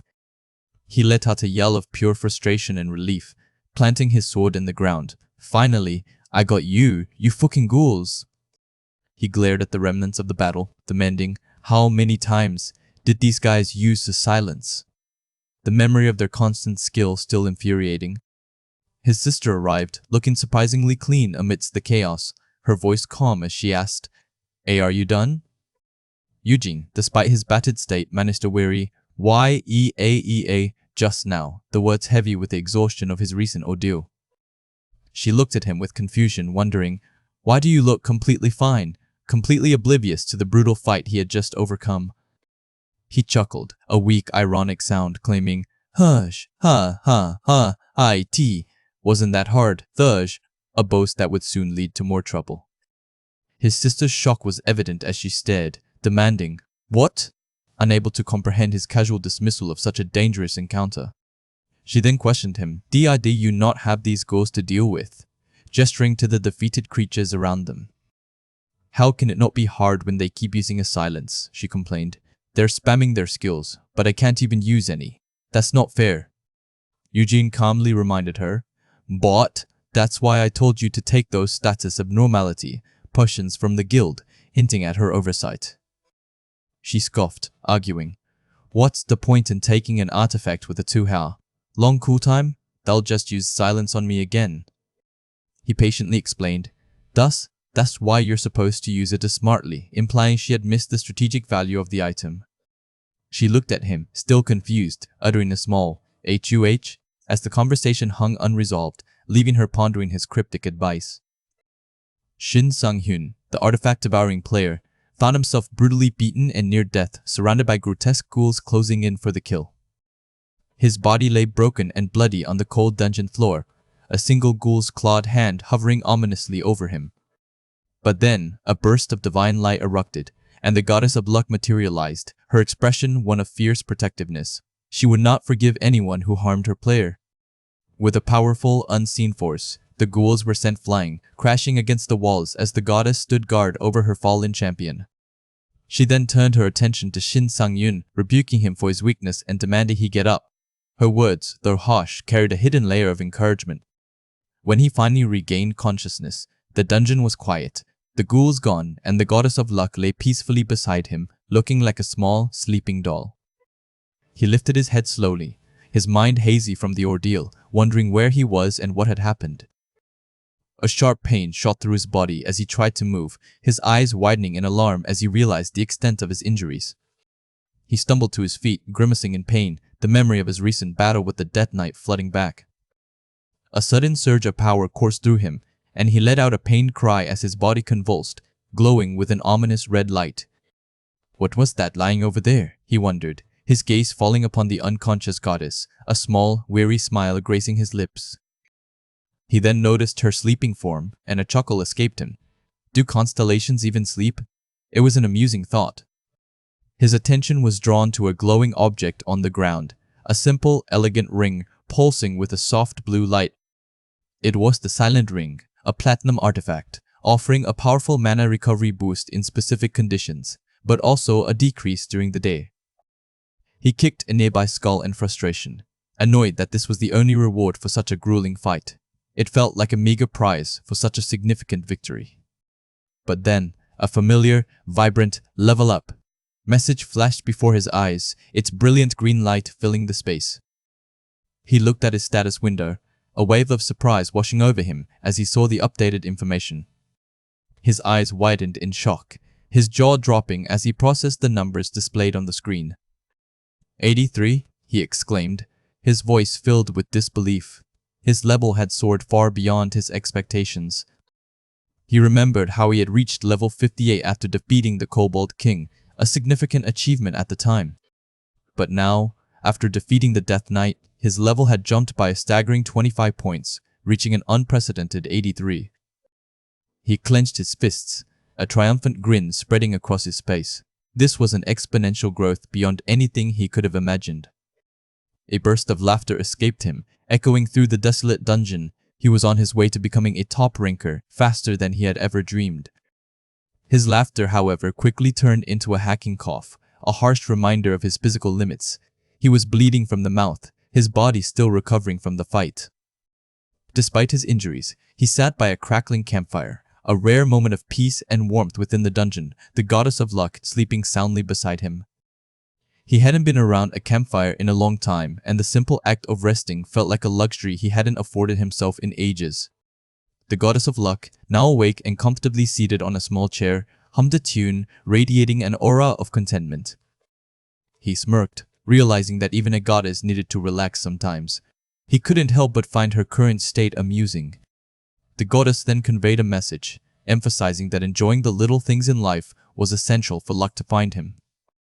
He recalled his past life, where he too had tried to live by that philosophy, but circumstances had forced him to change. Things were different now. He had a new purpose, a new resolve to take his fate into his own hands. He slipped the silent ring onto his finger, a faint glow emanating from it as he prepared to absorb its power. The synchronization with the silent ring began, its magic flowing into him, preparing him for the absorption process. The preparations were complete, and he was ready to absorb the silent ring, a crucial step in his journey. He found himself holding a dish of bone marrow garnished with the quiet greens of the forest, a delicacy he never expected to encounter in a dungeon. "Whoa, it's bone marrow," he exclaimed, his eyes wide with surprise. He had never thought he'd get to eat something so rare. He smiled, remembering how he had only seen such dishes on YouTube in his past life, always wondering about their taste. He carefully lifted a spoonful of the rich bone marrow, savoring the moment, preparing to taste the rare delicacy. With a determined look, he brought the spoon to his lips, ready to experience the flavor he had only dreamed of. "Bon appétit," he murmured, taking a bite, the taste exceeding all his expectations. The silent ring was fully absorbed, its power now integrated into his being. The goddess of luck, watching him, expressed her curiosity about how he acquired his unique artifact devouring ability. She explained that such an ability, free from growth restraints, was exceedingly rare and valuable. He replied that every player acquired an innate ability upon awakening, at least as far as he was aware. The goddess, unaware of players' individual traits, declared that acquiring such an ability was a great stroke of luck. He smiled, a bead of sweat trickling down his face, acknowledging his luck even though it came from regressing his life.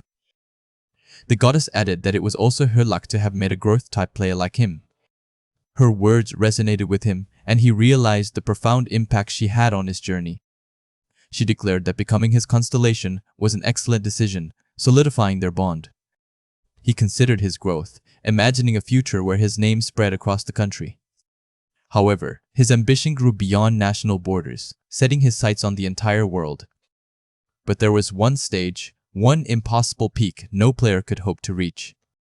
A vision of the true monster flashed in his mind, a mage player who had surpassed all limits, mastering all 4 elemental magic types. This mage had single-handedly fended off an S-class rift, a monster beyond all monsters. He was the United Kingdom's first high-rank archmage, Geron Decay. Shin Sung-yoon admitted that he was far from even being able to look Geron Decay's way, a gulp catching in his throat. But he resolved that one day he might be able to make the archmage his ultimate goal. He looked at the goddess. "No," he declared, his voice firm. "I'll work hard to make sure you think it was the greatest stroke of love." He affirmed his intention to grow stronger and make Geron Decay his ultimate goal. A smile spread across the goddess's face, her eyes twinkling with pride and happiness. The artifact devouring player found himself once again in a desperate struggle, purple energy lashing out around him.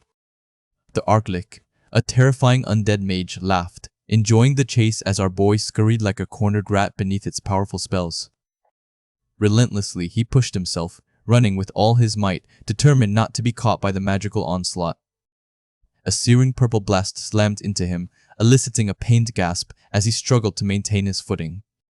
The impact rattled his bones, and he knew the Archlich's subspace skill was proving incredibly dangerous. Weapons appeared from every direction within the distorted space, making a proper defense nearly impossible for him. He couldn't even tell how many more hits he could block, and the Archlich seemed to have an endless supply of mana, unlike him. A chilling realization dawned on him. The Archlich's skill usage pattern was almost as if it was intentionally trying to drain his mana reserves. The Archlich, confident in its strategy, sneered down at him, believing it was time to end the show for its vermin opponent. Its body began a grotesque transformation, growing extraskeletal arms, a clear sign of its intent to unleash something truly devastating. With a triumphant roar, the Archlich declared that the end had come, echoing Sung-yoon's own earlier words back to him. Our boy lay on the ground, seemingly defeated, as the monstrous Archlich stood over him, ready to deliver the final blow. The Archlich, capable of casting high-level magic, prepared multiple powerful spells simultaneously, each glowing with destructive energy. Sung-yoon, however, looked up with an unexpected smirk, his eyes glowing with a quiet resolve that hinted at a deeper plan. The Archlich, with its newly formed multiple arms, was ready for a devastating multicast, a tactical advantage it believed would secure its victory. Bro knew this opponent was incredibly difficult, especially in its transformed state, where it could unleash spells with such terrifying speed. While most mages needed both hands for a single spell, the Archlich had found a simple yet brutal solution to cast 3 spells in quick succession. Just as our boy prepared his counter, the Archlich unleashed its full power, purple and orange magical energy erupting around him. The Archlich taunted him, declaring he had made a most grave mistake, confident its overwhelming magic would crush him. Surrounded by ancient runes, the Archlich prepared its next devastating skill, a silent chant filling the air with oppressive magic. With a final surge of power, the Archlich activated its Language of Silence skill, aiming to completely shut down its opponent. Our boy was afflicted, unable to use any skills for 3 crucial seconds, a penalty that would normally spell doom for a player. Yet, he remained defiant, gripping his sword tightly, certain that even without skills, he was strong enough to take its head off. He charged forward, a whirlwind of motion, refusing to yield despite the magical suppression, his determination burning bright. The Archlich, still gloating, prepared another attack, believing its victory was assured with his skills sealed. In a flash, the Archlich used extreme close-range blink, appearing instantly behind him, ready for a surprise strike.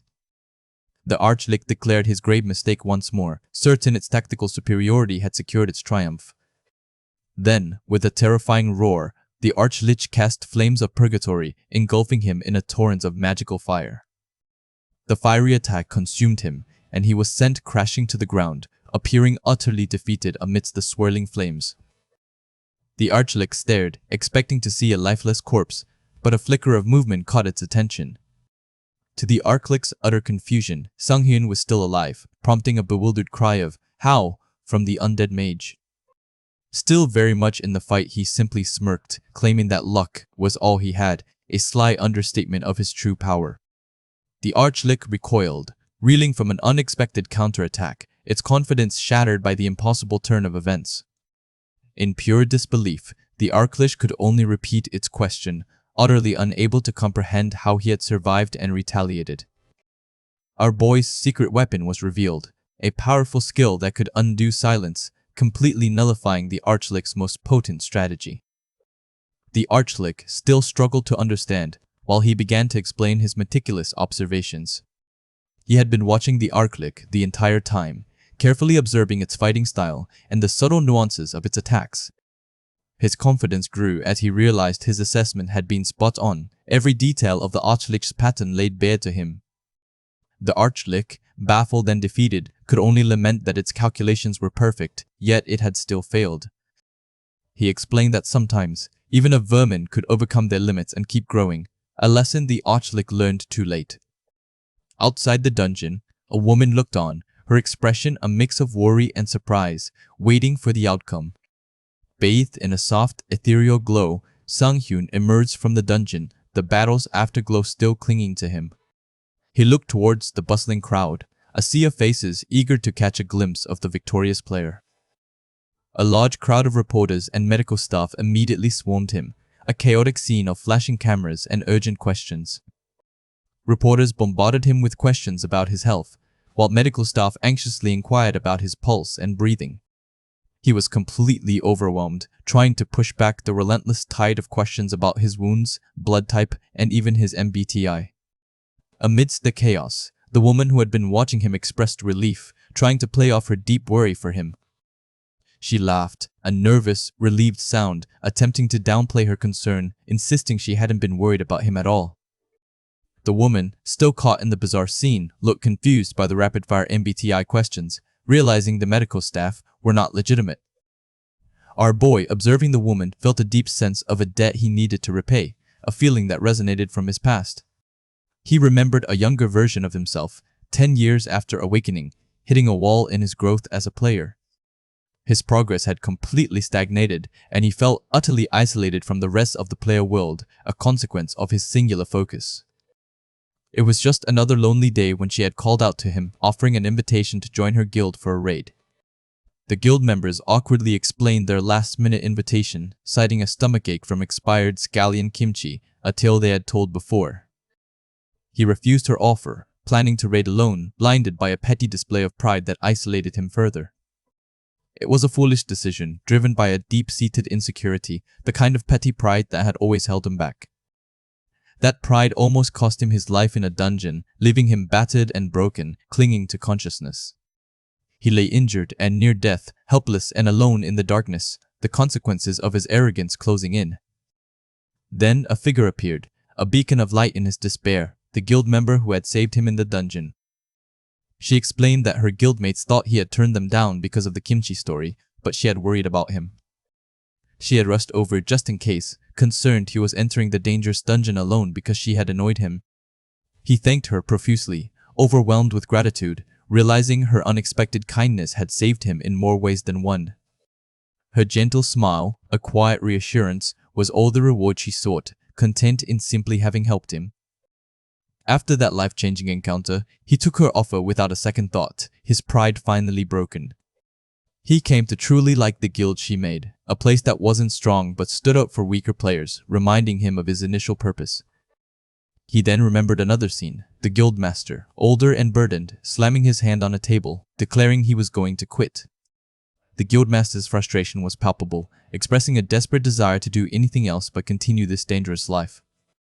Our boy observed him quietly, understanding the weight of fear that had finally broken the older man. The guildmaster admitted he was scared, tired of facing death repeatedly and watching people die with his own eyes. He confessed he formed the guild after his younger sister left home, wanting to help other players in danger, a noble but heavy burden. But now, another guild member was in the ICU, and the relentless pressure had become too much for him to bear. He wanted to quit, but the guild had grown too large and he couldn't abandon the members whose livelihoods depended on him. Back in the present, he adjusted his collar, a subtle gesture of departure as he prepared to step away. He approached the woman, the guildmaster from his past, a knowing look in his eyes that she did not reciprocate. She looked at him, confused, asking if they had met before, a stark reminder of how much time had passed. Another angry guild member, the one whose dungeon he had supposedly stolen, confronted him, accusing him of messing with his family. The angry player was quickly restrained, shouting questions about where he was going, but he merely offered a final glance. With a quiet nod, he walked away, leaving the past behind him with a simple wish: enjoy your life. This was only the beginning. The real storm hasn't hit yet. Shin Sang-yun, a player with a mysterious past, found himself reflecting on the impact of his recent actions. He had successfully navigated the treacherous Silent Grounds, and the consequences were now rippling through the world. A grim, desolate landscape unfolded, revealing the Dimension Core residential sector, B slums, a place that whispered of forgotten dreams and shattered ambitions. It was a setting heavy with a sense of foreboding. Within this bleak realm, a cloaked figure stood, their glowing eyes fixed on another. Latin words hung in the air. It cannot be that I am not a star, a powerful declaration hinting at a profound, almost cosmic identity. The cloaked figure, later revealed as a late bloomer model student, pulled back their hood, their face etched with deep concern. How dangerous! It's already too late, they murmured, a resolve hardening their expression as they prepared to act. Back in the familiar world, a news report flashed across a screen, detailing the re-evaluation of the Silent Grounds dungeon. It was a direct result of Shin Sang-hyun's efforts, a validation of his risky venture. The news anchor explained that the dungeon, previously known for its high casualty rate, had been updated. A monster, the Death Knight, was far more dangerous than initially assessed, leading to a temporary closure. Sitting on his couch, Shin Sang-hyun smiled, a rare moment of peace washing over him. That's good, he thought, feeling a profound sense of relief that his intervention had prevented future tragedies. His thoughtful gaze settled, recognizing the weight of his actions. He realized he had finally managed to save someone for the first time since his regression, a feeling more impactful than any artifact. Suddenly, a brilliant blue light enveloped him as he sat on the floor, surrounded by the powerful artifacts he had acquired. These weren't just items, they were keys to a new level of power. The dimensional bag appeared, a platinum artifact with the E-subspace phrases effect. It offered infinite storage, freeing its wielder from the constraints of physical burdens, a game-changer for any player. Next came the Lich Ring, a gold artifact that granted the A-silence effect and a boost to mana. It was a relic of the Archlich, imbued with an energy that threatened to consume all light. Shin Sang-hyun's eyes widened, his jaw dropping in utter disbelief. The sheer quality and potential of these rewards were far beyond anything he could have anticipated, even for him. A wide, slightly panicked grin spread across his face, a bead of sweat trickling down his temple. The rewards were insane, making him question if he was truly ready for such power. The final artifact, the telekinesis necklace, a gold item, offered the A telekinesis ability. It allowed him to summon any designated item, dramatically increasing his combat flexibility. He immediately began to visualize himself in combat, wielding his sword with newfound agility. Training would be rigorous, but the potential to reach a whole new level of power was within his grasp. The goddess of luck, however, was not amused, floating behind him with an exasperated expression. She complained about his lack of gratitude, despite her role in his good fortune. Shin Sang-hyun, with a mischievous glint in his eye, brushed her off playfully. He promised to thank her properly, but only after he had sampled the peculiar artifacts that awaited him. Before him, 3 strange artifacts began to glow with mana synchronization. A purple soul macaron, whispers of the void meringue, and a millefeuille of infinite layers. The glowing millefeuille hovered, its golden layers shimmering. These weren't just artifacts, they were desserts, each one infused with the Archlich's power and unusual taste. Shin Sang-hyun stared at the array of sweet treats with a puzzled frown. Purple, what? He wondered aloud, completely bewildered by the Archlich's strange choice of powerful items. He picked up a fork, his curiosity piqued by the millefeuille of infinite layers. He decided to try this one first, an experimental bite into the unknown. A brilliant purple aura enveloped him as he took a bite, floating in a cosmic void. The taste was immediate and profound, triggering an unexpected surge of energy. His eyes widened in shock, his mind struggling to comprehend. What? He stammered, realizing the dessert's name was not just poetic, but literally true. Overwhelmed by the exquisite flavor, Shin Sang-hyun's chibi form burst with hearts, tears of joy streaming down his face. It truly tasted like a dream, an experience beyond his wildest expectations. He devoured the remaining desserts with an almost frantic energy, completely lost in the euphoria of their taste and power. His hunger for artifacts had never been so deliciously satisfied. Rubbing his full stomach, Shin Sang-hyun let out a content sigh. He grudgingly admitted that the archlick, despite his incessant babbling, had surprisingly good taste. 2 urgent system prompts appeared before him. You must bind E silence. And you must bind E. Bind E. Bind E. Bind Eases. The time had come to integrate his new powers.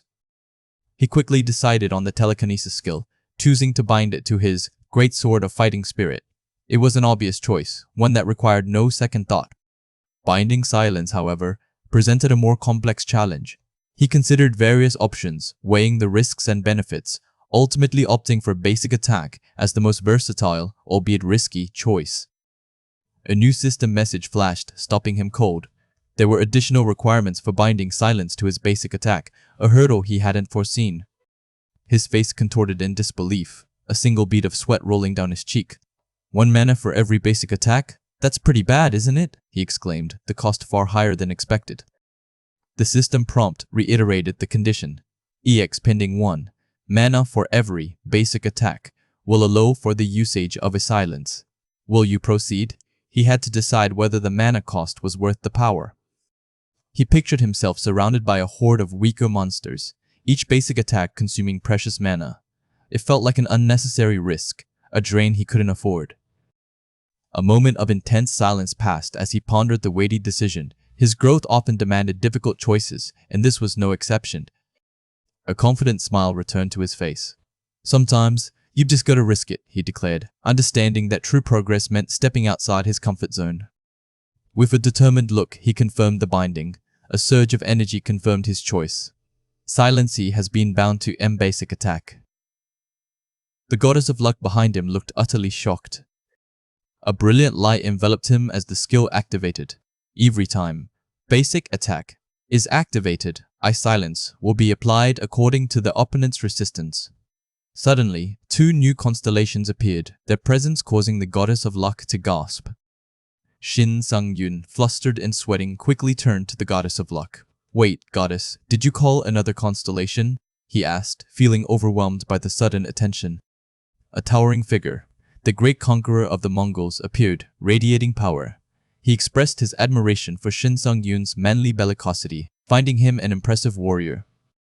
Another elegant constellation, Sun-kin, also made his presence known. He offered his support, stating that a diamond in the rough like Shin Sang-hyun deserved proper care and rewards. The goddess of luck, clearly annoyed, insisted that the newcomers leave.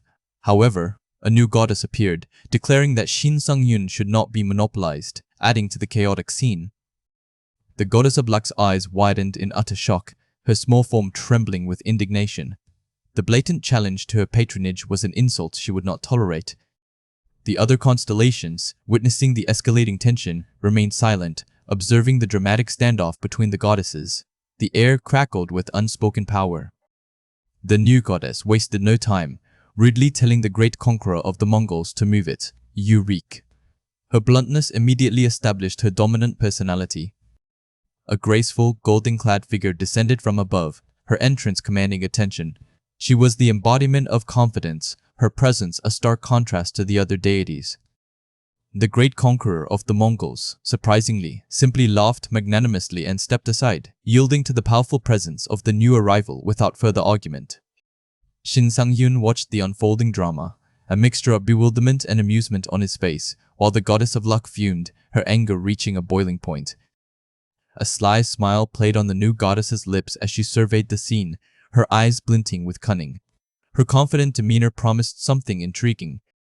The new goddess then spoke directly to Shin Sang-yoon, her voice filled with alluring confidence. She declared him more than worthy to stand by her side, a tempting offer. The goddess of luck reacted with a furious gasp, a branch snapping above her head from the sheer force of her outrage. The new goddess's brazenness was truly unbearable. In a fit of rage, the goddess of luck lunged at her rival, the sound of impact echoing through the dimension. The rivalry between the deities was far more physical than he expected. Shin Sang-yoon watched the goddesses bicker, the new goddess, claiming her rival was a woman with nothing going for you except your luck. He mused that they certainly seemed to be having fun. The new goddess then turned to him, her expression serious. Information? He wondered, his interest piqued, sensing a crucial opportunity. She placed a hand on the goddess of luck's head, holding her captive while smiling at Shin Sang-yoon. The information she offered was clearly a bargaining chip. His eyes widened in shock, the gravity of the new goddess's words hitting him hard. The information she possessed was about someone he desperately sought. The new goddess leaned in, her gaze intense, emphasizing the critical nature of the secret she was about to impart. This wasn't just any information. Shin Sang-yoon grabbed her arm, his composure finally breaking. He needed to know about the late bloomer model student, a friend from his past life. The image of the hooded late bloomer model student flashed in his mind, the mysterious figure from the slums of the Dimension Core.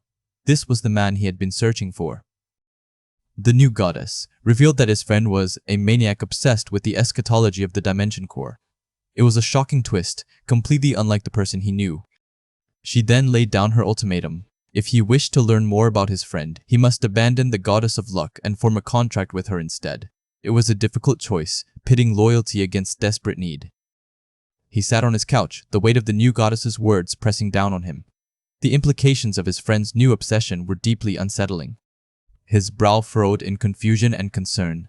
Eschatology of the Dimension Core, he repeated, unable to reconcile this new detail with the person he knew in his past life. Suddenly, the goddess of luck reappeared in a flash of light, her presence a welcome if frantic sight. He hoped she had found something. Shin Sang-yoon urgently questioned her, his voice laced with desperation. "You're here, goddess. So, did you get any information?" The goddess of luck sadly shook her head, unable to find his friend, while the new goddess smirked triumphantly in the background. Her efforts had been in vain. His face fell, his concern deepening. Why was he in the slums, he wondered, remembering his friend's words about it being a place for those who failed to become constellations. A shadowy figure, burdened by a heavy backpack, stood alone against a purple, desolate backdrop. "Damn it, Just, where are you, and what have you been doing?" he cried out in anguish. Elsewhere, in a sleek modern office, a woman sat at a grand desk, receiving a new list. "President, I'll share the new participants list for the upcoming open market with you." The woman, Han Hun-jung, smiled subtly as she reviewed the list. Well, this is," she murmured, her interest piqued by a particular name. The screen displayed the Hayu Anji-O Corporation Open Market New Participant List, and there, prominently featured, was name Shin Sang-hyun. He was now officially part of a much larger game. Han Hun-jung, a formidable level 900 player with an S+ rank, smiled, her eyes gleaming with predatory interest. "We've got quite the interesting guest here," she mused, setting the stage for a dramatic encounter. Shin Sang-yoon, a player with a unique ability, had been tirelessly investigating certain mysterious organizations. Despite his efforts, he found no useful information about the late bloomer model student or the eschatology of the Dimension Core. He also reflected on the goddess of luck, who seemed intent on forming a constellation contract with him. Her goal was to ascend to a mythical constellation, a higher tier of power and influence. Such an ascension often depended on the growth and success of her chosen player, making him a crucial stepping stone. But my guy knew the dangers of such contracts and felt much safer in his current, unattached state. The goddess, however, seemed quite pleased, still relishing the memory of how surprised that cat herself had been by his refusal. His thoughts were interrupted as his journey concluded, the guidance system announcing their arrival. He had finally reached his destination, a place known as the Hunjong Market. This was the legendary open market, a hub for all manner of artifact transactions. Historically, artifact trades were done directly between players, often leading to shady dealings and outright theft. Such unregulated exchanges were constantly plagued by various incidents, making them a risky endeavor. Thus, the most critical condition for any open market to thrive was absolute safety for its patrons. Large guilds worldwide operated the majority of these markets, ensuring a level of security. In his country, the undisputed top market was the Hunjong market, a name that commanded respect. Although affiliated with the powerful Hunjong Corporation, its preeminence wasn't solely due to the guild's strength. The market's top position was attributed to the sheer presence of the corporation's leader, Han Hunjong. She was the world's only S+ rank buff player, a living legend whose power drew awe. High-ranking players from across the globe flocked to her market, not just for artifacts, but for her invaluable buffs. Their collective presence inadvertently served as an implicit guard, maintaining peace and order within the market. He couldn't help but think of her as a truly formidable figure, one whose reputation alone could deter trouble. Shin Sang-yun was greeted by a staff member who requested his entrance code, a standard security measure. He provided his name, Shin Sang-yun, and patiently awaited confirmation of his access. To his surprise, the staff member confirmed his access to the 8th basement floor. This was the exclusive VIP floor, and he wondered if Han Hunjung herself had taken a favorable view of him. As he made his way inside, he couldn't help but notice the liberal atmosphere, where people felt free to speak their minds. He then overheard some players casually slandering Kim Maiso, associating her with past misfortunes and current rumors. Their casual cruelty struck him, and he decided then and there that he wouldn't simply ignore such blatant disrespect. He confronted the gossiping players, making it clear he wouldn't be the bigger man and let their words slide. Market security swiftly intervened, blacklisting the offenders and escorting them out, restoring a sense of justice. Watching them leave, a satisfied smile played on his lips. He believed in holding people accountable for their words. With that unpleasantness resolved, he felt ready to focus on the real reason he came, acquiring artifacts. He took an elevator down, heading straight for the VIP area on the 8th floor. He had earned a considerable sum, 3,900,000,000 won, from selling all his Silent Grounds drops. Despite his earnings, he doubted he could afford anything on the VIP floor, but the sheer experience of window shopping was motivating. He felt that simply seeing the high-tier artifacts would be incredibly beneficial for his growth as a player, inspiring him further. Upon arrival, he was greeted by Song Ah-hyun, who introduced herself as his personal guide for the VIP room. He felt a strange mix of excitement and unease, like a child wandering into a luxury department store. Pushing past his initial discomfort, he resolved not to back down, knowing he might return here regularly someday. He accepted Ah-hyun's guidance, asking her to inform him if he had any questions about the merchandise. Ah-hyun pointed out an artifact, an epic-grade item called the Book of the Abyss, priced at an astronomical 140 billion won. He froze, utterly stunned by the price, wondering if they had added too many zeros. He quickly recovered, feigning disinterest by explaining he was a swordsman player and had no use for book artifacts. He tried to gauge if Ah-hyun had noticed his momentary lapse, hoping his facade held strong. His eyes then landed on another display, drawing his attention away from the book. He approached it, his curiosity piqued by the hushed awe of other patrons. A dazzling light erupted from the display, hinting at something truly extraordinary within. It was a mage stone, glowing with an otherworldly intensity. The artifact was of almighty grade, the highest and most revered rank possible. He stared, utterly speechless, at the artifact that shimmered with an almost divine aura. Then he saw the price, a staggering 3 trillion won, an amount so vast it defied comprehension. The sheer number of zeros made his head spin, a sum so immense it felt like a cosmic joke. He wondered if the seller, Geron Decay, already possessed artifacts even more powerful than this one. The thought made him feel utterly insignificant, his earlier motivation replaced by a crushing sense of powerlessness. He decided to move to the 4th basement floor, the Platinum Zone, hoping for more reasonably priced items. There, he encountered Jong Junhya, a player he recognized as the future Perfect Storm from his past life. Junhyok, a charismatic figure, offered to show Shin Sang-hyun an artifact he was struggling to sell.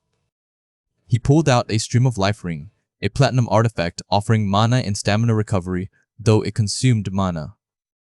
Shin Sung-yoon realized Junyok was trying to initiate a direct transaction exemption, a market loophole. Normally, a 5% commission was charged on transactions, ensuring market safety and reliability. However, direct transactions between players within the market incurred no commission, saving both parties money. Shin Sung-hyun found the ring appealing but explained it wasn't what he was looking for, needing something truly worthless. Junyok, understanding, accepted his decision without complaint. Shin Sung-gyun then elaborated on his peculiar request, seeking an artifact so undesirable no one would bother with it. His plan was to devour such an artifact, transforming its uselessness into a completely different, powerful function. He found the woman sitting on the floor, eating pizza, who immediately scolded him for eating there. Kim Miso argued about basic manners and the lingering smell, accusing him of bringing multiple pizzas. He nonchalantly offered her a slice, which she vehemently refused, insisting her complaint wasn't about wanting his food. He then offered her some free review spaghetti he had, prompting her to shout that she didn't want any. As he looked at her, he recognized her as Kim Miso, realizing the depth of the slander she must face daily. The chapter opens with the compelling promise of a new challenge for Shin Sung-yoon, a player known for his unique abilities. A young woman with auburn hair stood looking surprised, her eyes wide as if processing a sudden realization. His face was pale all of a sudden, a quiet shift in his demeanor that caught her attention. A memory from his past had resurfaced, a sudden jolt that brought an old, familiar pain. The woman, who had just mentioned an orphanage, then asked if he knew about it, though it was long gone. He smiled faintly, explaining that he happened to have an acquaintance from that very place. She looked at him, curious as to how he knew, while he quietly considered that it might be better to hide his own connection. It occurred to him that her need for money to secure the orphanage likely stemmed from the necessity of private security in their world. She went on to explain that her parents used to run the orphanage a long time ago, and she was now rebuilding it. He was surprised by this revelation, having no idea about her family's history with the institution. With a warm smile, she handed him the orphanage's business card, inviting him to stop by whenever he had the time. He looked at the card, adorned with children's drawings, and noticed that the kids had depicted money in their artwork. A small, awkward laugh escaped him as he mused about how realistic children's dreams had become these days. He felt a wave of emotion wash over him, a deep connection to the past he rarely acknowledged. The orphanage where he had grown up was a truly good place, and he remembered that several of the kids there had survived the collapse. He wondered how they were doing now, scattered across different institutions, and if they were safe. The thought of almost breaking down in front of a near stranger made him inwardly scold himself for the sudden surge of vulnerability. He managed to hold back his tears, a quiet relief washing over him as he realized the profound comfort of someone sharing those same cherished memories. She was already planning what treats to buy for the kids, promising to visit them again sometime soon. The Eden Guild headquarters stood tall in Yoido, a beacon of power and influence in the city. Our boy made his way into the impressive building, a sense of purpose guiding his steps. Standing there to greet him was Jo Jinho, a man with a powerful build and a welcoming smile. Jo Jinho introduced himself, then invited our boy to head upstairs, setting the tone for their meeting. He walked alongside the burly man, thinking how unexpected this warm reception was, especially from someone like Jo Jinho. This casual drop-in had suddenly turned serious, demanding his full attention and commitment. An hour earlier, our boy had been parting ways with the orphanage director, pizza boxes in hand, after their conversation. She promised to contact him later, a genuine smile on her face as they said goodbye. With boundless enthusiasm, she encouraged him to call her any time, certain the children would adore seeing him. He had agreed, thinking it would indeed be nice to visit the kids. His phone began to ring, pulling him away from his thoughts as he stepped out. He answered, identifying himself, unaware of the urgent news awaiting him. Miso's voice, full of playful exasperation, greeted him with "Sung-yoon oppa." He asked her what was up, a hint of amusement in his tone, despite her obvious annoyance. She chided him for not saving her number, before quickly getting to the point of her call. They were about to be assigned a gate, she announced, a 2-person minimum, level 131 in known station, known as the Black Gate. The name struck him, his eyes widening in recognition as he processed the information. He remembered the Black Gate, a dungeon with a significant history in their world. It was the very dungeon that Kang Boa, the Arbiter of Swords, had first successfully raided. A powerful figure, she was known for her incredible skill and the impact she had on the raiding community. He recalled that she had later publicized the strategy for the Black Gate, making its secrets accessible to others. Success in that raid, he knew, demanded perfect synchronization with one's companion. But he and Miso had been working well together for a long time, their partnership already strong. On top of that, a bow and a sword offered excellent compatibility, a perfect synergy for their roles. He then remembered the first clear reward for the Black Gate, a detail that truly piqued his interest. It was an epic-grade artifact, a treasure of immense value and power. Miso was practically vibrating with excitement, her mind already calculating the 120 billion won value of such an item. "I'll go," she declared, her voice filled with absolute determination. "I'm definitely doing it." She asked if she should come to his guild right away, eager to figure things out immediately. He agreed, telling her to come to their guild where they could take it easy and plan from there. Miso was overjoyed, thinking that she wouldn't be a loser drooling in the corner of a market anymore.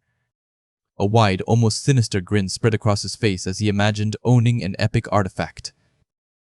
Jo Jin-ho, walking beside him, sensed the strange, ominous energy and asked if something had happened.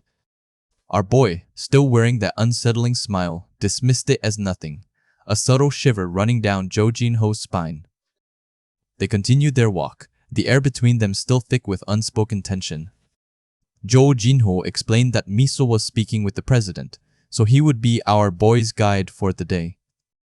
He apologized if walking with an old man was uncomfortable, but our boy quickly reassured him it wasn't. They were approaching the special training room, a facility Jo Jin-ho proudly called the pride of the Eden Guild. Even with its esteemed status, there were strict restrictions on who was allowed to use it. He pointed to the door ahead, indicating their destination.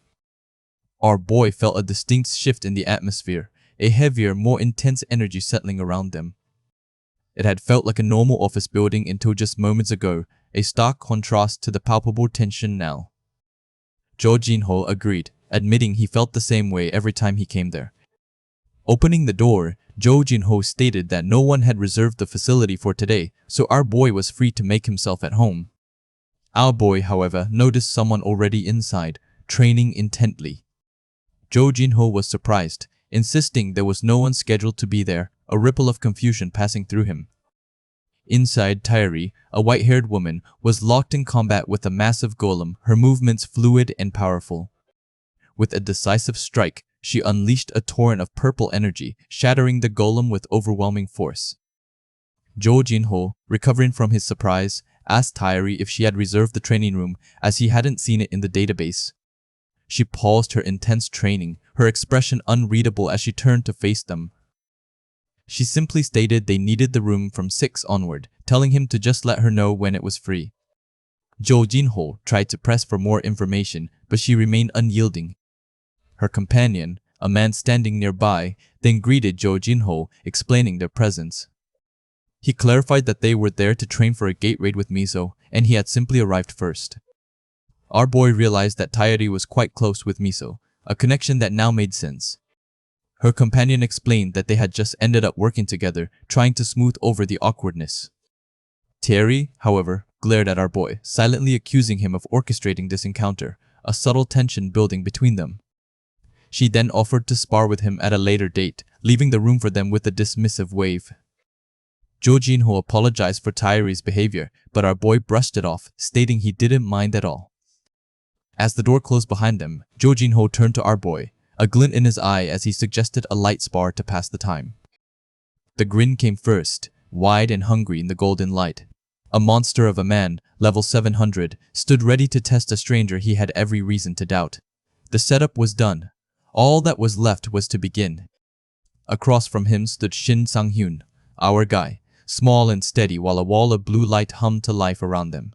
Training mode had begun. 2 matches, nothing more, yet both men felt the weight pressing down before a single blow landed. He moved first, throwing his whole body into that crackling field. No pause, no testing the water. Our guy had asked for this fight, begged for it really, and now that it was here, he meant to answer it head on. He settled into his stance, blade resting heavy on one shoulder, dust drifting around his boots. Every muscle knew the truth. The gap between them was enormous. Still, he had grown, and he badly wanted to measure just how far. Then the giant's power rose and the sweat came. This was Zhou Jinho's gift, the swelling of body and pressure into something beastly. Smaller than monsters our guy had faced, yet the sheer force rolling off him felt far, far heavier. His mind reached back to the old swordsman lore. One name had rewritten every rule, a graceful hand who made balance look easy, who proved a blade could be more than raw muscle. But that path belonged to a genius alone. Not everyone could walk it. Other swordsmen refused that clever road for good. They chose the older faith that power, plain and simple, was the only true answer. And so they poured themselves into it, body and will alike. They trained their bodies like weapons, chasing strength above all else, trusting it to carry them through anything. It was a hard, stubborn way to live. But for men built like this, the stubbornness was the whole point of the craft. There was pride in that scarred, quiet faith. A lifetime spent proving one belief over and over, no shortcuts taken, no easy tricks borrowed. Our guy understood it now, standing before the very peak of that brutal old way. And the man before him had lived that creed to the bone. He too had been one of those believers, shouting his faith with every swing, never once doubting that strength alone could hold the whole world together. Ask anyone in the country who sat at the summit of that strength-first path, and the answer never wavered. It was him. This towering shape wreathed in fire was the living peak, the one name every hard-swinging swordsman measured against. So there our guy stood, a small shape against a wall of muscle and flame. By every number that mattered, he should have already lost, and yet something in his chest was climbing, bright and reckless instead of shrinking away. A grin broke across his face. He raised a hand, called up his own glowing power, and told the giant he was ready. No more waiting, no more nerves. Only the pure, foolish thrill of a fight he wasn't meant to survive. His sword swept up into the light, and the world seemed to hold its breath. Both players locked in, both fully willing. Whatever came next would be honest. Two men throwing everything they had at one another. The giant's eyes narrowed with the warrior's certainty. To him, a real man never hid behind caution or clever excuses. A real man answered doubt with action. And he was about to show our guy exactly what that meant. The first swing hadn't even landed, yet the wind off the blade alone came screaming toward him. His mind raced through his options. A guard, a stun, some clever escape. Each one felt too small against a force this huge. That grin only widened, sweat shining, teeth bared like a beast that had finally found decent prey. The man was enjoying this. To him, our guy wasn't an easy chore to finish. He was a rare, welcome challenge. So he threw the clever plans away. Fighting this man on tricks was a losing game. The only honest reply was strength against strength. Their arms slammed together, wrist to wrist, and the whole floor shuddered from the meeting. The impact hurled him back, but he'd planned for that. A skill flared to life across his body, hardening flesh and sharpening speed in a blink. If he was going to trade blows with a legend, he needed every edge he owned. The giant answered with a roar that rattled the air itself. There was no cruelty in it, only joy. The raw delight of a fighter cut loose at last, free to push without holding a single ounce back. Our guy forced his breathing slow. Panic would kill him faster than any sword here. This was a contest of raw power against the very best, and the only way through was a cool head riding on top of a pounding heart. Above him, the man loomed like a mountain given legs, golden light pouring down his shoulders. Every instinct screamed at him to run. But running had never once carried our guy this far, and it wouldn't start doing so today. For a heartbeat, the giant fell into shadow, a dark mass of coiled power waiting to spring. In that stillness, our guy searched him, hunting for the one soft seam in all that armor of muscle. There was always a seam. He found his angle. Strike the flank, the place where all that terrible force spread thin and weak. It was a needle's window against a giant, but a needle in the right spot could still bring a giant crashing down. The man launched skyward in a burst of gold and shattered stone, faster than a body that size had any right to move. Speed and mass together, the nightmare pairing our guy had feared most from the very first breath. Then, for the first time, the giant's ease cracked. His eyes went wide, sparks scattering past his cheek. Something had reached him, something he plainly hadn't seen coming from a fighter so far beneath his level. Our guy stood hunched in the aftermath, head low, blade still humming from the effort.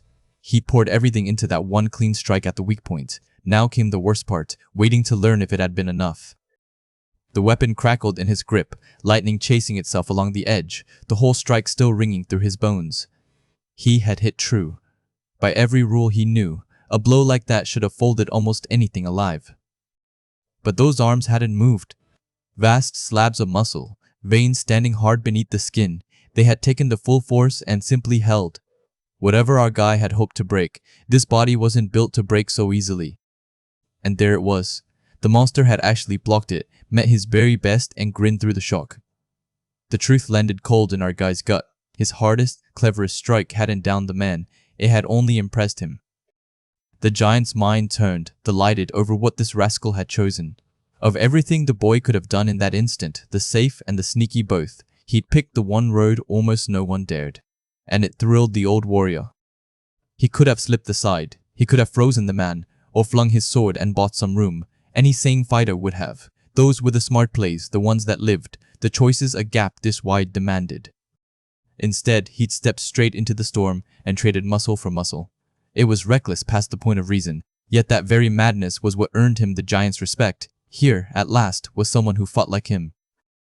A mark flared to life across the broken ground, and the air went taut with warning. Something larger was coming now. The polite part of this fight was over, and both of them knew the next exchange would carry real teeth. Our guy braced low, his blade drinking in a red and golden glow, aura curling off him like smoke. He had survived the opening rounds against a legend, but survival was never the goal. He'd come here to trade and to grow. The giant gathered himself, eyes gone pale and blazing, one arm swelling around his weapon. Every scrap of that mountainous strength was pooling into a single point now. Whatever landed next would not be a friendly opening tap. A cold thread of fear ran down our guy's spine. That gathering blow was different, heavier, meaner, truly deadly even inside a training bout. His body screamed one clear word at him over and over. Dangerous. This one was dangerous. There was no time left to plan. The giant called out that he was coming, playing courtesy between fighters, and threw himself forward. All our guy could do was set his feet, lift his guard, and meet the avalanche. The world dissolved into blue-white light and screaming speed. Skills fired, blades sang, and for a moment nothing else existed but motion. Two forces that should never have been equal crashed into one blinding, roaring smear of power. Bodies tumbled through the glare, flung and twisting in the blast. Neither man gave ground willingly, they simply poured in more, feeding the clash until the raw energy tore the very floor apart beneath their feet. The impact swallowed every other sound, one enormous note that drowned the room whole. This was the shape of their fight now. No finesse left, only two stubborn wills hammering at each other until one of them finally cracked. And the giant laughed. Head thrown back, debris raining around him, he roared with pure joy. He hadn't felt a fight like this in longer than he could say. Someone small enough to crush, brave enough to make him try. Our guy only bared his teeth and dug in, hair whipping in the blast, refusing to fold. Every part of him ached. But that ache was proof he was truly standing toe-to-toe with a monster and holding. The man reared back once more, arm rising against the sky, the ground bursting apart under his heel. Each swing carried enough force to end things outright, and still he was smiling, still hungry for the next honest exchange. Somewhere in the chaos, our guy caught himself grinning back. This giant was a real man to the marrow, loud, honest, fierce, just like him. Two of a kind had found each other, and neither one wanted the fight to end. When the giant praised his last blow, our guy could only laugh and thank him, dragging his heavy blade across the ruined floor. Coming from a legend, that simple bit of respect meant more than any win ever could. The man called him a monster, just as the rumors promised, and meant it as high praise. Our guy took it with a fierce little grin, fist glowing at his side. He'd earned that name the hard way, blow by blow. He waved it off, muttering something about a lucky hit, but the giant wouldn't hear it. A real man had no need to hide behind modesty. There was truth under the teasing, and both of them felt it in their bones. Then the mood shifted. The giant's fists drew together, power gathering hot and bright, and he spoke of apology. He'd been holding back until now, treating this as a lesson. That, he had decided, was the true rudeness. A chill crept over our guy as he understood. The man he'd been straining against with everything hadn't even been serious yet, and now, out of respect, that was about to change. The real fight was only just beginning. Lights tore outward, splitting the air, cracking the ground into a spiderweb of ruin. Whatever the giant was calling up reached deep, past muscle, past skill, into the kind of power that had once saved thousands of lives. Our guy folded low at the heart of that storm. A small, dark shape braced against the coming weight. He couldn't outrun this. All he could do was gather his own strongest answer and pray it was enough to stand. Golden fire climbed around the giant, and the whole room turned to furnace light. This was the technique, the one this man was famed for in a future our guy alone still carried. Watching its birth felt almost sacred. The man owned up to it plainly. He had never shown this to a living soul before. Flawed, unfinished, but his to give. That he'd offer it here, to a rookie, said everything about how far the boy had risen in his eyes. And that alone left our guy satisfied, sweat stinging his eyes. To pull a hidden, first-ever technique out of a level 700 legend. That was the whole point. It proved, past any doubt, just how far he had climbed. His fingers locked around the hilt until the knuckles went white. There would be no dodging what came next, no clever sidestep. He would answer this monster's finest blow the only fair way, by swinging back just as hard. He rose with his blade held high, a bright sign glowing above him, and said the words again, "Ready."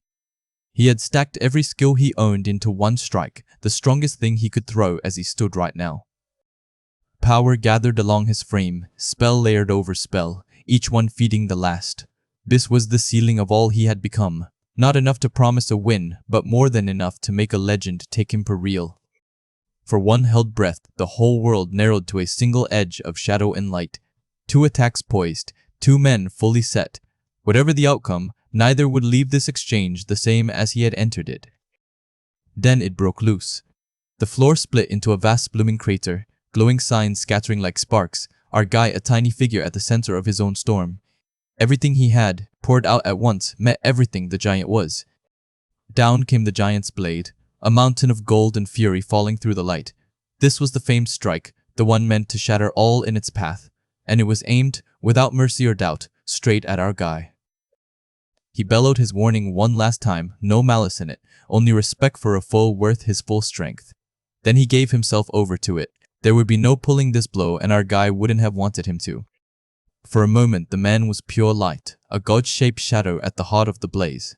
Against something like this, a smaller fighter had no business standing, and yet our guy had spent his whole life standing where he shouldn't. So he swung to meet it, teeth clenched, one thought burning brighter than the fire. He had beaten impossible odds before, again and again, and right here against this mountain of a man, he would simply do it one more time. Far from the shaking training hall, a quiet lobby stretched calm and bright. People drifted through it, unaware, going about their small, ordinary errands. The contrast could not have been sharper, soft tile and idle chatter, while stone cracked apart elsewhere. Among them stood Miso, pink-haired and quiet, her thoughts clearly somewhere else. She had been low lately, turned inward, chewing on something she couldn't quite shake. For a long moment she just stood there, saying nothing at all. Then she caught herself and stiffened. This was no time to sulk. She was meant to be training, meant to be moving forward, not drowning in her own gloom. She shook it off hard and told herself to pull it together. But before she could take a step, the floor answered for her.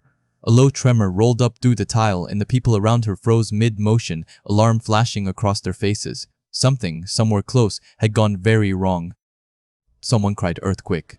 Others echoed the fear, heads turning, voices climbing. But it didn't feel like the earth to Miso. The shaking had a source, close and steady and wrong, and her thoughts went straight to one room. Her eyes went wide, one cold drop sliding down. She knew. Deep in her gut, she already knew exactly where those tremors were coming from and exactly who she'd left inside that room. Her stomach dropped clean through the floor. She reached the door just as it all let go. A wall of smoke and force came roaring out, throwing her back like a leaf in a gale. Whatever had happened in there, it had happened big, and it wasn't finished yet. She caught herself, hair and coat snapping in the turning dust, and stared into the wreck.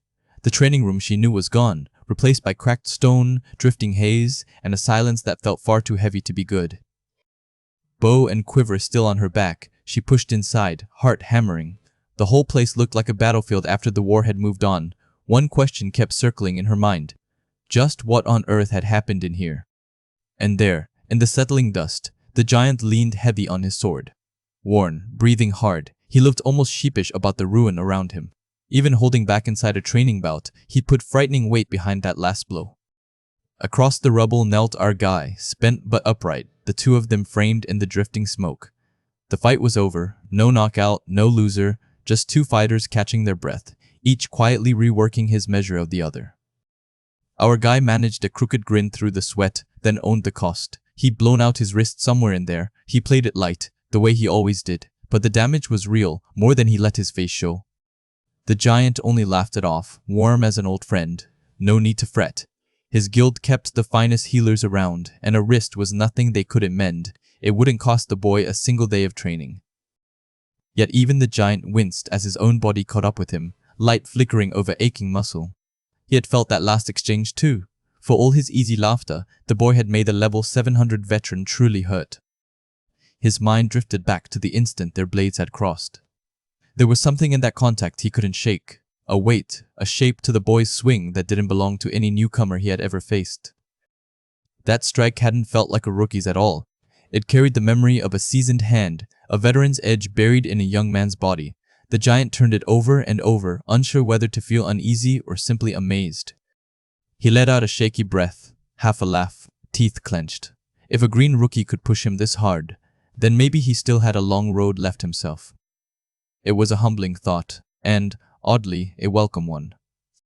For a heartbeat, our guy stayed coiled and wary, unsure what the giant would do with all that dawning respect. He'd learned long ago never to relax too early. Strong men were hardest to read right after a good fight. But the giant only offered a fist.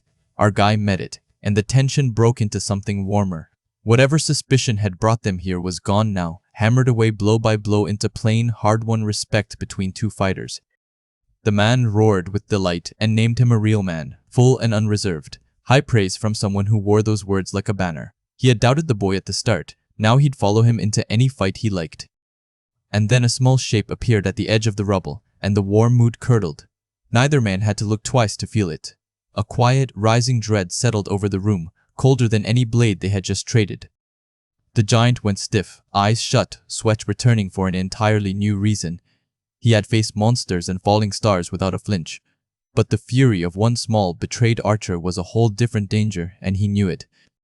Miso's glare found them both, and the two proud warriors shrank like scolded boys. The room they were meant to train in lay in ruins around them. Real men, the pair of them, and utterly, hopelessly doomed. Now what? Shin Sang-yun, a player with a unique ability, found himself reeling from an intense 18-hour training session. His body ached, but the discomfort was overshadowed by the grim satisfaction of knowing he had pushed past his limits. He exited his vehicle in the Playertown underground parking lot, the quiet hum of the building a stark contrast to the chaos he'd just endured. The pain was a constant reminder of the arduous training, a consequence of his own misjudgment. His mind drifted to the previous day, remembering Miso's playful warning that he should prepare himself for what was coming. 18 straight hours of training was more than he would have survived in his past life, a testament to his current strength. Despite the exhaustion, a deep sense of accomplishment settled over him. The rewards of his efforts were undeniable. 2 days remained until the Black Gate opened, and he looked forward to a well-deserved rest before the next challenge. A voice called out, interrupting his thoughts, asking if he was Shin Sang-yun. He turned, surprised by the unexpected encounter, and offered a polite greeting. The woman, a scout from the association, inquired if he had just finished training. A fleeting moment of confusion washed over him, as she seemed familiar, almost like someone from his past. His surprise quickly faded as he realized she was a scout from the association, holding out a business card. She introduced herself as Lee Ga-hee, a strategy scout from Team 4, confirming his initial assessment. She explained that she had been gathering information about him to recruit him, admitting it was a coincidence to find him there. A slight unease settled over him, wondering why she would openly admit to such extensive research. Feeling the fatigue of his training, he politely excused himself, ready to leave. As he started to walk away, she called out, asking him to answer just one question. She pressed on, asking if he was uninterested in becoming an association-affiliated player. He confirmed his lack of interest, explaining that he was not inclined to join at the moment. Her expression shifted, acknowledging his response as she had anticipated it. She then requested to ask one final personal question, her gaze intense. Reluctantly, he agreed, provided it was something he could answer, though his exhaustion was clear. He internally questioned her persistence, feeling increasingly drained by the encounter. Her next question struck him hard. Was his ability perhaps one that could copy or even steal abilities? The question hung in the air, leaving him speechless as she watched him intently. She continued, asking if he possessed an ability that allowed him to see the future. A gulp caught in his throat, his composure faltering under her piercing gaze. He could only utter a choked, "What?" as the full implications of her question sank in. Stepping out into the sunlight, he found himself at the Yoido Black Gate entrance, a familiar yet unsettling sight. He recalled the intense training with Miso, the exhaustion still lingering in his muscles. Miso then arrived, exiting her car, her presence a welcome distraction. She quickly joined him, her expression a mix of cheerfulness and concern. She asked if he wanted to warm up before the raid, her energy a stark contrast to his fatigue. He looked at her, a strange smile on his face, calling her name. Miso, sensing his odd demeanor, asked if something was wrong, her cheerfulness fading into worry. He quickly dismissed her concerns, insisting he was fine, though his internal turmoil was evident. His mind raced, cursing the fact that he hadn't slept properly, consumed by the scout's suspicious questions. He had spent all night researching the woman, Lee Gahi, but found absolutely nothing, deepening his anxiety. The thought that someone might have uncovered his exclusive skill and regression filled him with dread. Lee Gahi's final words echoed in his mind, confirming her suspicions and promising a future encounter. He felt completely exposed, found out by this mysterious woman, and desperately searched for a solution. Should he lay low or try to befriend her? The options swirled in his mind, each presenting its own risks. He even considered inviting her for drinks, only to immediately dismiss the idea, fearing it would make him even more suspicious. Miso, noticing his unusual quietness, gently asked if he was okay. He forced a smile, reassuring her that nothing was wrong, his mind still racing with the implications of Lee Gahi's questions. She then asked if he had a new bow, noticing the unfamiliar artifact he held. He smiled, admitting he had been eager to show it off, a rare moment of pride. He explained that it was an epic-grade artifact, borrowed from Japan's Kurokawa Guild. The bow pulsed with a dark, powerful energy, a clear indication of its immense strength. He elaborated that their long-standing partnership with the guild allowed him to borrow it for this raid. Miso's eyes widened, marveling at the bow, calling it incredible. She wondered aloud how much such an artifact would cost, clearly impressed by its rarity. A surge of determination filled him. He resolved to acquire his own epic-grade artifact soon. He mentally urged himself to focus on the task at hand, to get an epic and to worry about Lee Gahi later. Miso, ready to begin, suggested they start the raid, despite it being earlier than planned. He nodded, a serious expression on his face, agreeing to proceed. With a shared resolve, they stepped into the shimmering green portal, ready for the challenge ahead. He acknowledged that the potential discovery of his regression was secondary to his immediate goal, securing an epic artifact. Miso, observing his intense focus, reflected that Shin Sang-yoon truly lacked self-awareness. His earlier comment about the bow being incredible seemed ironic to her. She pondered why she had gone to such lengths to borrow the artifact. A few days prior, what she had witnessed had shaken her to her core. She had long observed his abnormally fast growth, watching his progress closely. But a specific incident during their training had revealed something astonishing. 15 hours into their session, he had casually announced he learned a new skill. He had then asked to test it out, eager to gauge its power. Miso had been shocked when he destroyed the indestructible training ground with a single blow. He had then frantically asked if he had to pay for the damages, unaware of the true extent of his power. She realized that without an epic-grade artifact, she couldn't even begin to compare to him. That realization was why she had meticulously prepared for today, leaving nothing to chance. She resolved not to chase after him indefinitely, but to stand as his equal. Entering the hollow forest black gate, they found themselves in an unfamiliar, unsettling environment. Miso, ever cautious, advised him to stay on guard, though she tried to reassure him not to worry too much. He observed the surroundings, noting that it felt different from the preliminary investigations, making him a little nervous. He recalled hearing it was a forest with paranormal activity, but the current scene seemed far-fetched. His past life research into this gate provided no answers. The environment was completely different. Our protagonist, Sang-yoon, continued his journey as the artifact-devouring player, embarking on new adventures and challenges. After a successful encounter, Sang-hyun stood over a fallen giant monster, its dark blood staining the grass, and called out to his companion Miso. A pleased smile spread across the space as he observed her, noting that her firepower had clearly increased significantly compared to before. Miso, looking quite pleased herself, agreed, feeling a surge of pride in their improved teamwork, a testament to all their diligent training. But her expression quickly shifted to annoyance as she recalled the rigorous practice sessions, sarcastically asking whose fault it was that she had to study pattern 37 so intensely. Sang-yoon, sword in hand, simply smiled, recognizing that Miso's growth was a direct result of his demanding yet effective training methods. Their moment of light-hearted banter was interrupted as a monstrous creature emerged from the shadows, letting out a guttural growl. A glint of golden light ignited in Sang-yoon's eyes, signaling his unwavering confidence that even this new challenge would play to their advantage. He detected 10 monsters in total, including a new type, a kobold assassin, making him consider their next move carefully. Miso, sensing his tactical thoughts, grew wary, anticipating the unconventional strategy he was about to propose. With a mischievous smirk, he confirmed her suspicions, suggesting they proceed with strategy 4-2, knowing full well her aversion to it. She reluctantly crouched on his sword, her face a mask of resigned dread, preparing for the inevitable launch.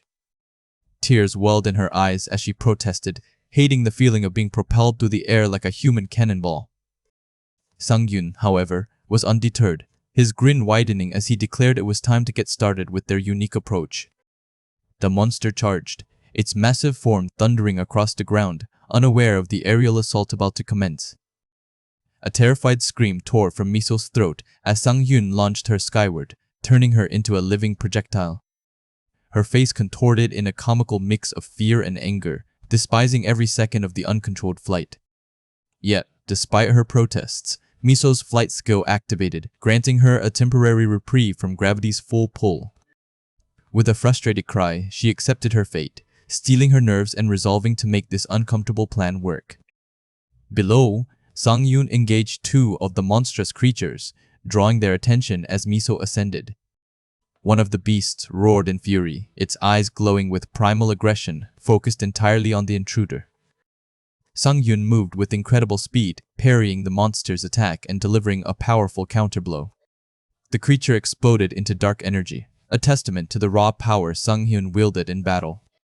He watched the remaining monsters, a dark aura swirling around him, acknowledging that Miso's improved aim was making this far more efficient. High above, Miso soared through the air, her bow drawn taut, an ethereal glow surrounding her. Her gaze was sharp, her focus absolute, a reflection of the divine archer of carnage he once knew in another life. Observing her precision, Sang-hyun realized that not only was he growing stronger, but his companions were evolving alongside him, a surprising source of motivation. His form then shifted dramatically, a dark, shadowy essence engulfing him, signaling a profound transformation. A deep growl rumbled from his chest as the shadows coalesced, reshaping him into a formidable beast-like entity. Miso, still airborne, prepared her shot, while below, Sang-yoon's new monstrous form charged into the fray. The transformed Sang-yoon moved with incredible force, slamming into the remaining monsters. Though powerful, the monsters managed to land a blow, momentarily staggering his monstrous form. He quickly recovered, his beastly strength overwhelming the creatures, tearing through their defenses. Above, Miso drew back her bowstring, the air around her crackling with concentrated energy. A system notification confirmed the activation of her multiple lock-on skill, enhancing her targeting capabilities. 7 targets were instantly acquired, glowing reticles appearing over the monsters' heads, ensuring pinpoint accuracy. She released her arrows, triggering the Stardust Rain skill, which sent a volley of projectiles streaking towards the marked enemies. The arrows struck with devastating force, a cascade of explosions annihilating the remaining monsters in a flash of light. Later, the two sat by a small campfire, the quiet night settling around them, a respite from the day's battles. Miso, still simmering with frustration, confronted Sungyun, reminding him that he had launched her 6 times, her voice laced with exasperation. A slight smile touched Sungyun's lips as he considered her anger, realizing he needed a special way to mend her mood. He proudly displayed an assortment of fresh ingredients, preparing to showcase his culinary prowess. Miso, still upset, tried to ignore the delicious aroma wafting from his cooking, but her stomach betrayed her with a soft rumble. She squeezed her eyes shut, desperately trying to resist the tempting scent that was slowly eroding her resolve. Sungyun continued to cook, his movements precise and practiced, creating a meal that promised to soothe her ruffled feathers. He presented her with a beautifully plated dish, a rich beef Wellington, causing her eyes to widen in surprise. The sight of the hearty meal, perfectly cooked and aromatic, truly lived up to its grandiose name. Miso stared at the dish, her hunger finally overriding her stubborn anger as she contemplated taking a bite. She hesitantly took a forkful, the savory flavors instantly captivating her senses, her expression shifting to pure delight. Her eyes sparkled with genuine joy as the taste overwhelmed her, a delicious surprise she hadn't anticipated.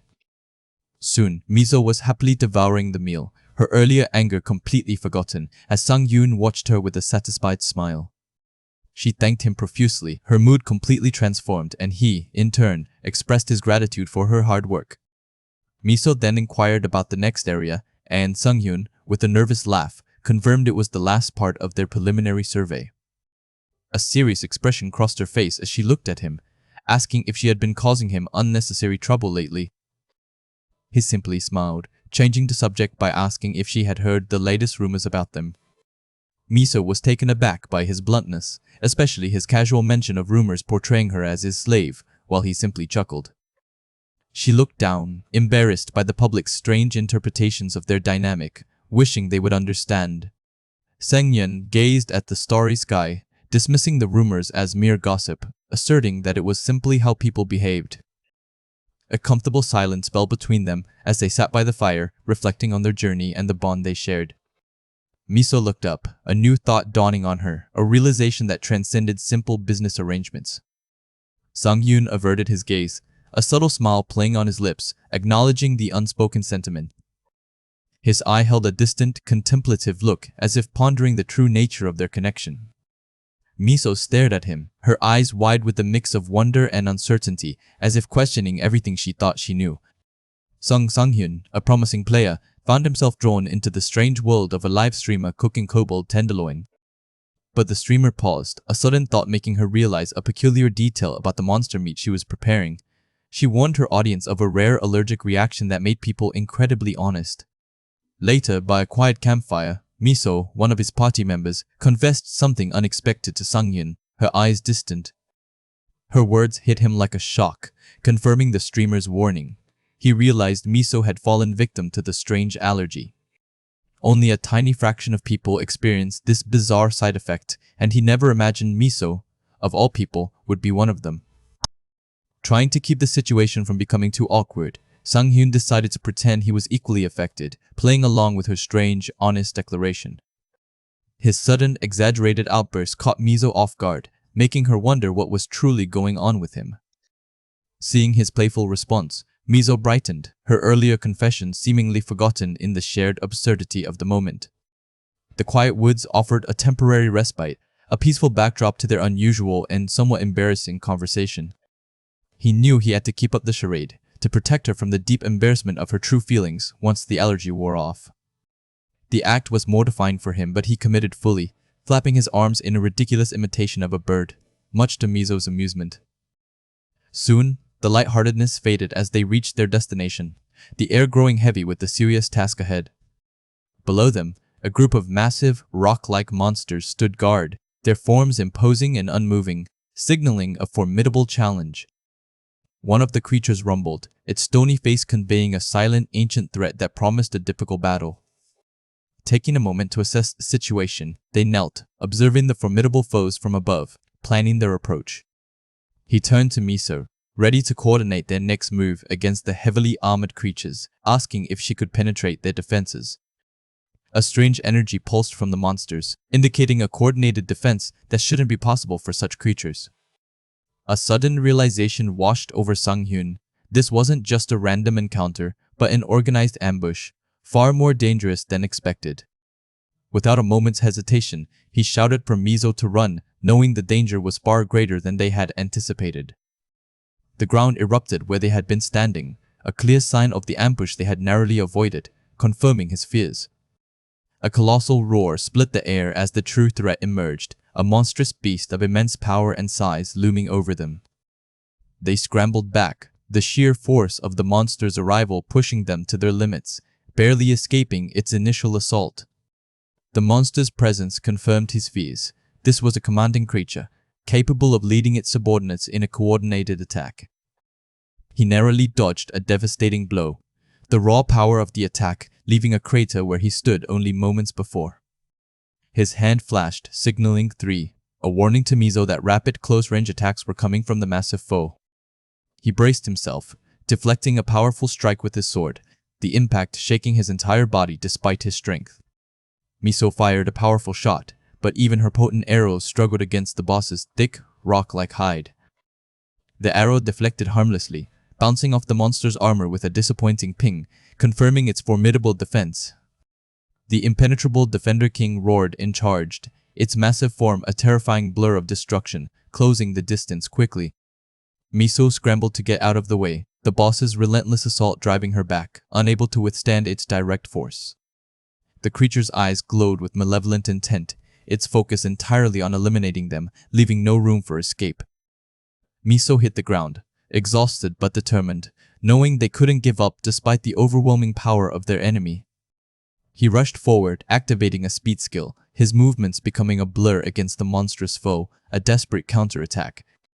His reinforcement skill granted him explosive speed, pushing his body far beyond human limits, though at a significant mana cost. He unleashed a flurry of attacks, his enhanced speed allowing him to strike repeatedly against the boss, trying to find a weakness. They both fell back, the boss's resilience proving far greater than they had anticipated, their attacks seemingly useless. The monster remained completely unharmed, its impenetrable defense living up to its fearsome name, a truly unyielding opponent. A bead of sweat trickled down his temple, the realization sinking in that a prolonged fight would only drain his limited resources. He knew he had to end this quickly, deciding it was time to unleash his ultimate ability, a skill he had been saving. He turned to Miso, his expression serious as he prepared to give her a crucial instruction, a signal for their next move. Her eyes widened, a flicker of understanding passing between them as she braced herself for his next dangerous move. He held up a single finger, signaling 1, a clear instruction that Miso immediately understood, a plan forming between them. Miso responded instantly, firing an arrow that seemed to draw the boss's attention, creating a momentary distraction for him. She knew this was the right strategy, a risky but necessary move against such a formidable, unyielding opponent.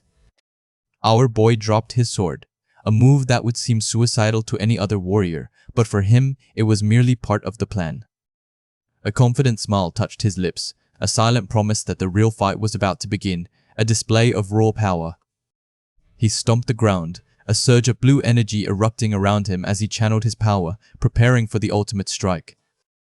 His hand glowed with an ominous light, gathering energy for the devastating attack he was about to unleash upon the boss.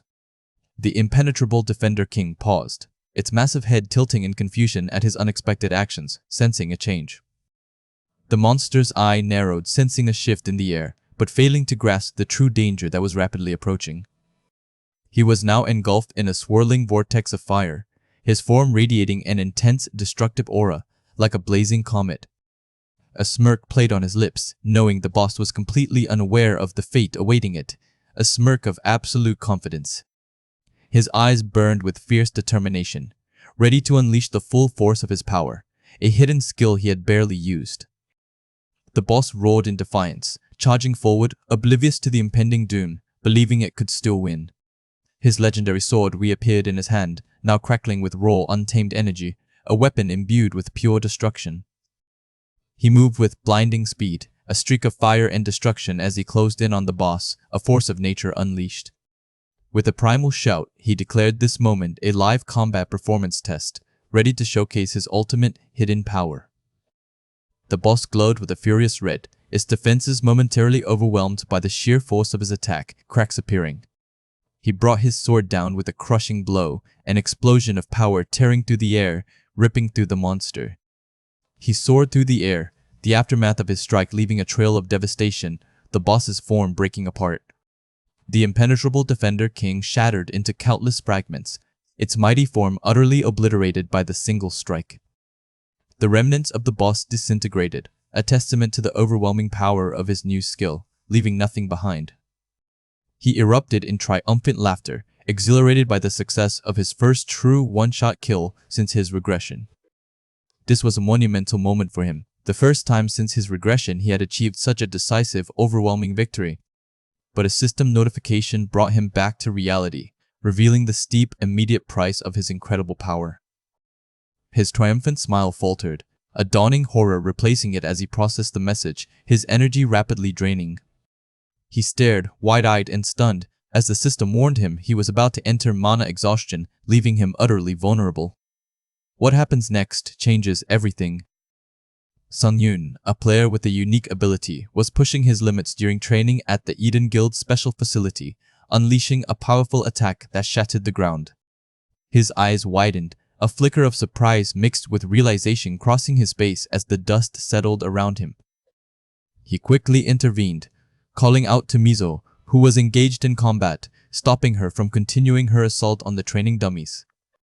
Mizo paused, turning to him with a confused expression, her weapon still ready amidst the debris of their intense session.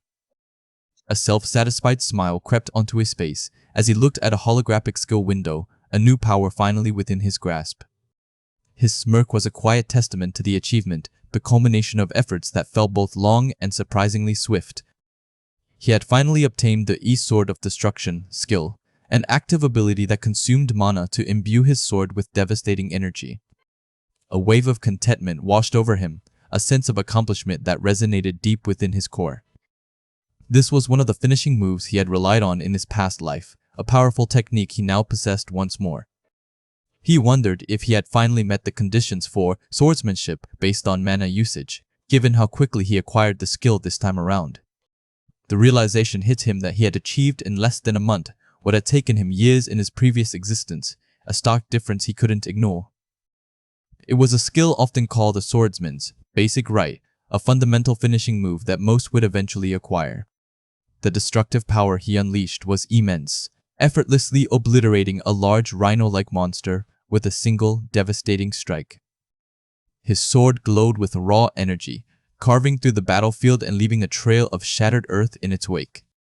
Miso watched, wide-eyed, as the sheer force of his attack sent shockwaves through the training ground, completely overwhelming their target. Her jaw dropped in disbelief, unable to reconcile the power she just witnessed with the player she thought she knew. The intensity of his new skill had left her reeling, a profound display of strength that changed everything she understood about his abilities. But the immense power came at a cost. He lay on the ground, completely drained, gasping for the mana he had expended. His sword, once glowing with destructive energy, now lay inert beside him, a silent indicator of his depleted magical reserves. He guzzled down a mana potion, feeling the magical energy surge back into him, quickly restoring his depleted MP. A sheepish grin spread across his face as he recovered, while Miso eyed him with a mixture of concern and suspicion. He admitted to her that he had gotten a little too excited and overused the skill, unable to contain his newfound power.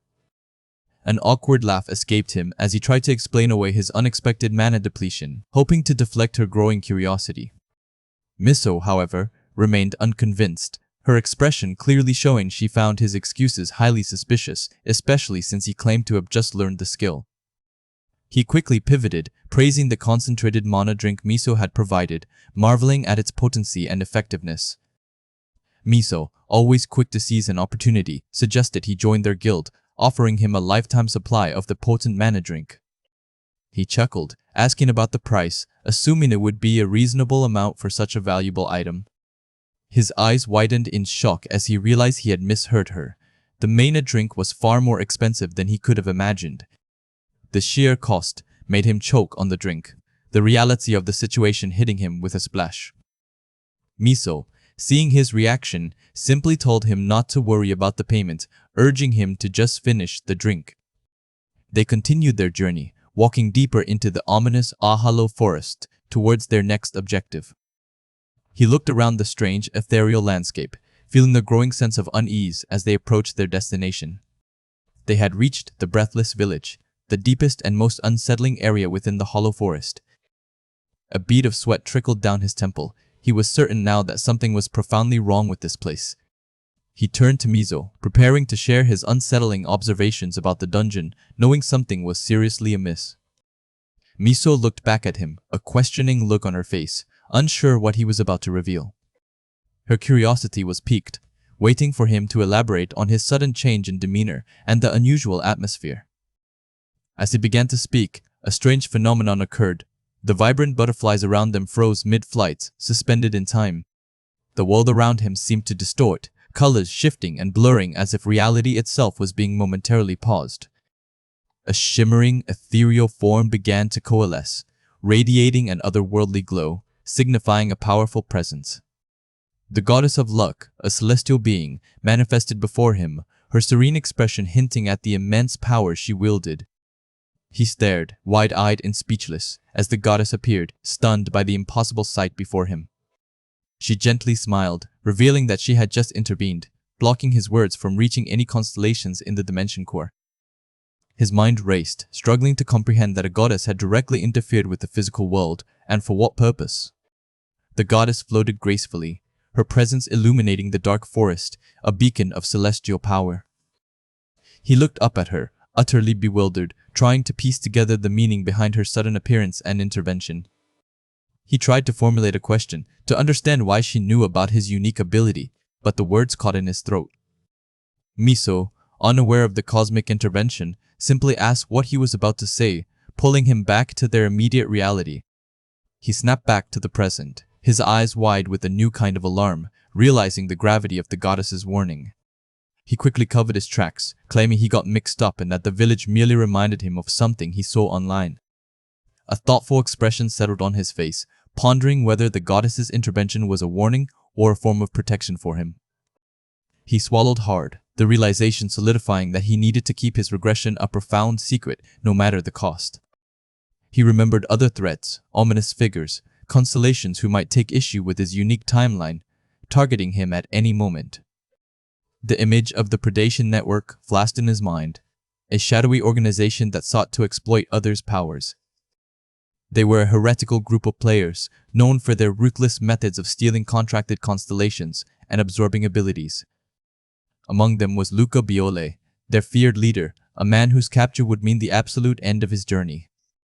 He clenched his fist, understanding that he needed to grow powerful enough to face such formidable threats, quietly, without drawing unwanted attention. He suggested to Miso that they split up to search the area, a necessary measure given the increased stakes. His expression was grim, the weight of his secret and the looming dangers pressing down on him. As he searched, he found unsettling evidence, bloodstains, and a marked tree, signs that another player had already claimed this territory.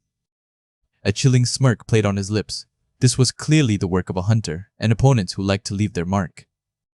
He extended his hand, a silent challenge in his gesture, ready to engage in this childish hunting game on the hunter's own terms. Meanwhile, Miso moved through the eerie forest alone, her senses on high alert for any hidden dangers. An uneasy feeling settled over her, a prickling sensation that told her something dangerous was lurking nearby. Her eyes scanned the surroundings, taking in every detail, her posture tense and ready for an ambush. She fired an arrow, a swift reaction to a fleeting shadow, but her shot met only empty air. The arrow struck the ground, the sound echoing through the stillness, confirming her target had vanished.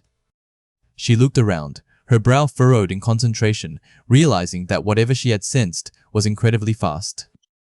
Her face filled with alarm. The entity had disappeared almost as quickly as it had appeared, making it too dangerous for her to face alone. Suddenly, a pair of menacing red eyes glowed from the shadows, an unseen predator revealing its presence. Miso reached for her signal device, her hand trembling slightly, knowing she needed to call for backup immediately. A sharp, guttural sound erupted behind her, a terrifying presence closing in before she could react. Her eyes widened in pure terror, the monster's looming shadow engulfing her as she realized her desperate signal might come too late. The world of Artifact Devouring player was one where strength and wit determined everything. A young archer named Miso found herself facing a terrifying foe, one that moved with unsettling speed. Her eyes widened as the monster lunged, a sudden, brutal attack she barely registered. The creature was relentless, its claws striking with enough force to shatter stone. A flash of light erupted as her protective artifact, Maria's pendant, absorbed the blow. It shattered, sacrificing itself to save her. The impact still threw her back, leaving her gasping and vulnerable, the loss of her pendant a heavy blow. A wave of despair washed over her. Losing such a crucial item so quickly was a devastating setback. She knew another direct hit would be the end, forcing her to desperately search for a way out. Her mind raced back to the wisdom of Tairi Unni, who had always emphasized the importance of staying calm under pressure. Tairi's voice echoed in her thoughts. Avoid a battle of speed and never engage in direct confrontation if you're weak to close combat. The older woman had always stressed preparing for the worst, for moments when the vanguard falls. Miso remembered those grueling training sessions, forced to fight alone against faster opponents. Tairi had challenged her, pushing her to find a method to deal with enemies faster than her arrows. She had been thrown into scenarios designed to simulate real dungeon dangers, learning to adapt or perish. Tairi's advice was clear. Assassins would avoid direct assaults if the ability gap wasn't too wide. Their movements were too easy to read, and even a child could get lucky enough to take them down if the timing was right. Assassins, she recalled, never relied on luck. They relied on speed. This grim reality settled in as the monster moved with uncanny stealth, a true predator. This was the moment to put Tairi's teachings to the test, to observe, predict, and draw her string. As the monster charged, she watched its every move, predicting its feigned retreat and its true intention to appear behind her. She fired, a perfect shot that landed true, a moment of triumph against overwhelming odds. But the triumph was short-lived. The hit creature dissolved into shadows, revealing itself as a mere decoy. The real threat emerged, identical to the first, dropping from above with a menacing glare.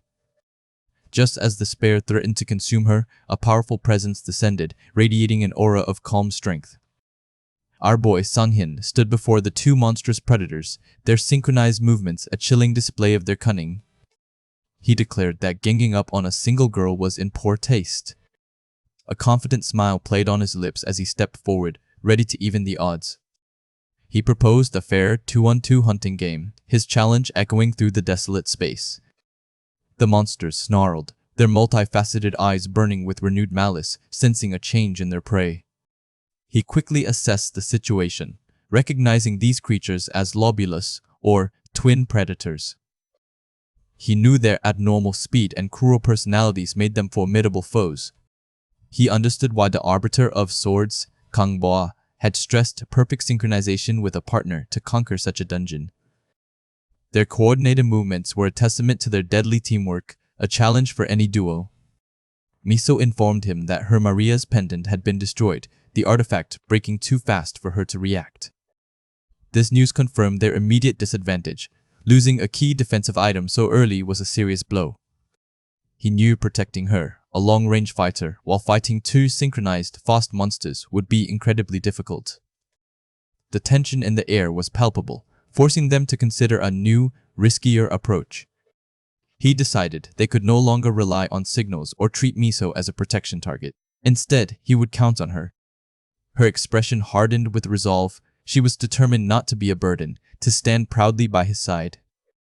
She announced her first skill, a powerful ability she was ready to unleash. Miso activated rapid fire, unleashing an endless barrage of arrows as Sang-hyun moved in sync. The arrows struck with blinding speed, forcing the monsters to react. A confident smirk crossed his face, knowing their perfectly synchronized assault was taking effect. The skills, psychedelic and speed, were both activated, enhancing their combined offensive. Her arrows rained down, a continuous torrent designed to disrupt the predator's teamwork. He moved with swift precision, striking one of the confused monsters. The creature roared in pain, its multi-eyes flaring as it struggled against the unexpected assault. The unexpected barrage was designed to prevent them from maintaining their lockstep coordination. He pressed his advantage, knowing every hit further fractured their unity. The twin predators were being driven apart, their synchronized attacks breaking down under the pressure. He continued his relentless assault, his movements a blur of calculated strikes. One of the creatures took a heavy blow, its body recoiling from the force. He complimented Miso on her excellent assist, acknowledging their seamless collaboration. One monster attempted to circle around, clearly aiming to target Miso. Its cunning eyes focused on her, believing she was the weaker link. But Miso's arrows were already there, intercepting its path. She was ready, anticipating its obvious move. He blocked the monster's attack, his sword meeting its claws with a resounding clang.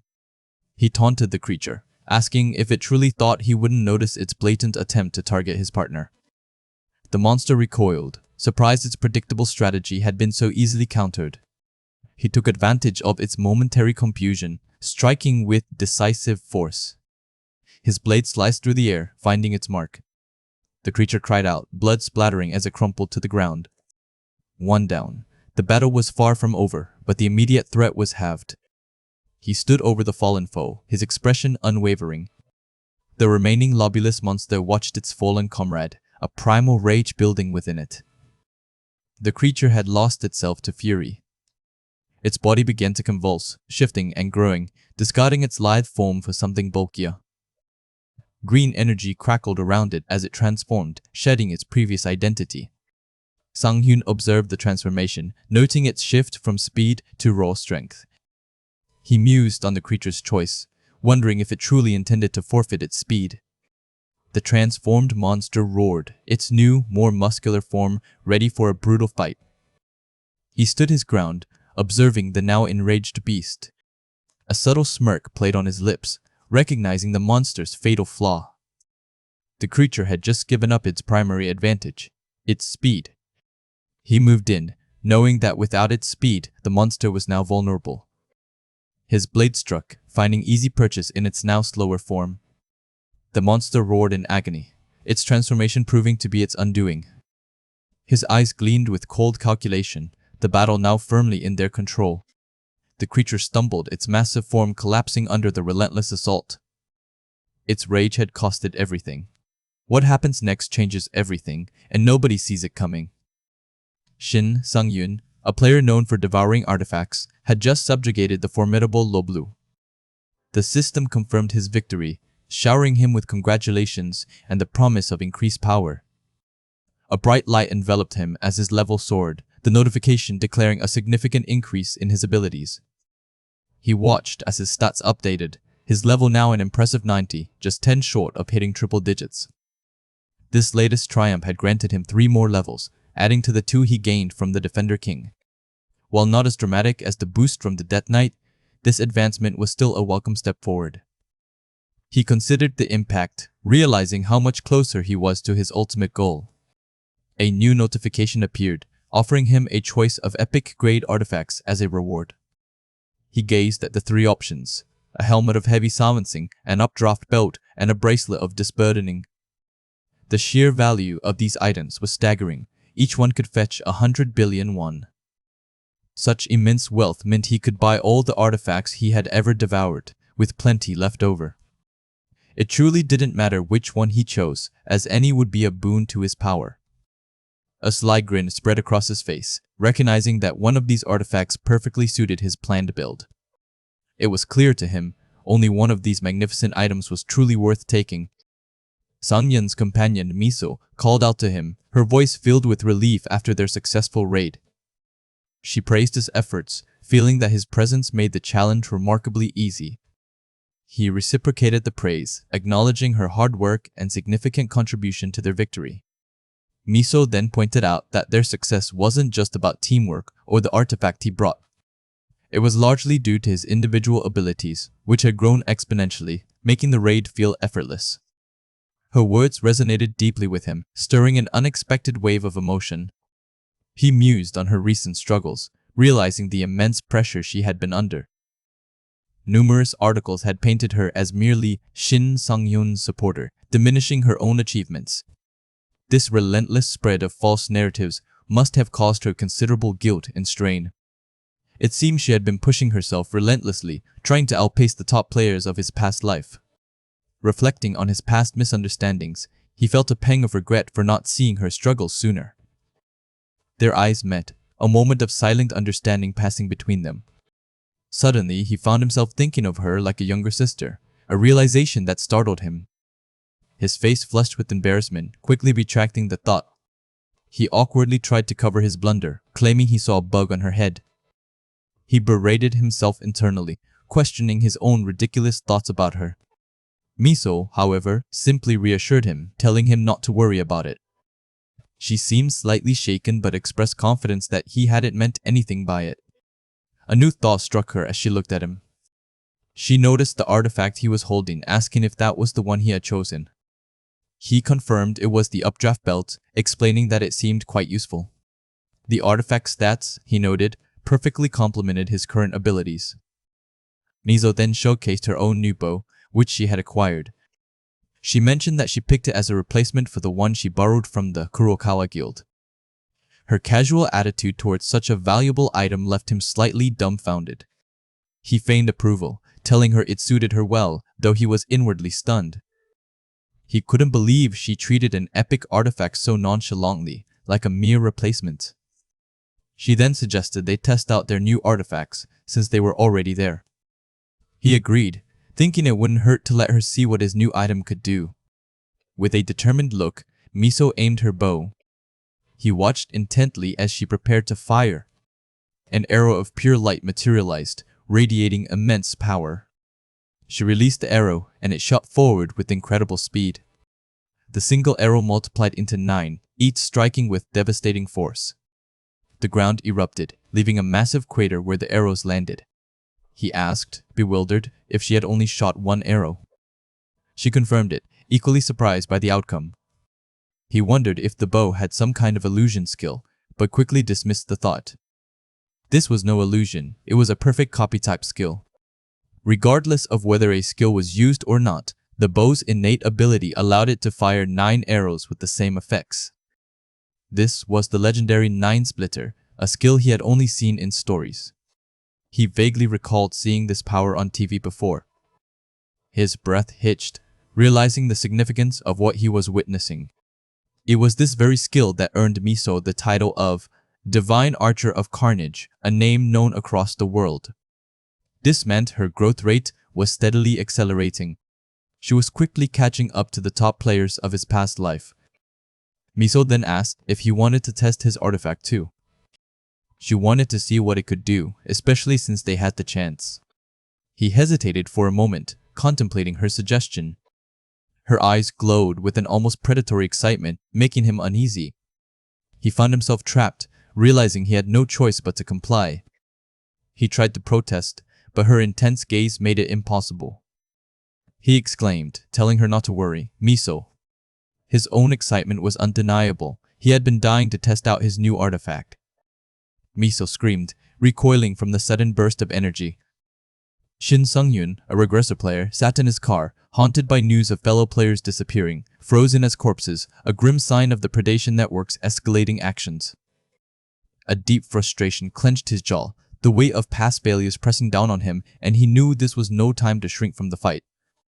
He resolved to cast aside caution, deciding that if his enemies truly sought him, they would have found him already, leaving him free to pursue his own path. A determined smile spread across his face, fueled by the knowledge that only 10 more levels stood between him and the crucial milestone of level 100. Reaching that benchmark would grant him a special point, guaranteed to strengthen one of his core skills, a turning point for any player hoping to survive. His eyes narrowed, hardening with the resolve to protect his secret of regression at all costs, understanding its power could be his greatest weapon. He would not allow his growth to falter, nor his past efforts to be in vain. Instead, he would proactively confront those who sought him, planning to devour them first. The journey had been swift, bringing him to his destination sooner than he had anticipated, a quiet moment before the next phase of his plan. From the outside, the orphanage looked nothing like the one he remembered from his previous life, only the name remaining the same, stirring a bittersweet nostalgia within him. He wondered where the children were, expecting them to be playing outside. But then his attention was drawn to a commotion involving the orphanage teacher, Ham Ji-yeon, and a group of kids arguing over pizza. Ji-yeon was passionately trying to make the children eat pineapple, much to their dismay, while she herself was devouring the potato slices, creating a chaotic yet oddly endearing scene. He couldn't help but inwardly question the teacher's methods, observing the bewildered expressions of the kids as she insisted on her strange pizza rules. One of the children, exasperated, called out, challenging Ji-yeon's logic by asking why she even ordered a pizza she didn't like. Her face crumpled in a moment of self-realization, caught in the trap of her own peculiar reasoning, a sight that was both amusing and telling. My guy watched the unfolding chaos, an almost imperceptible smirk playing on his lips, wondering just what kind of environment these children were growing up in. The kids, however, quickly forgot their pizza woes, their eyes sparkling with pure joy as they unwrapped a brand new Nintendo Switch 2, a console they had desperately wanted. He remarked to Ji-yeon that she hadn't needed to buy them such expensive gifts, but she merely beamed, proudly showing off the popular new game, Dungeon Rider 2. Ji-yeon, ever the hostess, then offered him some pizza, but he immediately suspected her true intention was to offload the pineapple slices she disliked. He playfully called her out on her transparent attempt, noting that she usually tried to be more subtle in her schemes, a familiar dynamic between them. A small boy suddenly rushed up, his eyes wide with excitement, calling him Hyunga, an informal term of endearment for an older brother figure. The unexpected address made him pause, a flicker of surprise crossing his features as he looked down at the eager child. The boy, full of youthful awe, asked if the rumors were true, if he really was a super famous player, his voice filled with admiration. Our boy chuckled softly, confirming that he was indeed a player, though he modestly downplayed any claims of being super famous. He then gently inquired why the boy wished to become a player, sensing a budding dream in the child's earnest questions. The boy passionately explained that players were incredibly cool, wielding giant swords to slay fearsome monsters, a classic hero's fantasy. Another child chimed in, arguing that swords were superior, while a third enthusiastically advocated for daggers, praising the stealth and skill of assassin players. A wistful smile touched his lips, recalling his own distant memories of similar childhood debates, the faint echoes of his past dreams. A flashback showed a younger version of him, sitting beside a friend, both boys eagerly discussing their aspirations of becoming powerful swordsmen. His friend explained that swordsmen were like the legendary main character from Dragon Warrior, but the younger him was soon told that such dreams were impossible in the modern world, where swordsmen were buried under paperwork. A sigh escaped his younger self, the harsh reality of his era dimming the bright spark of his aspirations. He remembered how he, like these children, once spoke of his dreams with a bright glimmer in his eyes, until he saw the back of a formidable, armored warrior.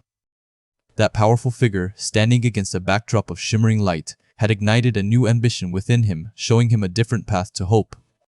Back in the present, the children were still locked in their spirited debate, one turning to him, asking if swords truly were the best. He leaned in conspiratorially, telling them that if they listened to their teacher, they too could become cool swordsman players, just like him.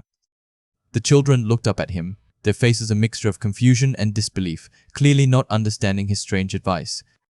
One boy whispered that he wanted to be like Mizo Nuna, a renowned player, and found our boy's suggestion quite odd.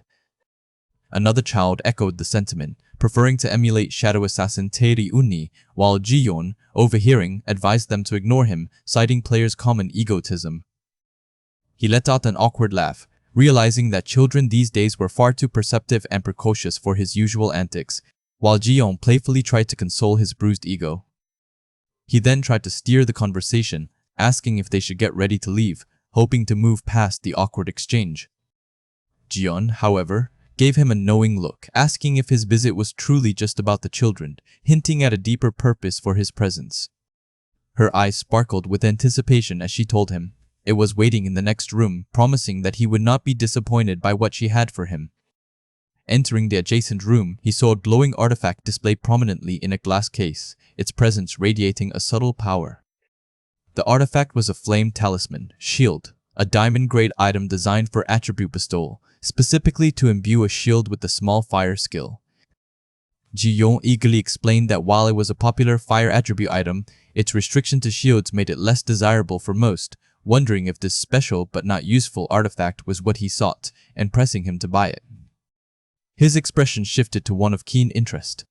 This was exactly the kind of item he needed, envisioning how the fire attribute, typically favored by swordsmen, archers, and even some assassins for its offensive power, would transform his strategy. He knew that most traditional tank players would never consider using such an item, preferring defensive enchantments over offensive ones. While a shield user could theoretically lead an attack with a powerful one-hit kill strike, it wasn't a common or efficient strategy for their class. They would typically opt for enchantments that focused on impact resistance or crowd control, rather than investing heavily in a fire attribute. A sly smile played on his lips, reflecting on Ham Ji-yeon's uncanny knack for finding items perfectly suited to his unique needs, a stroke of either incredible luck or fate. He decided he would definitely keep in close contact with her from now on, even as Ji-yeon sighed, wishing the talisman had been for swords instead of shields. The scene shifted to the austere Eden Guild General Conference Room, where the guild leader, Jinho Oppa, concluded the current briefing. The large, modern room was filled with serious-looking guild members, their faces reflecting the weighty decisions being made. Jinho Oppa, his expression grave, declared that the long-awaited moment had finally arrived, signaling the start of a critical operation.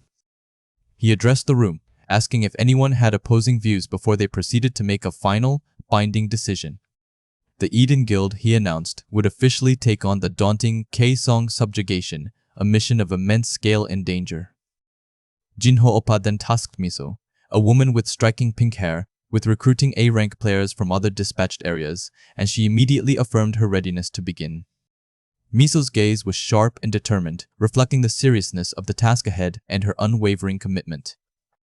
He recalled how the age of players had begun with mysterious rifts appearing across the world, unleashing chaos and monsters. While other nations quickly contained these threats, North Korea's society crumbled, leading to unchecked monster proliferation and its transformation into a monstrous wasteland. Eventually, the neglected monster-infested zones in North Korea began to overflow, and the creatures started pouring into South Korea, posing an existential threat. The situation became a ticking time bomb, a crisis that the Eden Guild ultimately stepped up to manage, shouldering a massive responsibility. Miso then interrupted Jinho Oppa, her voice carrying a hint of urgency as he looked at her, ready to hear her thoughts. She looked across the table, preparing to offer a crucial suggestion that she believed would be vital for their upcoming mission.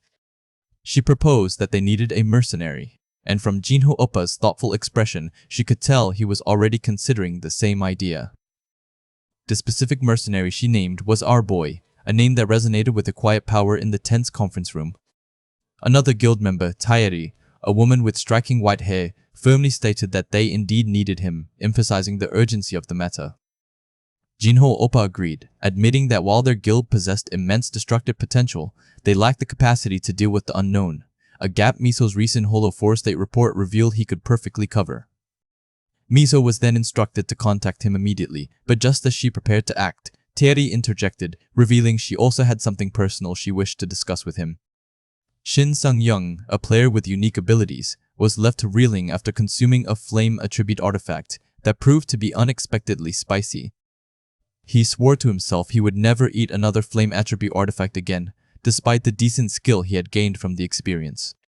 His recent surge in power meant his abilities, once weakened, were now boosting his combat prowess significantly. A deep contemplation settled over him as he considered the most effective ways to utilize his newfound powers. The path forward seemed clear. He needed a more difficult dungeon or gate to truly test his limits and apply his skills. His hand hovered over his phone, the late hour reminding him of the limitations he faced when dealing with official channels. A worried expression crossed his face. He knew he couldn't compete with the large guilds for dungeon entrance rights. The weight of his ambition was a heavy mantle, driving him forward even as he soared through the air, sword in hand. He sat at his table, the milk cartons, a silent testament to his recent spicy ordeal, still pensive about his next move. The association had limits to the dungeons they could provide him, and he knew he would quickly outgrow them, hitting a wall in his growth. A sudden doorbell broke his thoughts, startling him from his deep contemplation about his stagnant progress. He flung the door open, his face contorted in anger, ready to confront whoever was disturbing him at this late hour. But his anger immediately dissolved into shock when he saw Shin Taeri standing there, her unexpected presence leaving him speechless. She offered a soft, nervous apology, admitting she had wanted to let him know beforehand about her visit. His mind raced with questions, still trying to process her sudden appearance and the reason for her unannounced visit. A warm drink was eventually prepared, and he watched as she poured herself another glass of milk, seemingly at ease. He noticed she must really like milk, as she had already consumed a significant amount since arriving. She simply continued to drink, seemingly unfazed by his warning that she would get a stomachache if she drank too much. He couldn't help but wonder why Shin Taeri was here this late at night, his mind searching for any possible answers. She simply looked back at him, an innocent expression on her face, making it harder to decipher her true intentions. With a small exclamation, she remembered her true purpose for coming, reaching for a folder she carried. She then presented him with a folder, its plain cover marked clearly with a Top SE secret stamp.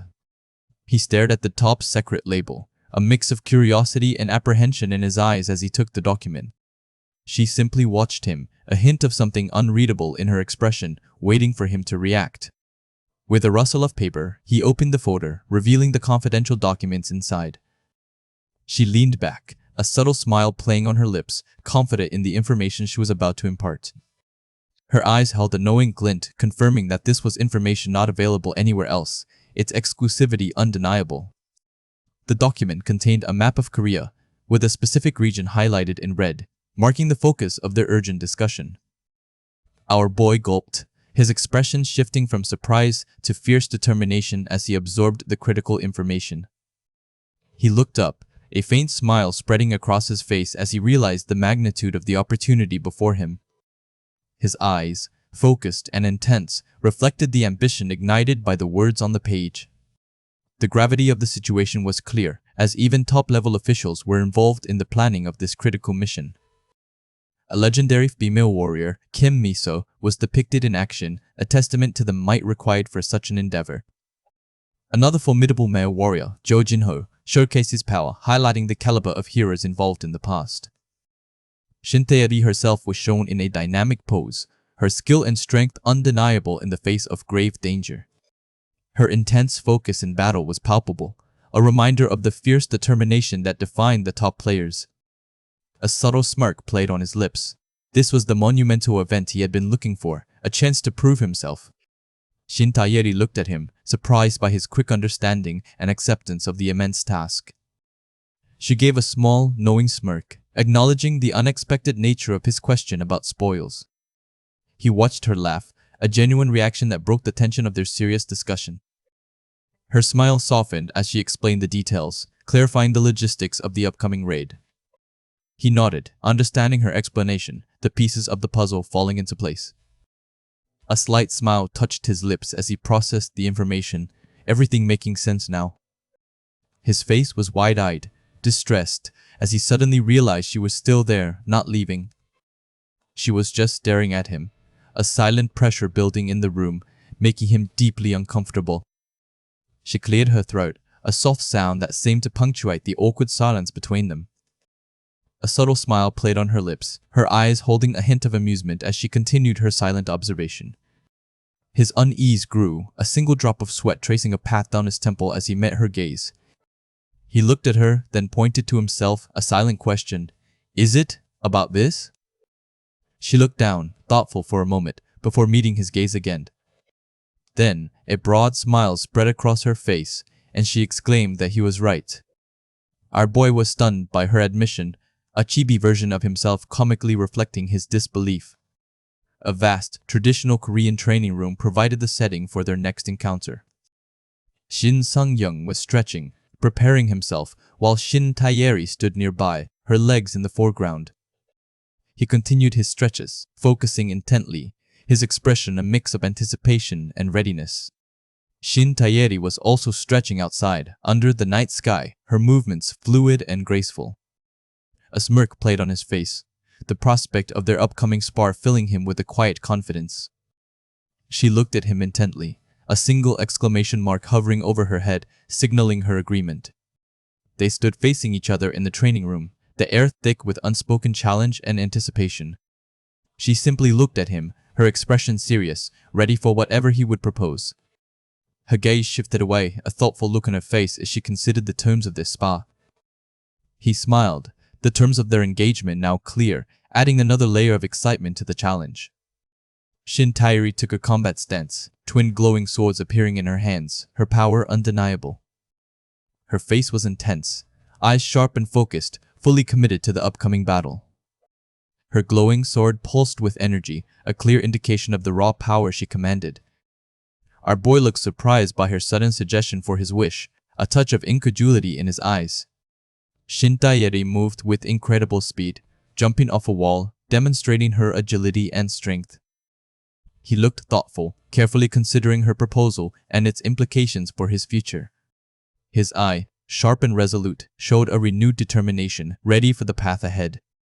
Shin Tairi was now fully in her combat stance, surrounded by a powerful aura, ready to engage. Her glowing sword seemed to hum with immense power, ready to strike at any moment. Shin Sung-young took his own combat stance, a glowing sword appearing in his hand, his aura matching hers. A close-up of Shin Tairi's mouth showed her gulping, the gravity of the moment settling in. She looked up, a distressed expression on her face, recalling a profound feeling from their past encounter. Shin Sung-young looked intense, clad in dark clothes, his presence radiating an undeniable power. Shin Tairi looked serious, a companion by her side, acknowledging the profound impact of their previous battle.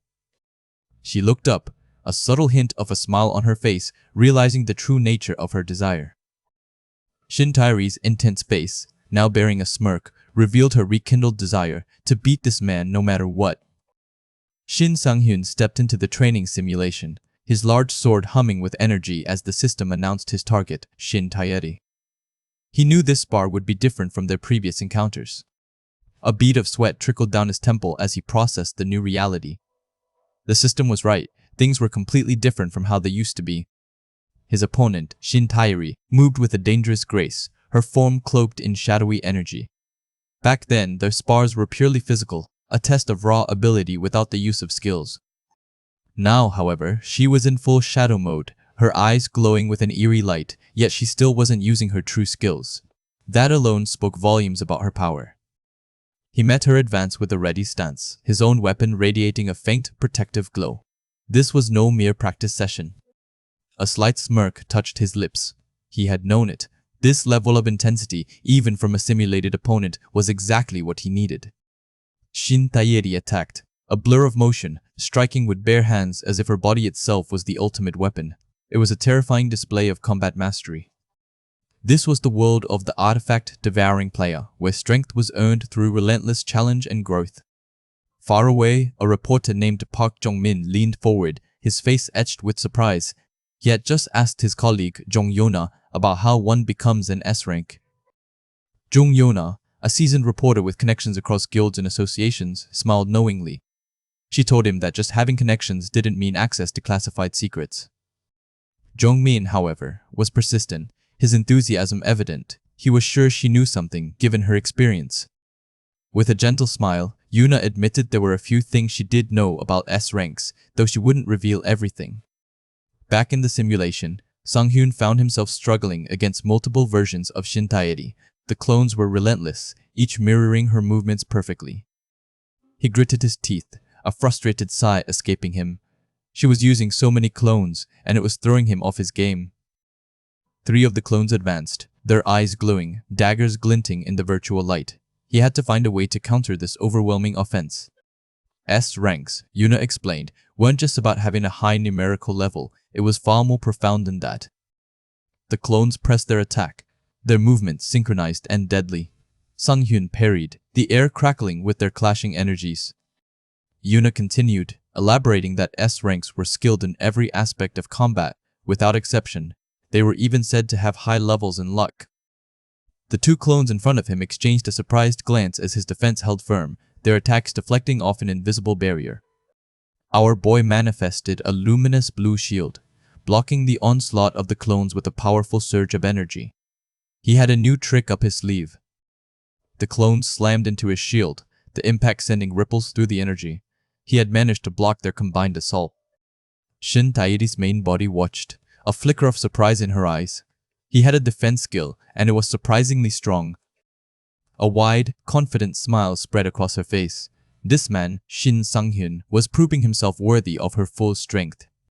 He countered with a powerful sweep of his sword, shattering one of the clones into shards of light. The tide was turning. His eye glowed with an amber light, his detection skill actively scanning the battlefield. He was searching for something specific. Another clone dissolved into particles, then another. He had been using his detection skill the entire time, but it was hard to tell. Even so, he had a plan. He had noticed a pattern, a subtle flaw in her seemingly perfect strategy. A field of red energy erupted around him, and a system message appeared. Statues, effect, overwhelm has been activated. The clones shimmered, some exploding in bursts of light. His overwhelm skill was working, just as he had hoped. A triumphant smile played on his lips. It was time to put the next phase of his plan into action. Shin Tairi, seeing her clones affected, turned her head slightly. She understood his strategy now. Two clones blurred as they tried to evade his attack, but it was too late. He had already found his target. He swung his sword, aiming directly for one of the dissolving figures. His intuition was paying off. Her main body reacted with a jolt of surprise as another clone shattered. She hadn't expected him to be able to discern the fakes. The realization hit her. One of her clones had just been destroyed by his attack. It shouldn't have been possible. Yuna had explained that S ranks could adapt perfectly to any situation, responding flawlessly. They weren't weak to irregular attacks. Jongmin still looked perplexed, barely able to keep up with Yuna's explanation. He just couldn't wrap his head around it. Sang-hyun continued his assault, his blade a blur, forcing Tairi to continuously dodge and weave. He was pushing her. Another clone, he realized with a gasp, had taken the hit. This was far more complex than he had anticipated. Tairi flashed a confident smile, her eyes gleaming. They could adjust perfectly to any circumstance, respond to any situation. Her smile widened, a predatory gleam in her eyes. This was the true nature of an S rank. Shadowy figures emerged from her, multiplying rapidly. He was surrounded once more, but this time the clones felt different. The clones swarmed him, their movements fluid and deadly. He had to admit, she was a monster. Yuna explained that monsters like S ranks simply took everything for themselves. They dominated. Jongmin, still struggling, asked if such monsters even had weaknesses. It seemed impossible. Yuna's smile was knowing. Of course they did. The enemy of a monster, she said, was another monster. Tairi looked genuinely shocked as Sang-hyun's sword plunged into one of her clones, striking it down with unexpected force. His attack was precise, not just another random strike. He was aiming to draw out her main body, and it was working. He pressed the attack, his eyes glowing with fierce determination.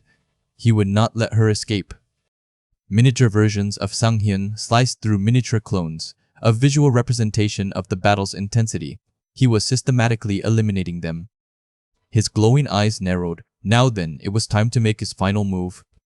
Tairi recoiled, her weapon sent flying from her grasp. He had disarmed her. He closed the distance, his sword ready for a decisive strike. She was vulnerable. His voice rang out with fierce conviction. It's my turn. The air crackled with his intent. Tairi cried out, tumbling through the air as her weapon flew from her hand. It was a new skill, a disarming skill. She spun, disoriented, watching her twin daggers fall to the ground far below. This was a critical blow. Sang-hyun's sword began to glow with a fierce red light, crackling with volatile energy. He was preparing something devastating. The glowing blade hummed with a terrifying power. He was about to unleash his ultimate attack. His face was a mask of grim determination. He had prepared himself, and he hoped she had too. Tairi, still airborne, looked at him with a mix of fear and curiosity. She didn't know what he was preparing, but it looked incredibly dangerous. The red energy around Sang-hyun's sword intensified, swirling like a miniature sun. His killing move was almost ready. His eyes glowed blue, a resolute expression on his face. He would not make the same mistake he had made in the past. His fallen blade lay on the ground, a silent testament to his earlier carelessness. He would not repeat that error. He gripped his sword, flames erupting around it. He used a small fire skill to raise its temperature to the limit. Tairi smiled, a glint of recognition in her eyes. She could tell at a glance what that energy was. His sword roared, a pillar of fire and destructive force. It was Mr. Sunghin's killing move. Tairi's smile was knowing, a hint of amusement in her eyes. He had disarmed her and bought time to activate his killing move. Her hair bristled with dark energy, a powerful aura surrounding her. She too would unleash her full power. Her dark blades shimmered with purple light. She would answer him with her own killing move. Sungyin's face was a study in fierce concentration, his own power building to a crescendo. He was ready for her. Tairi charged, a vortex of dark energy swirling around her. Her skill, Pitch Black Needle, had been activated. A surprised smile touched Sungyun's lips. He didn't think she would go that far. Tairi's skill manifested as a spiraling torrent of dark needles aimed directly at him. He had seen it once in his past life. The system text flashed, "Time to see." The ultimate clash was upon them. Tairi screamed, unleashing her full power, the dark needles converging into a single, piercing strike. Sungyun roared back, his sword erupting in a dazzling display of light and fire, meeting her attack head-on. A blinding explosion of blue energy engulfed the arena, the force of their combined attacks shaking the very foundations of the simulation. When the light faded, Shin Tairi lay on the ground, a weak smile on her face. She had lost. Her voice was soft, filled with a mix of defeat and admiration. He had truly defied her expectations until the very end. A single tear traced the path down her cheek, her blue eyes reflecting a profound respect for her opponent. Shin Sang-yun knelt, his sword planted beside him, his gaze fixed on the fallen Tairi. He had won the spar. His eyes, still glowing with power, held a quiet triumph. He had become so much stronger, a testament to his relentless pursuit of power.